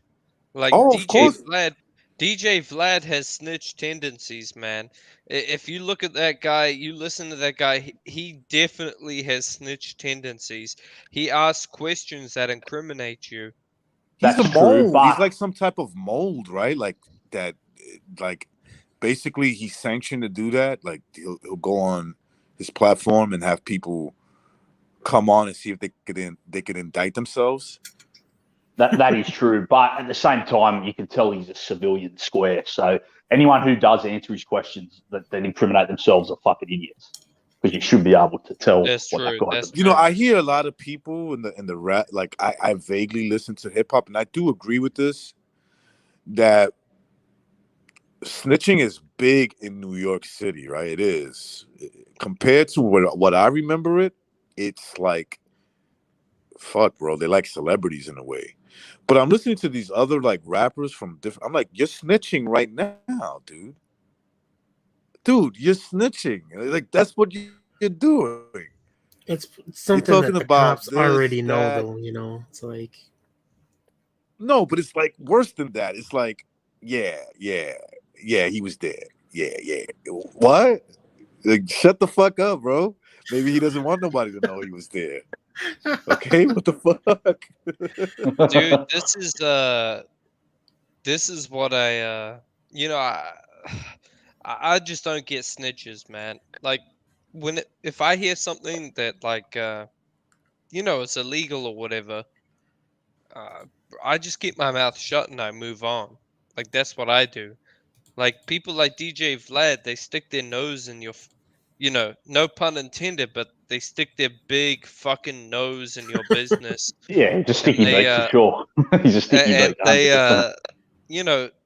They don't snitch on you, but they pretty much do. They like expose it to the public. Like, oh man, I just can't stand those guys, man. Yeah, well, but like I said, he's not a street guy though. He's just a dork journalist, So anyone who lets them set him up, I mean, they're absolute idiots. If you go on DJ, if you go on Vlad TV and start answering his questions, you're a fucking idiot. Like, so Biggie Smalls said he would suck your dad's dick. Lord Jamar, what did he mean by that? Did he actually meet your dad? Fucking fag, that's what. Did he actually meet your dad and give him a blowjob like he said he would? No straight man would say that. Lord Jamar used to be funny, man. No straight man should say that. Like, you shouldn't be saying that. There's other compliments you could have given. Right? Like, think about it. You're so, what he said? You're so hot. Something to that effect. Bro, stop that. Don't even repeat it, bro. No, I wouldn't say it. But it's like, you could be like, that shit. You could be like, man, you're so hot, I'll lick your mother's titties or something. Right? Like, you could have said something like that. I'll eat your mother out. Yeah, he said he'd do it to the dad. You do it to the dad, though, man. Come on. Who, Biggie said that? Biggie Small said that, yes. Bruh. And he And said here other I am. things. I always thought Biggie Smalls was better than Tupac, but after that, nah. Biggie said in a freestyle battle against damn, what's my man's name back in the days from the Bronx? Oh shit, man. Is it Diamond D or something like that? Hold on, it's like you really know the lyrics are gay once you start like saying it out loud. Right? Yeah. So it might be a song, and then you'll try He to meant- repeat it, and then there'll be some gay stuff, and then you'll say it, and you're like, oh, well, I'm not never gonna say that again. He said, okay, this is what he said. He said people call him a pussy, but he would dare them to stick their dick in him, right? Because he's filled with syphilis, gonorrhea, this and that. Like, you know, Pause. I swear to Pause. God, I swear, I'm gonna get you that Pause. video. I'm gonna get you that video. I think I sent it to Jed. Jed, did I send that to you? This is why I stopped listening No. to rap music, bro. No, I don't think you sent that one. Damn, man, I gotta find that. Sounds crazy. So it's funny, right? So this is the early '90s, right? So check it out. Think of New York, early '90s. They're in Brooklyn, and you got the whole crowd there, like the Brooklyn crowd going for Biggie, but you know they're showing respect to this dude from the South Bronx, and you hear them shouting out all these different neighborhoods: Bed-Stuy, East New York, Cypress Hills. They're saying all these neighborhoods, and then he spits that out. Stop, bro. Stop. Like, I know you're trying to impress Sheckelstein at fucking Interscope or whatever, but no. Stop. That's you're right. That might maybe is when he got his record deal after he said that. Hey, but real talk, let me ask you guys, who do you guys feel was better, like the East Coast or the West Coast? I always thought East the Coast East Coast easy. was better. East Coast easy. Yeah. You're talking about with rappers. You're talking about with Yeah, hip hop. I thought with not even a rappers, debate. because here's the thing: Wu-Tang, Biggie, Jay-Z, Nas, and I thought it was like a rap at that. Because you got to consider, Wu-Tang was better than NWA. Let's just be honest. Oh, it's a mismatch. Yeah. Bro, I comparing think East- Wu-Tang- Go ahead, Aldo. Nah, you go ahead. You go ahead. So I was gonna say, I think Wu-Tang, that kind of flow was very unique at that time. So that came out. Now think about this, right? Like think about how it sounds today. So imagine what it sounded like when it came out in '93. I think Yeah, that's crazy. Yeah, it was. So they were rapping like that in 1993. Now Nas, think of Nas. If you guys heard whose world is this? Where the hook is, I'm down for dead presidents to represent me. Dude, he did yeah, that the song one on like Illmatic. he did that like in 92, 93. Yeah, it was because a few of his songs come out before Illmatic actually, didn't they? 'Cause Exactly. he had like He was spitting that in the early 90s, so way above his time. Because that kind of lyrics will probably be tame today, but acceptable, right? So it would be acceptable flow, but maybe there's guys today that will blow them out, right? Because they get better as with the beats and all that stuff. But so he did that, where NWA was like, fuck the police, motherfucker. You know, it's like it wasn't really about like really good lyrics, but there were good lyricists, like, you know, underrated DJ Quick. he was good. He was pretty nice with his lyrics. I think they were just promoting the wrong type of in terms of like lyrics and good songs. You know, they were promoting the wrong guys, because there was a lot of guys from the West Coast that I think were just as good as the East Coast, but they just never got the promotion that they deserve. Never got the shine. Yeah. You make a good point. Yeah, but the most of the mainstream West Coast. What's Spice One? He was pretty good. Spice One was really nice. If you really listen to his lyrics, it's up there with like guys like in the East Coast. Like you could put him, like, I'm not saying he's better. What I'm saying is you could put him there, and don't be surprised if he can get them stuck on a freestyle battle and win, right? Like you'd be like, oh shit, Spice One took that one. Yeah, Razkaz was he? I think Razkaz's name. Yep. He's a good lyricist from the West Coast. Yeah, West Coast. So yeah, I do agree. Like obviously, I'm from the East Coast, so I kind of like that music more. But there was a lot of West Coast rappers that I thought lyrically just didn't get the shine that they deserve at the time, because they were more focused on that, you know, that gangster shit. Like Corrupt, right? Corrupt is pretty good. Yeah, he's real good. Yeah, he's from out there. He's from Philly originally, but he's from out there. That's where he made his home. Yeah, but see, one of their best lyricists is from the East Coast originally. Yeah. That's true, right? He's from Philadelphia. I think you're trying not to be biased. I think East Coast are the best rappers. Like, yeah, I think so too. I think because there was more, right? So everybody thinks that New York City is like a big unity. It never has been, right? Queens dudes don't like Brooklyn dudes. Brooklyn dudes don't like Queens dudes. Bronx, you know, list goes on and on and on, you know, and depends on what part of town, what part of Brooklyn you're from, you know, like don't think there's going to be Brooklyn unity, because there's the Northeast, there's people from the South of Brooklyn, they have their own ideas, you know, and so I think that's what made them like have to step up their game lyrically, right? You got Brooklyn, Jay-Z, you got Nas, Queens. Yep, Wu-Tang, Staten Island. Yep. Yep, all the competition. Big L from Harlem. So there was not, it was not like, oh, we're New York, so I'm gonna let you pass type of thing. It was like, nah, fuck that. Represent where you're from. Yeah, that competition, like you said, made it better. I think Scarface and the Ghetto Boys though from the South were ahead of their time as well. I think they were real great for their time. You know, like they come out late 80s, early 90s. I think they were real ahead of their time. Let me ask you a question. What was your favorite Wu-Tang album? And it doesn't have to be like the Wu-Tang as a collective, but individual albums. I always thought Only Built for Cuban Links and Supreme Clientele were like my number one and number two. What about Liquid Sword? I like Liquid Swords, but dude, for some reason I like Supreme. I don't know what Ghostface called that album. Was it Supreme Clientele? Or Iron Man? Iron Man was the first one. Are you mixing that up? Yeah. I think it was the second one. It was the second one. Yeah, that's Supreme Clientele. Yeah, dude. I always liked his second album, and I liked Only Built for Cuban Links. That was my top two. Only Built for Cuban Links. You guys see the white guy, and he had the guitar, and he was singing that Wu-Tang Clan song, like a cappella. The white dude, and he did it better than like the actual song.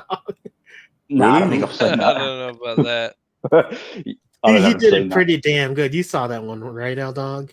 It became kind of like viral. Damn, I didn't see I that. haven't seen it. It'll be on YouTube, won't it? You could look it up. I'll probably look for it up. Yeah. We get off here. Yeah. Old Dirty Bastard had a weird flow, right? I like it. Chocolate Soul could never get this low. Like, what the fuck? He sounded like he's on PCP or something 24/7, didn't he? When he was rapping or something. He sounded like he was skitzing out. He had a crazy life, man. That dude had like 13 kids from like 9 different women. That's what they know of. Right? That's like what they knew of. Like, it's probably more. Have you heard the story when at his memorial, like they had like a concert for him, and that Steve-O from Jackass come on there naked, and Raycon and that choked him and threw him off stage? Oh, you threatening to fuck him. Yeah. They threatened to kill him, and that Steve-O was that, man. I can definitely believe it. Yeah, because like Steve-O thought he was like being funny that it was good, you know what I mean? Because he knew like you said, ODB was crazy. So he come on stage naked, dancing, trying to be funny, and they all just fucking flipped at him. I put the link in the chat. Jed, it's all about what's that group called 1415? Oh yeah, 14. Hey, L Dog, have you heard of a hooligan group? Hooligan. No, like to be honest, I'm not that much into like hip hop in the new era, but yeah, I'm not either. But anyway, my mate was in a film clip though of this hooligan group. I thought you might have known him. I hadn't really heard of him before. But yeah, he was in a film clip. Yeah, I'll send it to you on the Discord. He's one of the 501s, so they met through it. They mentioned in the film clip. when it comes to hip hop, like I like the old school stuff, but the new school stuff that's just like Gay shit. it's like nah, like it's just mumble and it's just like bullshit. Like the They're old rapping like they're school on guys, drugs, right? Aren't they rapping yeah, it's like like they're they're just fucking out of drugged it. up? Yeah, yep. Whereas with it's the old school guys, I know they're really about that life. Like a lot of these guys, they came from the fucking hood. They're about that life. You know, they've lived. They're talking about their experiences. Whereas a lot of these new guys are like, they're talking about like what just sounds cool rather than what they've actually experienced. The only ones that are like getting like like you can tell by what happens outside of the what they're known for is like these Chicago rappers, right? Like they're fucking getting killed. Yeah, you can tell. You can tell. They're getting killed all over Chicago. Yeah, they obviously there's something going on, right? Why you have so many rappers that are just getting fucking shot up, right? These guys are obviously nobody's shooting them for no reason. Okay, they're shooting them because they got a problem with them, and the one thing I don't get is this making fun of the dead shit. Have you seen? Are you seeing like? I'm sure you guys seen this, right? Where they're like talking about in songs about smoking their ashes. Damn, that's Dude, that's insane. Like, I can't even imagine. Like, let's say after Biggie died, some West Coast rappers, let's just say they say, "Yo, we smoking that fat motherfucker right now," you know, but putting it on camera where the world could see. Maybe there was some guys that did that, and the same thing on the East Coast when Tupac died, right? When he got killed.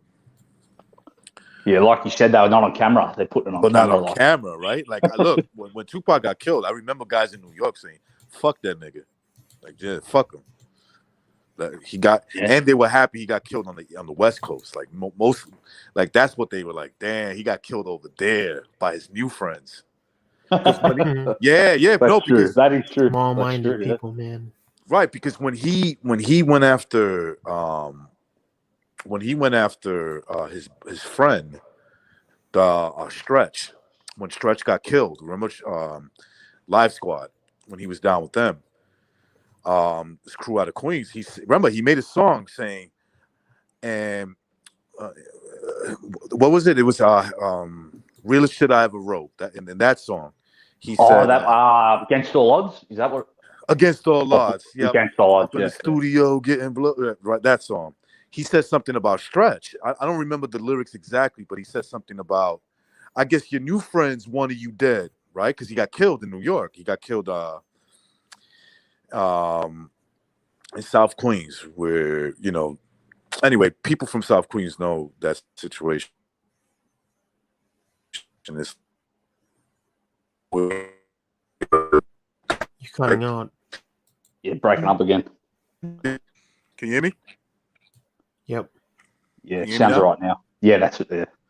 So he was very personal. He tried to insinuate stuff. He said, "I guess your new friends wanted you dead." That guy always hung out with the same people. He got killed on an old beef. It's the North Side versus the South Side. It's simple as that. That's how he got killed. It was a green light. The truth was off, and you know, I catch you, you're dead. That's it. And so he kind of tried to insinuate that. So when he got killed, I remember this dude from Queens, you know, at a club. He was like, "Fuck." He's like, "Fuck that nigga." He's like, "Fuck him." He got killed by his new friends. I was like, you're probably right. So like he was just projecting, right? But they didn't do that on camera. You know, people didn't do that on camera. But I'm sure if this dude who was like on low level in the industry, I'm sure there was high level guys who were like, "Yo, Tupac got what he deserved." You know, he was loving these guys from the West Coast. He loved them. They were loyal to him. You know, and I don't think he got killed by them. Maybe, you know, he got killed by the person he got into a fight with. But it is ironic, right? He gets killed out there. Like, West Coast love me. I'm Tupac. They love me. Not like New York, right? They betrayed me. They set me up to get shot. Yeah, like you said, that time and place, like stuff shouldn't be on the camera. That's going too far. Saying that on the camera. You guys ever heard of the Twista Kamikaze album? Twista. Is that the rapper from Twista? Midwest, Chicago, or St. Chicago? Louis? Chicago. Yeah. Like probably one of the really good albums that you can actually listen to. Which one did was that? I think I listened to one of his from the 90s. I'm not sure if it was called that though. No, it's from the 2000s. It's okay. Kamikaze. I'll give that a listen. I think that was the one with Overnight Celebrity. I think he might have displayed some of the best lyrics I've ever heard. He rapped fast as fuck as well. Yeah. Didn't he? Bone Thugs. Oh, that's another one. Yeah, like a lot of these guys will have like 2 or 3 songs that are like really good. Mm-hmm. I'm gonna go listen to that album you said, Fight Scout, because I'm pretty sure I haven't listened to that. So I'm gonna go check that out. Honestly, like when it came to like a lot of these rappers, let's say Biggie, right? Like there was only a few songs I liked of his, but I do acknowledge like he was fun to listen to. To me was Who Shot Ya? I'm talking about songs that really get my attention, like that I really, really like. It's that one, and You're Nobody Till Somebody Kills You. Oh, that's a great song. What about Unbelievable? Two songs that I'm like, You're Nobody Till Somebody Kills You. That was ironic, ironic, and that was the last song I think he ever made on his last album. That was the last song as well. The irony. I like the Tupac one where he's like, "That's why I fucked your bitch." Hit him up. Which one was that one? Hit him up, hit him up, dude. That's a classic. That's why I fucked your bitch, you fat motherfucker. Hey, he goes at everyone. And he says at the end of Mobb Deep, doesn't one of you have sickle cell, you little fuck? But you remember the Troublesome 96 one, right? You guys know that one, right? Yeah. Like he was basically like, what was it? It was like a message to black people, right? Like, this is who you are. Like, you need to realize like what you're doing, basically. Like he was role playing almost like a young black man, right? Living in the hood. Yeah, that's what he was crazy doing. Song, man. Yeah. Remember when he did an interview? He did an interview. He said, it was weird. He said this. He said, you guys could watch me. You could watch me rise. You could watch me fall. You could watch me get killed. Then, like, he gets killed, right? It's like weird. Yeah, man. Not weird. It's like he's basically, like you said, he's playing a character of a young black man in America. And it's like it's showing on his like guys like him. It's just like a role on TV. It's just all playing out, you know. Yeah, but the Troublesome 96 is like almost satire, right? Because he's like, la la, I'm gonna kill all you niggas or whatever. It's like, all you niggas die. Like that's like that was going through the mind of like these people. Like you would know, right? You're from New York, like you live my life. So it is like almost satire where people would actually like listen to it and say, "Oh my god, what is this crap?" Right? And then some other people would actually try to live that, like, this is my shit. I was gonna say, speaking of, Biggie, Tupac, with the whole, that's why I fucked your bitch, you fat motherfucker. Like, Nas with his ether, Rockefeller died of AIDS. That was the end of his, chapter. That was his chapter, yeah. That's the guy chose to name your company after. Negro, please. Yeah. Dude, that whole thing was fucking brutal. Like, put it together. I rock hoes. You rock fellas. Dude, that shit was just epic, man. That was like some what do we call them? Big sucker lips. Yeah, and that brought his career. Foxy got your name because you kept your face in a puss. What you think you keep? What you think your you looks? Girls now because of your looks. That's what he said. Negro, please. He said. What about when the one I loved at the 36 and you tie bow ho, you're still in a karate class. I would go. Yeah. Is it true? Big he only had 2 albums. That was it. Yeah. Only Yeah, 2 50 had albums. 2 albums. Yep. Dude, and this is the thing, like the Takeover was a very good diss track. That but was good, yeah. Ether was just better, man. Ether was like And that brought Nas back because Nas was like had some bad albums and he was kind of looked as like a has been, and that brought him back. That Ether song and that album that had Ether on. Ether and Stillmatic.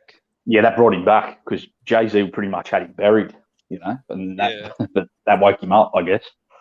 He come back with that album, and yeah. Stillmatic was a very good album. Classic. Like Got Yourself a Gun is a fucking classic. The one where he does the Sopranos. He does the Sopranos. Yeah, song. and I was gonna say I only just started watching the Sopranos, but yeah, like when the Sopranos, like the theme song, that's like woke up this morning, got yourself a gun type of shit. That shit was dope. I like that. Song. Yeah. That's what was cool. I remember playing that shit real loud. Boy. I would play that real loud. Go in my car, that's you're young and shit, so you're like, fuck this, I'm gonna pump this. That's where you had this song as well, where you recognize he raps in reverse. That song Rewind, and he raps backwards. Yeah, like he raps the story backwards. That was sick. I think Nas is the best rapper of all time. Like I think when it comes to lyricism, that guy is the most gifted person of all time. He is a real gifted musician. You know what it was? He was intelligent enough to use these words at the time. Exactly. Where it was like nobody was really like some people trying to do it, but like Nas had a delivery that was a little bit better than all these other guys, and he knew how to like, he used that Queensbridge talk, those dudes from over there, and said, I'm going to use that in my fucking lyrics, and see how that comes. Like Mobb Deep, same thing. They did the same thing, especially Prodigy. Like all that fun, and nobody knew what that meant. Like that was only dudes from like fucking Queens, from that area, used that shit. Like, I used to find it annoying. Yo, what else, Thun? Instead of son, Thun. But now you got people all over the world that use that word just because it's crazy how music and that like language can like transcend. Now people all over the world will use that Thun just from Mobb Deep, because they listen to their albums. Dudes from Queensbridge used to say like about our neighborhood. They used to say, "Yo, you guys are little thunnies." Funny, bro. I recognise. I remember when they did like a little countdown for Anthony Yard Kovalev, like in London. Anthony Yard and all his guys are talking like that. Like it's crazy how like because Anthony Yard's like, yeah, done talking to. But him, something, guy on the pad for people from London. I always found it weird how the fuck they say. I don't know if it's just a coincidence, but it's like they say, "You know what I mean?" Like the way dudes from like New York do it. Nah, that's from the hip hop. I reckon. I don't reckon they. Okay. Yeah, because I find it's pretty unique. Like I'm listening to them, and like they sound like they've been saying that all their lives or something. You know what I mean? Yeah. Well, I think they do. We say that as well here, but we say like, know what I mean. But I've heard now English guys like especially the African English guys, they'll say nah, what I mean, like how the New Yorkers do. So I think that's from the music.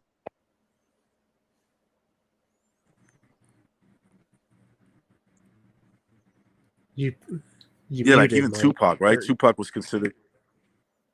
I just called Jed Mike. I said you muted Mike.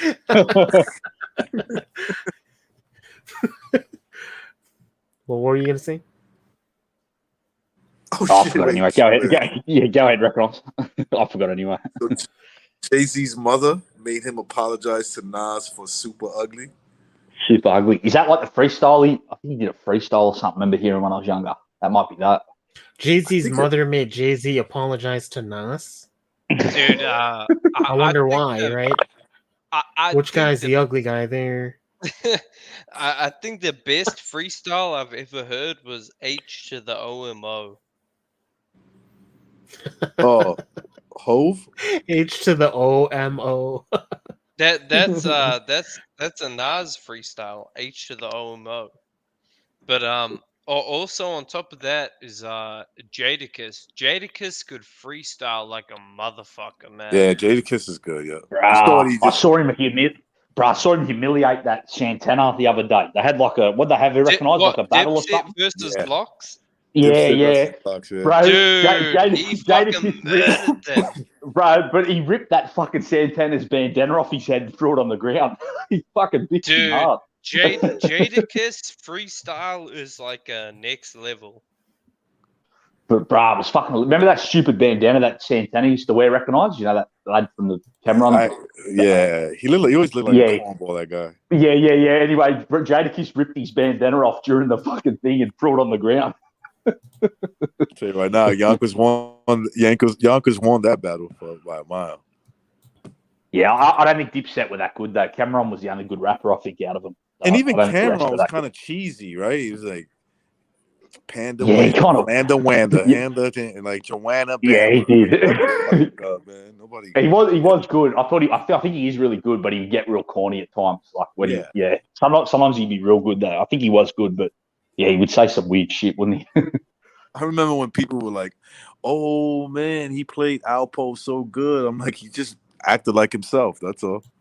Yeah, I think he did. That wasn't that hard. Yeah, backstabbing piece of shit. That's all. that was a good film, though. Or was it Paid in Full? That's what it was Paid in Full. Yep. Yeah, that was a good film, though. Yeah.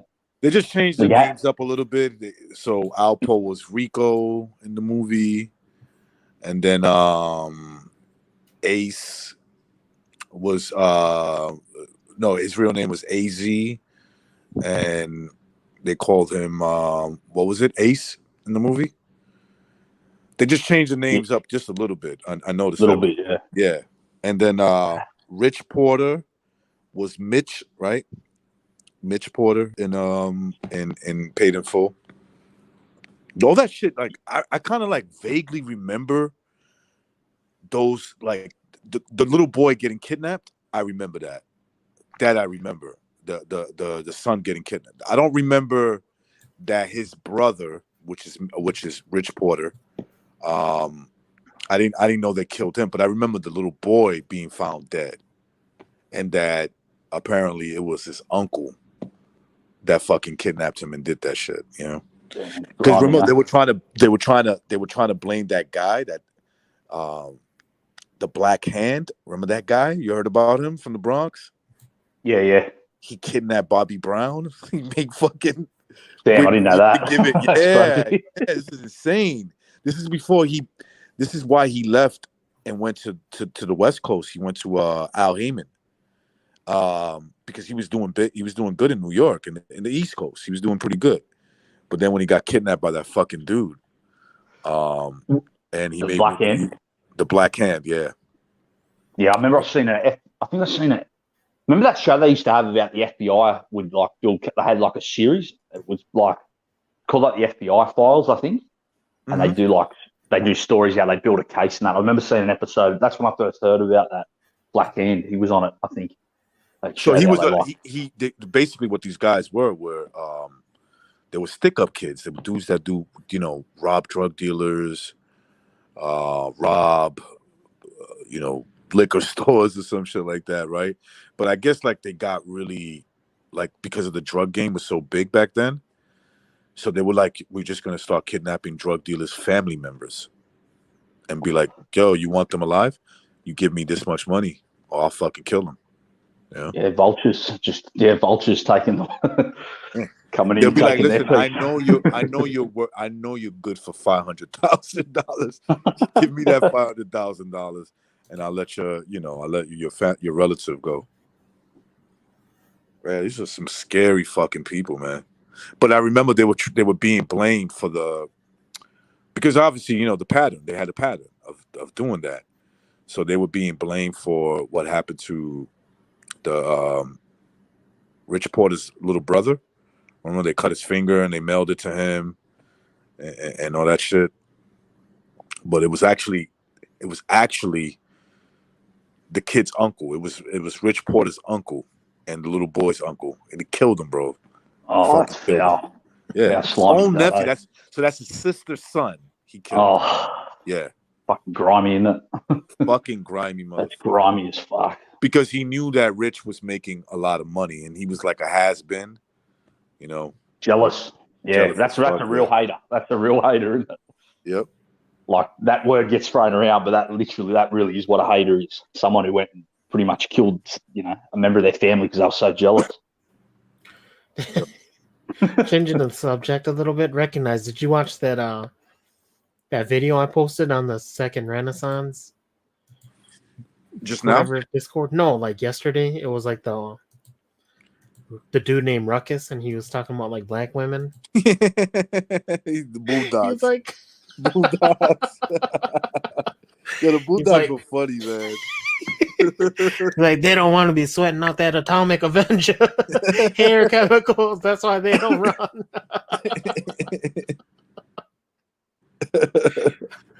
I was thinking to myself, he's making kind of sense in a way. It's like they don't want to get rid of that toxic, whatever is inside of them. They want to just keep it in there. Like, when you ever seen a black lady jog? That was too funny, man. Yeah, the Bulldogs was funny as fuck, man. Definitely funny, man. Because he thought he was like a white man, right? He thought he was a white man, so he's like, I'm not jogging with you two niggas. Police might confuse me or shoot me. Oh, man. Yeah, they had some good shows, man. Like, or good clips of like funny shit, man. I forget. It was like what did they start that? Did they start that? Niggas be gay and shit. It's them, right? That was their little saying. I think so. Yep. Niggas be that was gay like the and little shit. kid. Yeah, they had the little kid. Y'all gay. Y'all niggas is gay. All y'all niggas gay. No, but even in one of the episodes, I think like he had like his favorite like rap dude, right? And it was like a parody of Tupac. And then like, he gets shot or whatever. The Tupac guy gets shot, and then it turned out that they were gay or something. I forget what the story was. Yeah. Bro, Right, can you guys believe this shit, man? I can't even get fucking Pacquiao versus Ugas live. Oh, they're gonna do. Why? Is that a new thing? Yeah. What do you mean? Like, here's the thing. I was gonna buy that shit, but turns out I can't even get it fucking live, man. I can only get the replay. That won't stop. Yeah, I don't think that'll. I think you'll find a way to watch the fight somehow. I think you have to buy Showtime and then buy it off of that. So you have to like kind of I can't buy Showtime, bro. Like it you can't even region buy locks me. Showtime. Nah. It's crazy. They make all the fights, our part of the world pretty much pay per view. It's fucking bad, dude. Even fucking for me, like Tim Zoo versus Oogadoogadoo from fucking buttfuck nowhere is like $50, but even the Maloney brothers, like their pay per view. That's terrible. Are you serious? I didn't even know that. That's a disgrace. Yeah, main event. Fuck main event.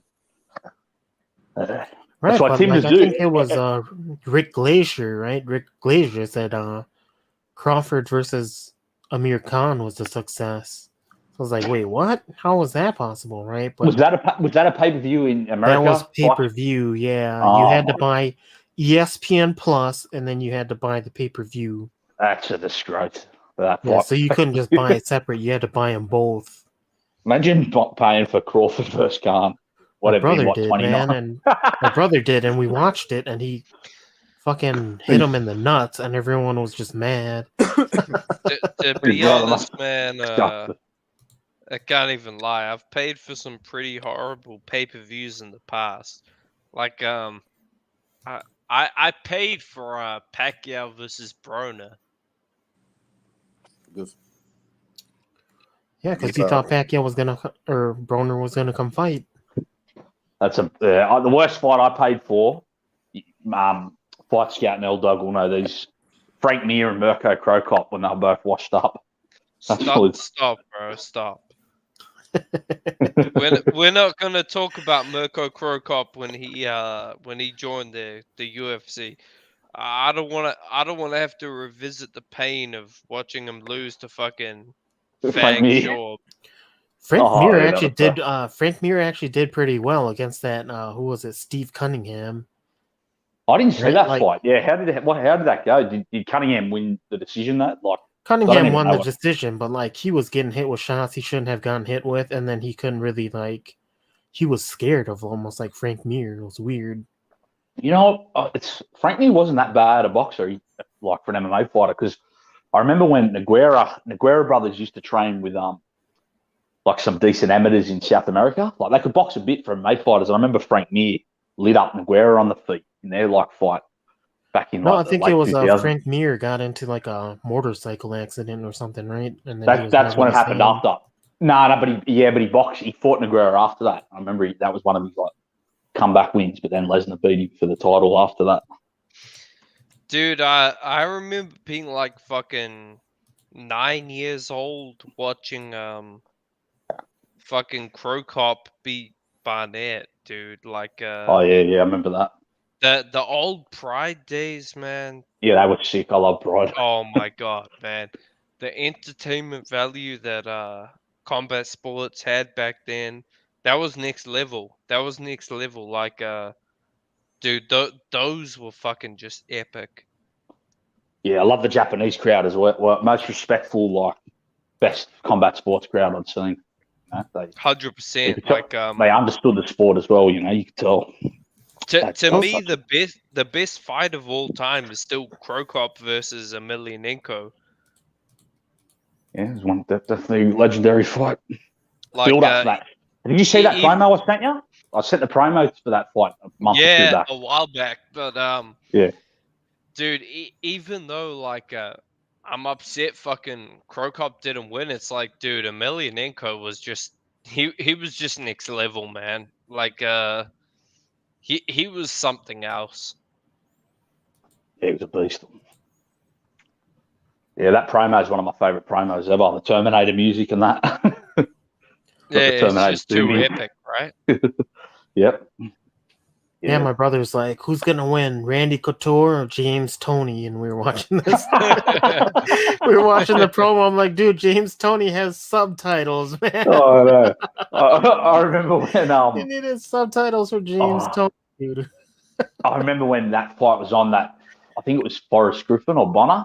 He said on like the show, they brought him on Sports Center for that. He's like, if James Toney wins this fight, I'll crawl along the streets. I'll crawl along the highway of Vegas back home. Because that's how positive I am. He's got no chance. Yeah, Tony was just brought in to make a stake, like for Dana White to try and get one over on boxing. Remember the crowd was all cornballs were yelling UFC. They were chanting UFC when the fight was going on. The fucking sports called MMA. The sport's called MMA for one, and they're chanting UFC. That, you know what? That's always like a cringe moment for me.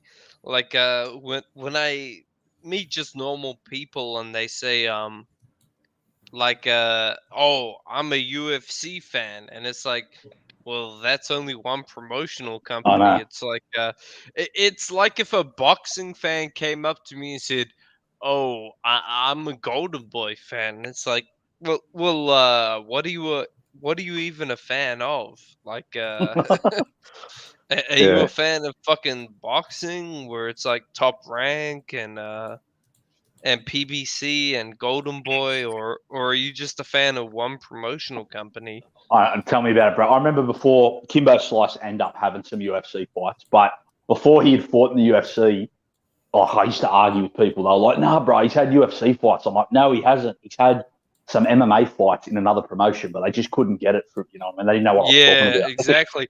That like you know what the cringiest thing is when people say, I know UFC, and it's like, what the fuck is that? Like you know UFC, like what? Like you think you know how to fucking fight mixed martial arts and shit? I mean, what do you think of it recognized? Have you got a bit more into the MMA, or you still don't watch it much? Casual as fuck, man. I don't even know these guys' name. I mean, I just like I just like watching it because it's like close to a street fight in the sense that you bring your skills, I bring mine, and whatever happens type of thing.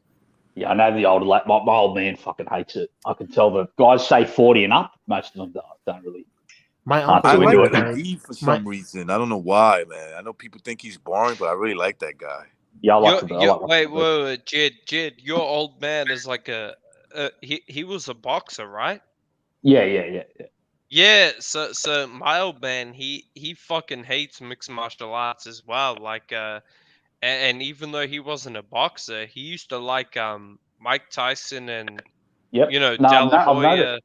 I haven't found many people. He hates fucking mixed martial arts. I haven't met many people under or spoke to even, people overseas when we talk. I haven't met many people like say over 40, 45 that like MMA. They all hate it, dude. They like really boxing, like but they hate fucking MMA. Well, I still love boxing more, obviously, but I do love MMA as Yeah, well. that was a lot of boxers back then, but I think there's a realization that boxing really can't hang with MMA. I agree. Like I like both, but to me, a good boxing fight will always be better than a good MMA fight. Oh, for sure. For sure. Like a Chocolatito Estrada 2. Yeah, you don't get that. Always fucking beat a Conor McGregor versus Diaz. Diaz fight, yeah. Unless you're an idiot that doesn't know what he's watching, I guess. But I'm just saying, like, a boxer's not going to do anything when the other dude just tackles him, Exactly. He doesn't know what to do. He doesn't know. Yeah. But I still don't see, like, I don't know. Like, see, you got someone like Lomachenko in boxing. I don't see that level of athlete in MMA. A guy like that. So I still think boxing has, like, a deeper talent pool of athletes. But MMA's getting bigger, so it probably, who knows how big it'll be in, say, 40, 50 years around the world. They were showing Lomachenko doing some kicking pad work on the pads. Yeah, I saw that in Thailand. Dude, he's not bad, bro. I'm like, what the fuck, bro? He could kick. You seen him wrestle, recognize judo and that when he was younger? Yeah, I seen one video of him wrestling when he was younger, and he looked like I think what it was is he's a soccer player, right? So he's like really good at like kicking too. He's just like a good athlete, right? Like he's just a good athlete. Damn, I think he even played ice hockey as well. So he's just he's one of them freaks. Probably can do any sport. Yep. He'd probably be Luka Doncic or something if he played basketball. He might be a bit too short though, actually.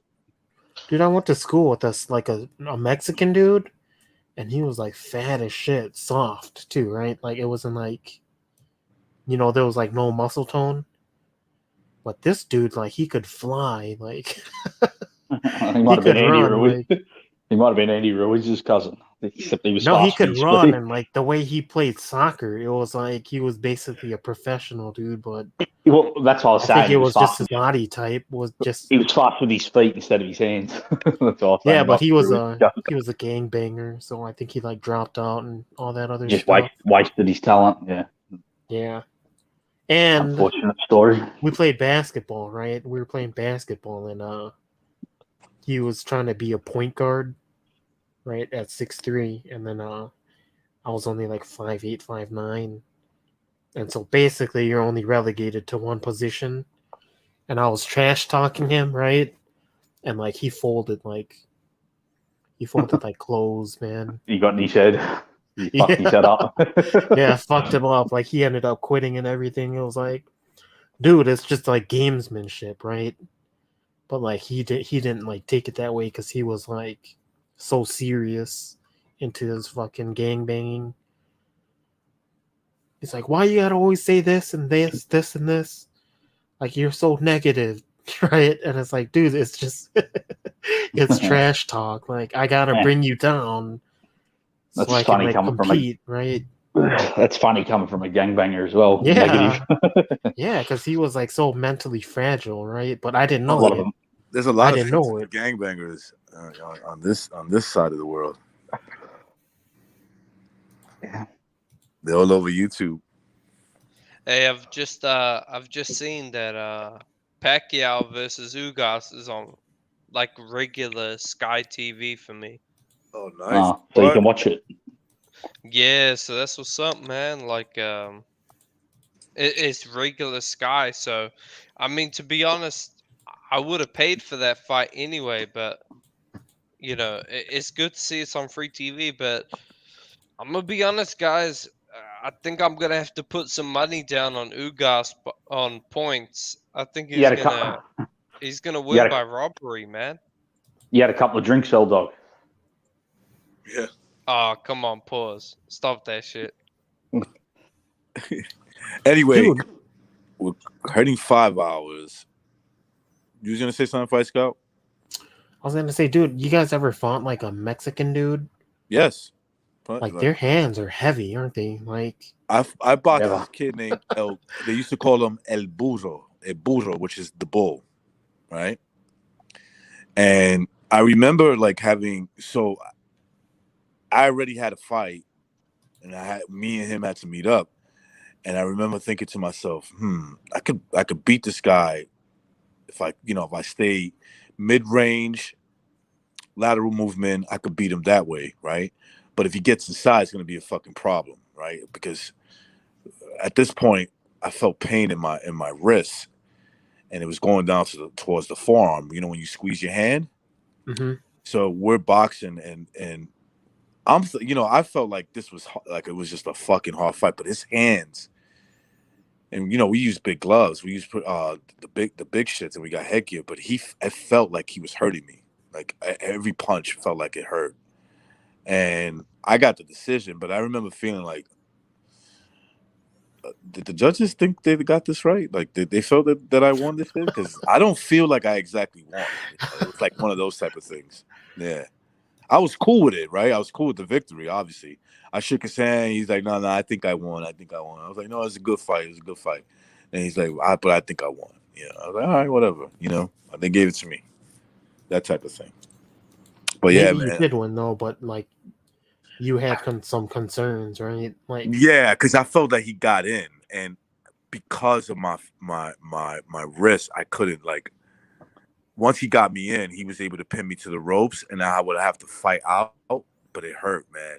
Instead of like kind of pushing my way out, you throw your jab, and you kind of push your way out, and you can move laterally to away from. Let's say, for instance, he had his lead foot. I could lead away from his lead foot, but I would need to push. I would need to push with my lead arm, but I couldn't do it. And he was strong. Yeah. He's shorter than me too. I always hated that, man. I always fucking hated that. For my weight class, I fought a lot of guys that were like older, so they would like at least be my height, maybe sometimes taller. Way stronger. Yeah, but I would be faster than them. I would be a lot faster than them, and that's how. I would feel comfortable that way. But the short dude could always like slip your punches, get on the inside, and that was probably not a handicap, but that was probably a fight that that kind of fight I didn't like at all. Try to keep it up. You didn't know how to stop it. You didn't know how to stop it. I didn't know how to stop it. Yeah, yep. I didn't know how to stop it at the time. You escaped with the W though, so took it. Yeah, the first time I got hit with a Mexican when I was a kid, man, like I was like fucking how old was I? Like 10 or something? And the kid was like 13, right? And like he hit me in the eye and like it just swole up. Like he hit me like I think he hit me in the cheek and it was just black and blue, right? Because like I underestimated, like I thought he was gonna hit like a kid. Right, but he hit like a fucking teenager, so it was like shit. But like, right, that got me used to like the Mexican hands, right? Because like I remember when I felt it, it was like, man, those hands are big. Right, so like going into the future or whatever, like whenever I fought a Mexican dude, like I never underestimated like how hard they can hit because it's like heavy. It's crazy, man. I remember thinking to myself, that Mexican dude and his fucking, he had a brick head, man. I feel like I could break my hand on his fucking head. So like he was willing to like let me like hit him in the head so he can get in the inside, right? Like that was his whole plan. Like he's like, okay, you can hit me in the head. You can hit me in the head, and it's like, yeah, I can hit you in the head because you don't feel it. You don't feel anything. Exactly. This guy's you can't head, rock him, right? yeah, you can't rock him. You know, he was strong. I mean, look, I ended up like really liking that dude. He was a cool dude. I remember he told me he was from California, and he came to Florida to live. I remember that for some reason. I always remember that, but never saw him again. Then again, I left Florida, then came to New York. I felt for some reason, I felt the competition level in Florida was better. Right? I don't know why. I felt like it was better because I think it probably was because of like Yeah. a lot of the Hispanics down there like are really good at kickboxing too. Yep. Like, I And, think well, they you- come from like South America to Florida. And even look at even the Florida's probably had better boxers in the last 20, 30 years than New York's produced. You know, there's been a lot of world-class fighters come from Florida. So you're probably right, recognize. Yeah, Probably New was York is better overrated, man. I thought they were very athletic. That's what it was because of Well, the sun. look at their fighters recognised. Tarver, Yeah. Roy Jones, Thurman. They're all like athletic fighters, aren't they? So You know? well, I remember. that's a good I point. remember coming to New York and a lot of the boxers were like, "Yo, that guy's fast," as if like fast meaning I'm not used to seeing that style, right? So when I was training with my dad, and then I started boxing, you know, competition. So one thing I noticed real quick is a lot of these guys are fast. So you gotta like let your hands go real fast, boom, boom, boom, boom, boom. And where Florida was more like in New York, it was more like, you know, kind of take your time, not really, but kind of take your time to get your best shot, right? And so I would be able to outpoint these guys, boom, boom, boom, catch them with a fast jab. And I remember a couple of the trainers that were there were like, that kid is real fast. He got a fast style. And to me, I didn't seem that way because that was just the way everybody did it in Florida. Yeah, I mean, when's the last? Fuck, New York hasn't had like a great boxer. What? Since probably Tyson, eh? Tyson and Probably Riddick Bowe. Tyson, Bo. I don't. Zab Judah was the last hope, I guess.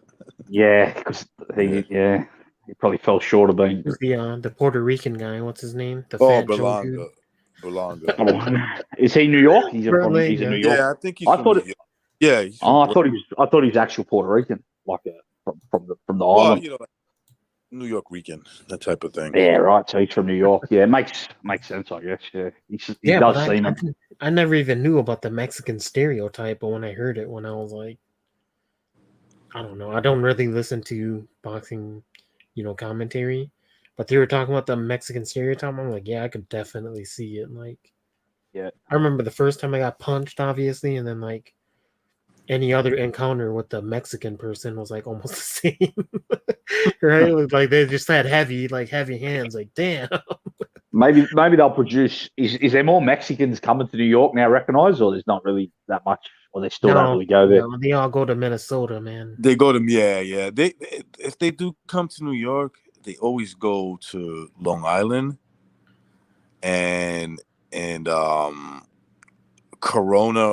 Jackson Heights, or they go to like the South Queens, you know, more towards Far Rockaway, you know, stuff like that. But they're not like in probably like in Chicago, Minnesota. Yeah.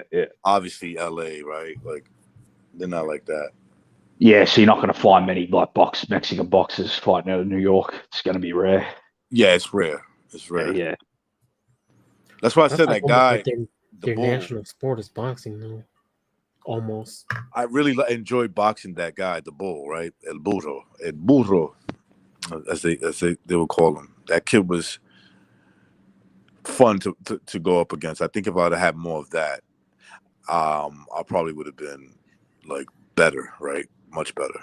When I came to New York, I was kind of disappointed until I fought this one kid, and there was this one guy that I realized he was real good, and doing like tri-state, like going to Philadelphia, Brooklyn boxers were good at that time. I remember that they were really good.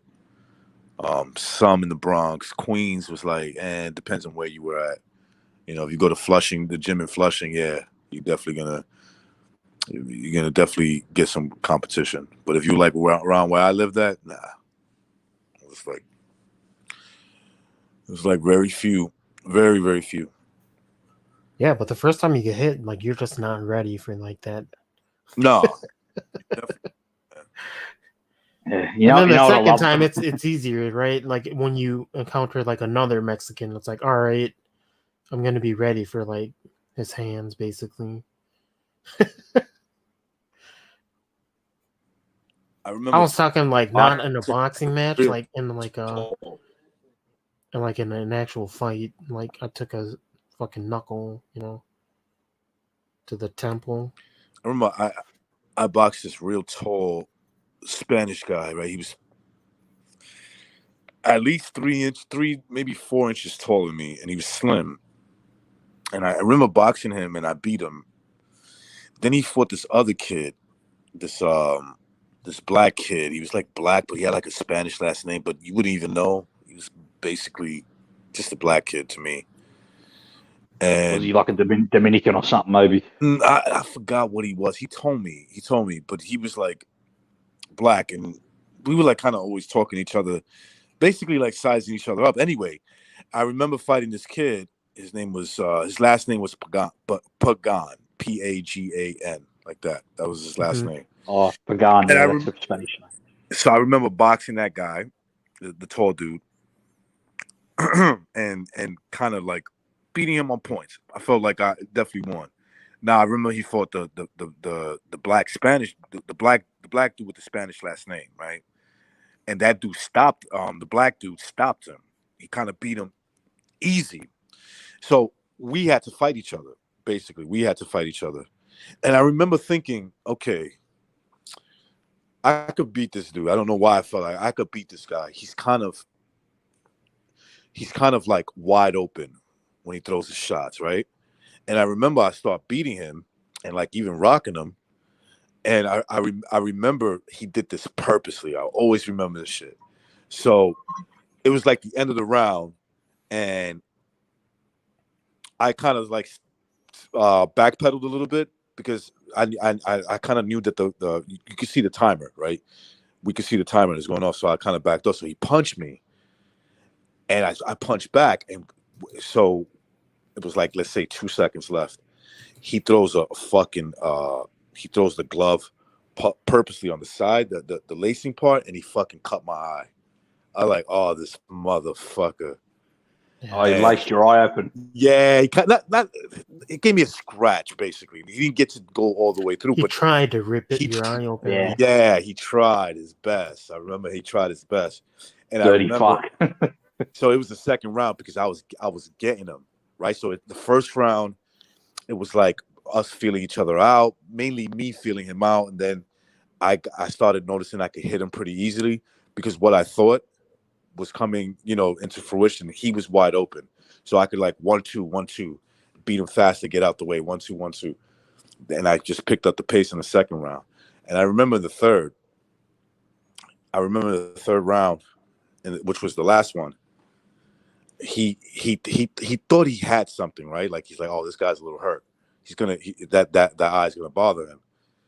And he starts like fighting, but like he's gonna fight in the middle, but he's on the back foot. And he was just trying to go for that one kill shot. Like that told me right there, I got him. Like he basically is now just looking for a one-shot deal. He thinks that I'm gonna be so mad that I'm just gonna jump in and let him catch me with a real big shot, right? Like, dude, I could see that coming from a mile away. Yeah, super obvious, man. But he started it with a cheating move, That's how like he's gonna, because again, that's how I learned. Like people, they go about it differently when people run out of ideas, and it's just like I don't think I could box with this dude anymore. I don't think I could. I think he'll outbox me. And it's like there's many ways to like give up a fight. You try the dirty move. Okay, that doesn't work. All right, fuck it. I'm not gonna quit. I'm not gonna say I'm done. I'm just done competing with this guy. Like I'm not gonna box with him head on anymore. Yeah, great point. A lot of the times when they cheat, that they're looking to get disqualified. They're looking for a way out. That's another way of quitting, you know. They're hoping for disqualification or that it fucks you up, right? And like it deters your it messes with your mind. Like it'll get you angry or whatever. And who knows? He could have if he would have cut me deeper. I don't know. You know, maybe he would have cut me real deep. Yeah, he might have lost it. He could have lost you, got that angry at him, or whatever. I remember he was so pissed off. We were talking, and I was like, "I know what you're trying to do." He's like, "No, no, no." He's like, "We could do it again." Like he kind of like insinuated we could fight outside. yeah, we could do it again. I was like, "Yeah, right, man." I was like, "Sure," but I know what you did. I know what you did. But then on the street, if you start beating him, who knows what he'll do then to get out of it. He was. I remember that. I remember saying to myself, he would be a problem on the streets, but you know. Yeah, he might even pull a knife out. He might even pull a knife out if you start beating him. Yeah, never know. His name was Matt Molina. That was his name, Matt Molina. That was his name, that motherfucker. Just giving him a call out. Shout out, Matty. Shout out to Matt. Shout out to Matt Molina. I don't know whatever happened to that dude. It was him. There was this kid named Dwayne. I always remember these dudes. Dwayne. He was another guy. He was another competition guy there. Beat him twice. Matt Molina beat him up one time. It was always me and that guy, Matt. That was his name. It was always down to me. Huh? Did many of them turn pro that you used to compete against? No, I don't. I think one guy turned pro around that time, but it didn't work out for him. But he wasn't a guy that I fought. He was older than me. He was in the same gym as my dad, but it didn't work out for him. Like, I think he got knocked out like in his third fight, and then went to jail, some shit like that. It was some weird shit. Like he went to prison, came out, tried to box again, but it didn't work out for him. Just didn't work out. The fight game is so fucked up when you actually know like how it kind of works, right? It's like all messed up, man. Oh yeah. There's always like, all of these guys are just chosen. It's like, come on, Nico Ali Walsh, come on, dude. Like, yeah. I'm looking at his style. I'm like, so easy. I'm looking at when I was younger. I'm like, I think I would have outboxed the shit out of this guy. Oh yeah, knocked him out. Right? Probably would have knocked him out. That's how I remember myself as like his age and fighting. I was like, nah, I think I would have beat that dude up. Even when I was like 16, 17, I think I would outbox him. Exactly. And like I think exactly. Like even if I was like 14, right? Like yeah, like maybe even then, but definitely when I was 16, 17, and I'm like, come on, man, this is just like average just for show. Man. Yeah, it's just average stuff what he's doing. It's like it's crazy, man. Like you're talking about going pro, right? And like some of these guys, I'm gonna go pro, and then they get ripped off. Basically, it's crazy. Yeah, boxing has a way of like, you know. I'm sure this happens a lot where they just like overlook a guy purposely. They're like, nah, he's not what I'm looking for. And I have a feeling that I got somebody that he can knock off. So maybe if I just ignore him, he'll go away on his own. Yeah. Or like, oh, this dude's ugly. We can't promote him to the that girls. too. Yeah. You know, exactly. Like crazy. Yep. There was one dude from North Dakota, and I went to just like a small show. And he was like 0-0, right? So it was his debut. And he was fighting some dude that was like 0-10. Right? He goes in there, he's got cold feet, right? Dude's not even throwing any punches at all. Right? And he was supposed to be like this, like I forget what somebody said. Like somebody, because they traveled, right? Like you're going from North Dakota to Minnesota to fight. How far is that fight's got? Like say drive? About 6 hours. Okay. It depends on where you're going, right? So what part of the state? Yeah. Yeah, it could be like 10 to 6. Virgil Hill was it South? Was he from one of the Dakotas? I think. Yeah. I think he was from South Dakota. Yeah. You remember? Me dad used to spar him. Recognize because he came out here for a bit. Virgil Hill, yeah. Yeah. Yeah, but this kid, he brought his family, and we're like sitting next to his family, right? And he's like, "Oh yeah, this kid's so good, man. He's gonna just knock this dude out." So they go in there, right? So the guy's like, "It's his pro debut." They ring the bell. The dude is like, just got cold feet, and there's like no crowd either, right? So he just basically choked, and like the dude was like 0-10, like just dogged him. It was crazy. It was like First win. yeah, it was his first win. Like after 10 fights, like they basically handpicked this dude for you to go and knock out, right? And then like he just completely froze up. Like it looked like he was just a punching bag. Yeah, he But the guy wasn't even throwing hard, you know. It's crazy. Just a 4-rounder. Sounds like he froze up. Yeah, that's exactly what that is. Yeah, we're For just whatever like, reason, he maybe it started happening on the way to the ring, maybe even before that, right? I have no idea, man. Dude, I can remember feeling nervous for these fights. I remember that shit, but then go in the ring and at least throw, like it'll click. You get what I'm saying? It'll be like, okay, you're in a fight now, and that shit would go away. It would just like leave me. But I can remember going in thinking like, man, I think I'm gonna get my ass whipped today. You know, That's how Tyson explained it when he used to walk to the ring. Said he'd be petrified. Yeah, so But by the time he got I in there- never fought amateur, right? Or like even pros. And like in a street fight, you have to just fucking just go at them. Yeah. Or like if you get knocked out, you end up like that guy where the 20 people were just kicking him in the head. Stomping him. Yeah. Stomping the shit out of him. That's what I don't like about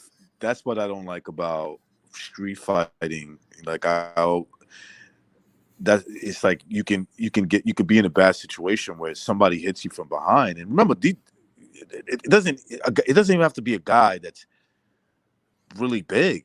A guy 5'6", 150 pounds could knock out a guy, especially if he's hitting him from the blind spot. Yeah, just hit him with a fucking fucking sick. rabbit Yeah, punch, right? that's it. Exactly.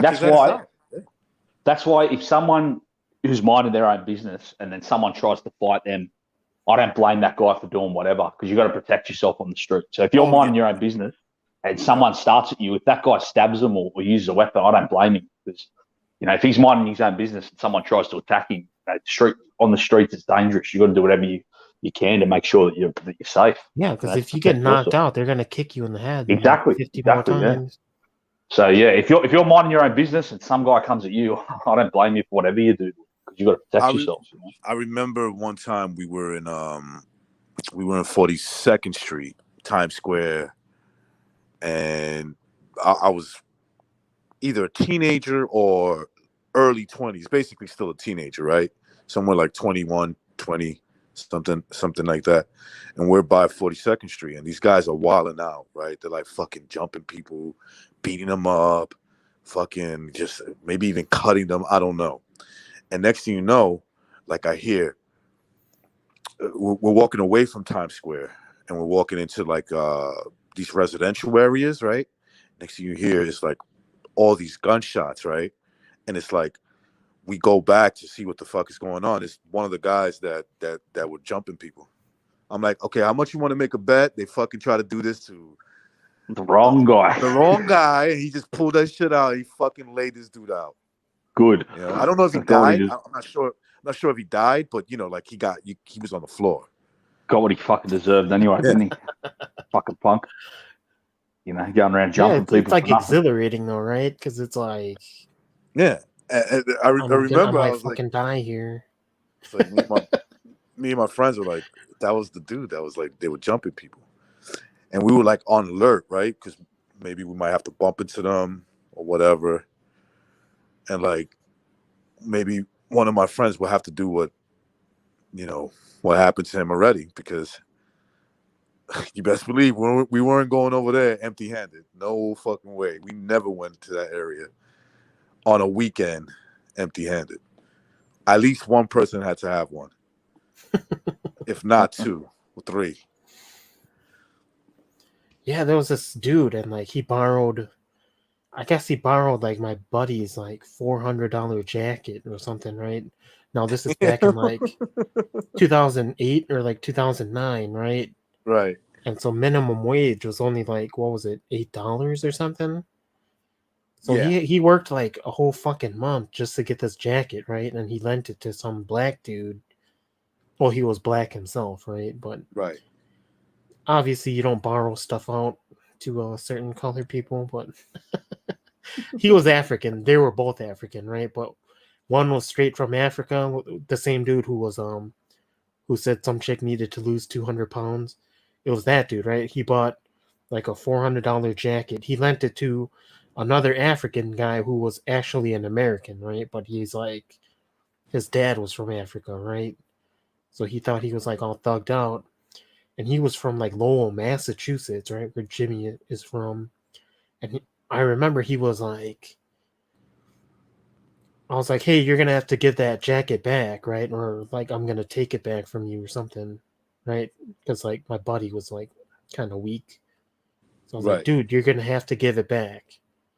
Right? So I confronted him and he's like, you're not going to do anything. Like, I forget what he said. If he was like a gold, what do you call those amateur tournaments? The winner, the gold? Oh, you Golden mean glove? The golden gloves, right? Okay, so he you said did he the golden claimed glove, he gotcha. was like fucking one of the better dudes. Like he had the silver and the gold, whatever it was, right? I'm like, I don't give a shit, right? You're gonna give this jacket back, right? And we were at a party. Like, I forget what the whole setting was, right? But like, he needed to give my buddy his jacket back, so I went to him, like, pretty much force him to like bring it back or like to give it back, right? And he's like claiming he's like this super good boxer, and I'm just like, you're not gonna do shit, right? I'm like, I don't care what you are, like, you're not gonna do anything. Like, you're either gonna give this jacket back or I'm gonna mess you up, right? And then I made a mistake, like I kind of turned away, right? And this fucking dude, he tried to like sucker punch me like on the chin, right? So like I turned my head or something, I forget what happened. And I was stupid. I'm like, I didn't keep my eye on him. And he threw a freaking punch at my jaw. But I could tell he was trying to land a chin shot, right? But he missed it because I think he threw the punch right as I was turning, right? So he missed my chin, but he threw it at an angle where it hit like the back of my jaw. And like, I just grabbed him by the neck and I just put it on him and he was just like fucking out, right? He was standing on his feet, but he was out and he was like, you know, when you whoop some dude's ass and they put their arms out, like, you concede, I'm done, right? I forfeit, kind of like Mercy. Yeah. Oh, he's doing right? the... He had when they're doing like the pushback, right? Mm-hmm. Like, oh, I'm done, I'm finished. And I'm like, all right, you're gonna get the jacket back, right? And he's like, yeah. Like, he was being a bitch, right? Sure. The next time we see him, he was supposed to bring the jacket back, right? And I'm guessing I'm fucking tired, man. I'm slurring and shit. Yeah, me too. So the next time we see him, I'm like, hey, where's that jacket, right? And he goes into like the same thing. So I might have like concussed him, where he didn't remember he got knocked the fuck out, right? Oh, because we had the same conversation, right? It was like, hey, are you gonna bring the jacket? And he's like, what jacket? The $400 jacket. Like, you said you're gonna bring it back. And he's like, I don't got the jacket, you know? Like, he's doing the whole routine again. He's doing the whole routine again. Man, I'm the silver gloves, whatever. I'm the golden gloves, this. I'm like, dude, we already went through this. Like, I knocked you out or something, you know? Like, you got beat, dude. Yeah, beat you. And he's like, yeah, so like he must have fucking just lost memory of when, you know, I whooped his ass, because like I just went basically apeshit on him, right? And like he went through the same routine. It was crazy, like, because I had my buddy who obviously the jacket was his, and he was confused, like, what's going on here, you know? It was weird, man. It was like the weirdest thing ever. You can knock somebody out where they forgot. I don't know if I ever told you that story where I knocked this guy out. He gets back up, and he's like beating up on like one of my friends that are like never in trouble, but he just saw him with me. And it's funny because I think he just doesn't remember. Obviously, he doesn't remember me knocking him out. So he's like, "What the fuck happened?" Right? He's like, "What the fuck happened?" And we had to run it back, and he had like some fucking serious strength, man. Like some serious strength. I couldn't do it again. Like for sure, I couldn't do it again. This guy was like almost like possessed, you know.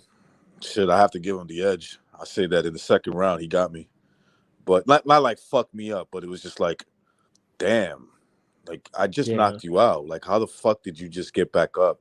You woke up, you got up. You're like, what happened? What happened? I can hear him saying, what happened? What happened? I'm upstairs. I hear him beating up on my friend. He's like, tell that motherfucker to come down right now, or else I'm gonna kill you. He's like, so he's trying to fight you again, right? Right. So he's like, let's run it back. And the crazy thing was, right, like, okay, it turned out that he knew my brother. And so I heard his name, but I didn't know it was him. And he was like, I didn't know that was he told my brother, I didn't know that was your brother.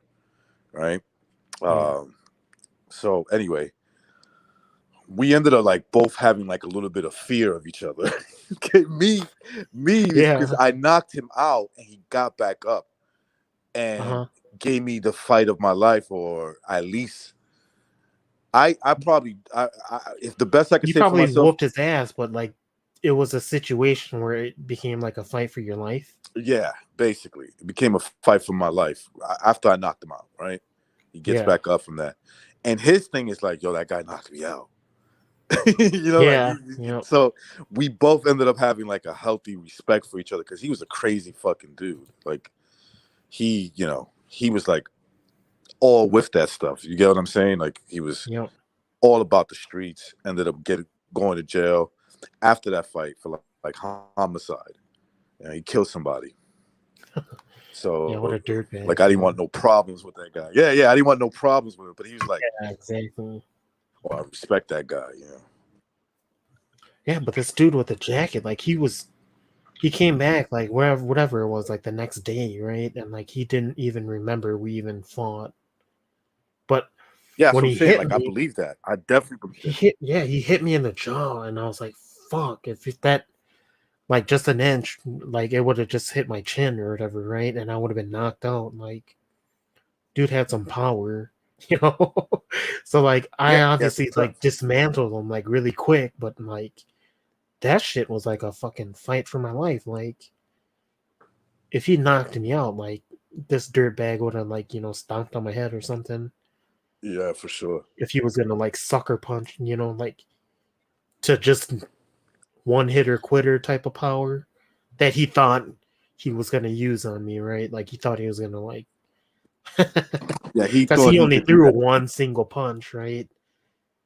Which was a haymaker, and then that's when they can't really like they're either overconfident or they don't have the skills like they do because they're always looking for that one fucking punch, and maybe they have it, right? Like you could have it, could be an average guy and like just have a nice like a one hitter quitter. Yeah, exactly. But I mean, this is just bare fist, right? Like he punched me in the face, and I was like, I remember exactly what I did to him, like, but it was so fast, and I was like, I just wanted to kill him. I remember what did my brother tell me? He says, boxing. I know I'm crazy. That's what he told me. Because but it's true though. Because my brother didn't box like me, but he had this fighting stance that was built for street fighting. Right? He like separate his legs in a way where it was like he was He's his got feet leverage. were- So you yeah, push he him. got this leverage, and you know when you're talking about knuckles, right? It's like I could just touch you with the right punch, and takes all that boxing out the window. Yeah, but like this guy who claimed he was a good amateur boxer, like I wasn't worried because like I obviously had martial arts skills, right? But it wasn't just relegated to just boxing. Right. Yeah, and like he came back and he just said the same shit, just like basically on repeat. It was crazy. Because you hit him Like, so do you hard. not? I forgot about that shit. I didn't hit him. Yeah, I wailed on him like 10 times, maybe. Like, Yeah, to the that'll knock you temple. out. 10 Yeah. punches, bare knuckle punches, that can make you forget that, you know. Yeah, I was holding him too, like. So I had a hold on. You know how you give the Muay Thai knee, how you clinch them between like the wrist, right? Mhm. So I had one arm like that, and then I was punching him in the temple. Oh yeah, the temple shot. Yeah, so he was fucked up. But The temple obviously shot, this jaw, and this was before anybody knew anything about concussions. But yeah, this dude came. Can you imagine how Never many got the people- jacket back, right? Never got the jacket back because he never remembered that he got his ass whooped. He ended up beating his ass so much he forgot that he had. Yeah, dude, that was fucked up, man. That he just forgot. He just kept denying that he had the jacket, right? But he had like a Facebook post after that. He was wearing the damn jacket. It's like, dude, He thought he bought it. he didn't think he bought it. He knew he stole it, but you know, he's trying to act like it's his. Well, it obviously ended up being his, right? Because like he just kept it. Yeah, I just came back. I just came back, but this reminds me. Remember the Sopranos episode over the jacket? He gives the jacket away, the leather What jacket. episode was that? Oh, the jacket. Yeah, he gives Tony this jacket that he wanted when he was a kid, and then Tony gives it to the maid or something, to the maid's husband, and the guy fucking cuts him so bad. He gets that depressed when he sees the fucking jacket he's given away. Oh man, I'm on like episode like 4 or something like that, season 1.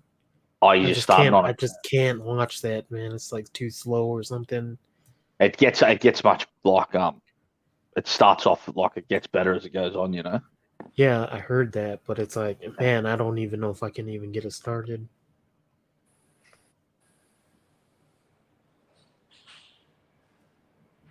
But yeah, dude, like, Old Dog was saying he's watching it as well. I think he just started. Yeah, I think it's all because of this. Yeah, go ahead and end it. Yeah, I'm just gonna end it. Peace, everybody, yo. Well, good.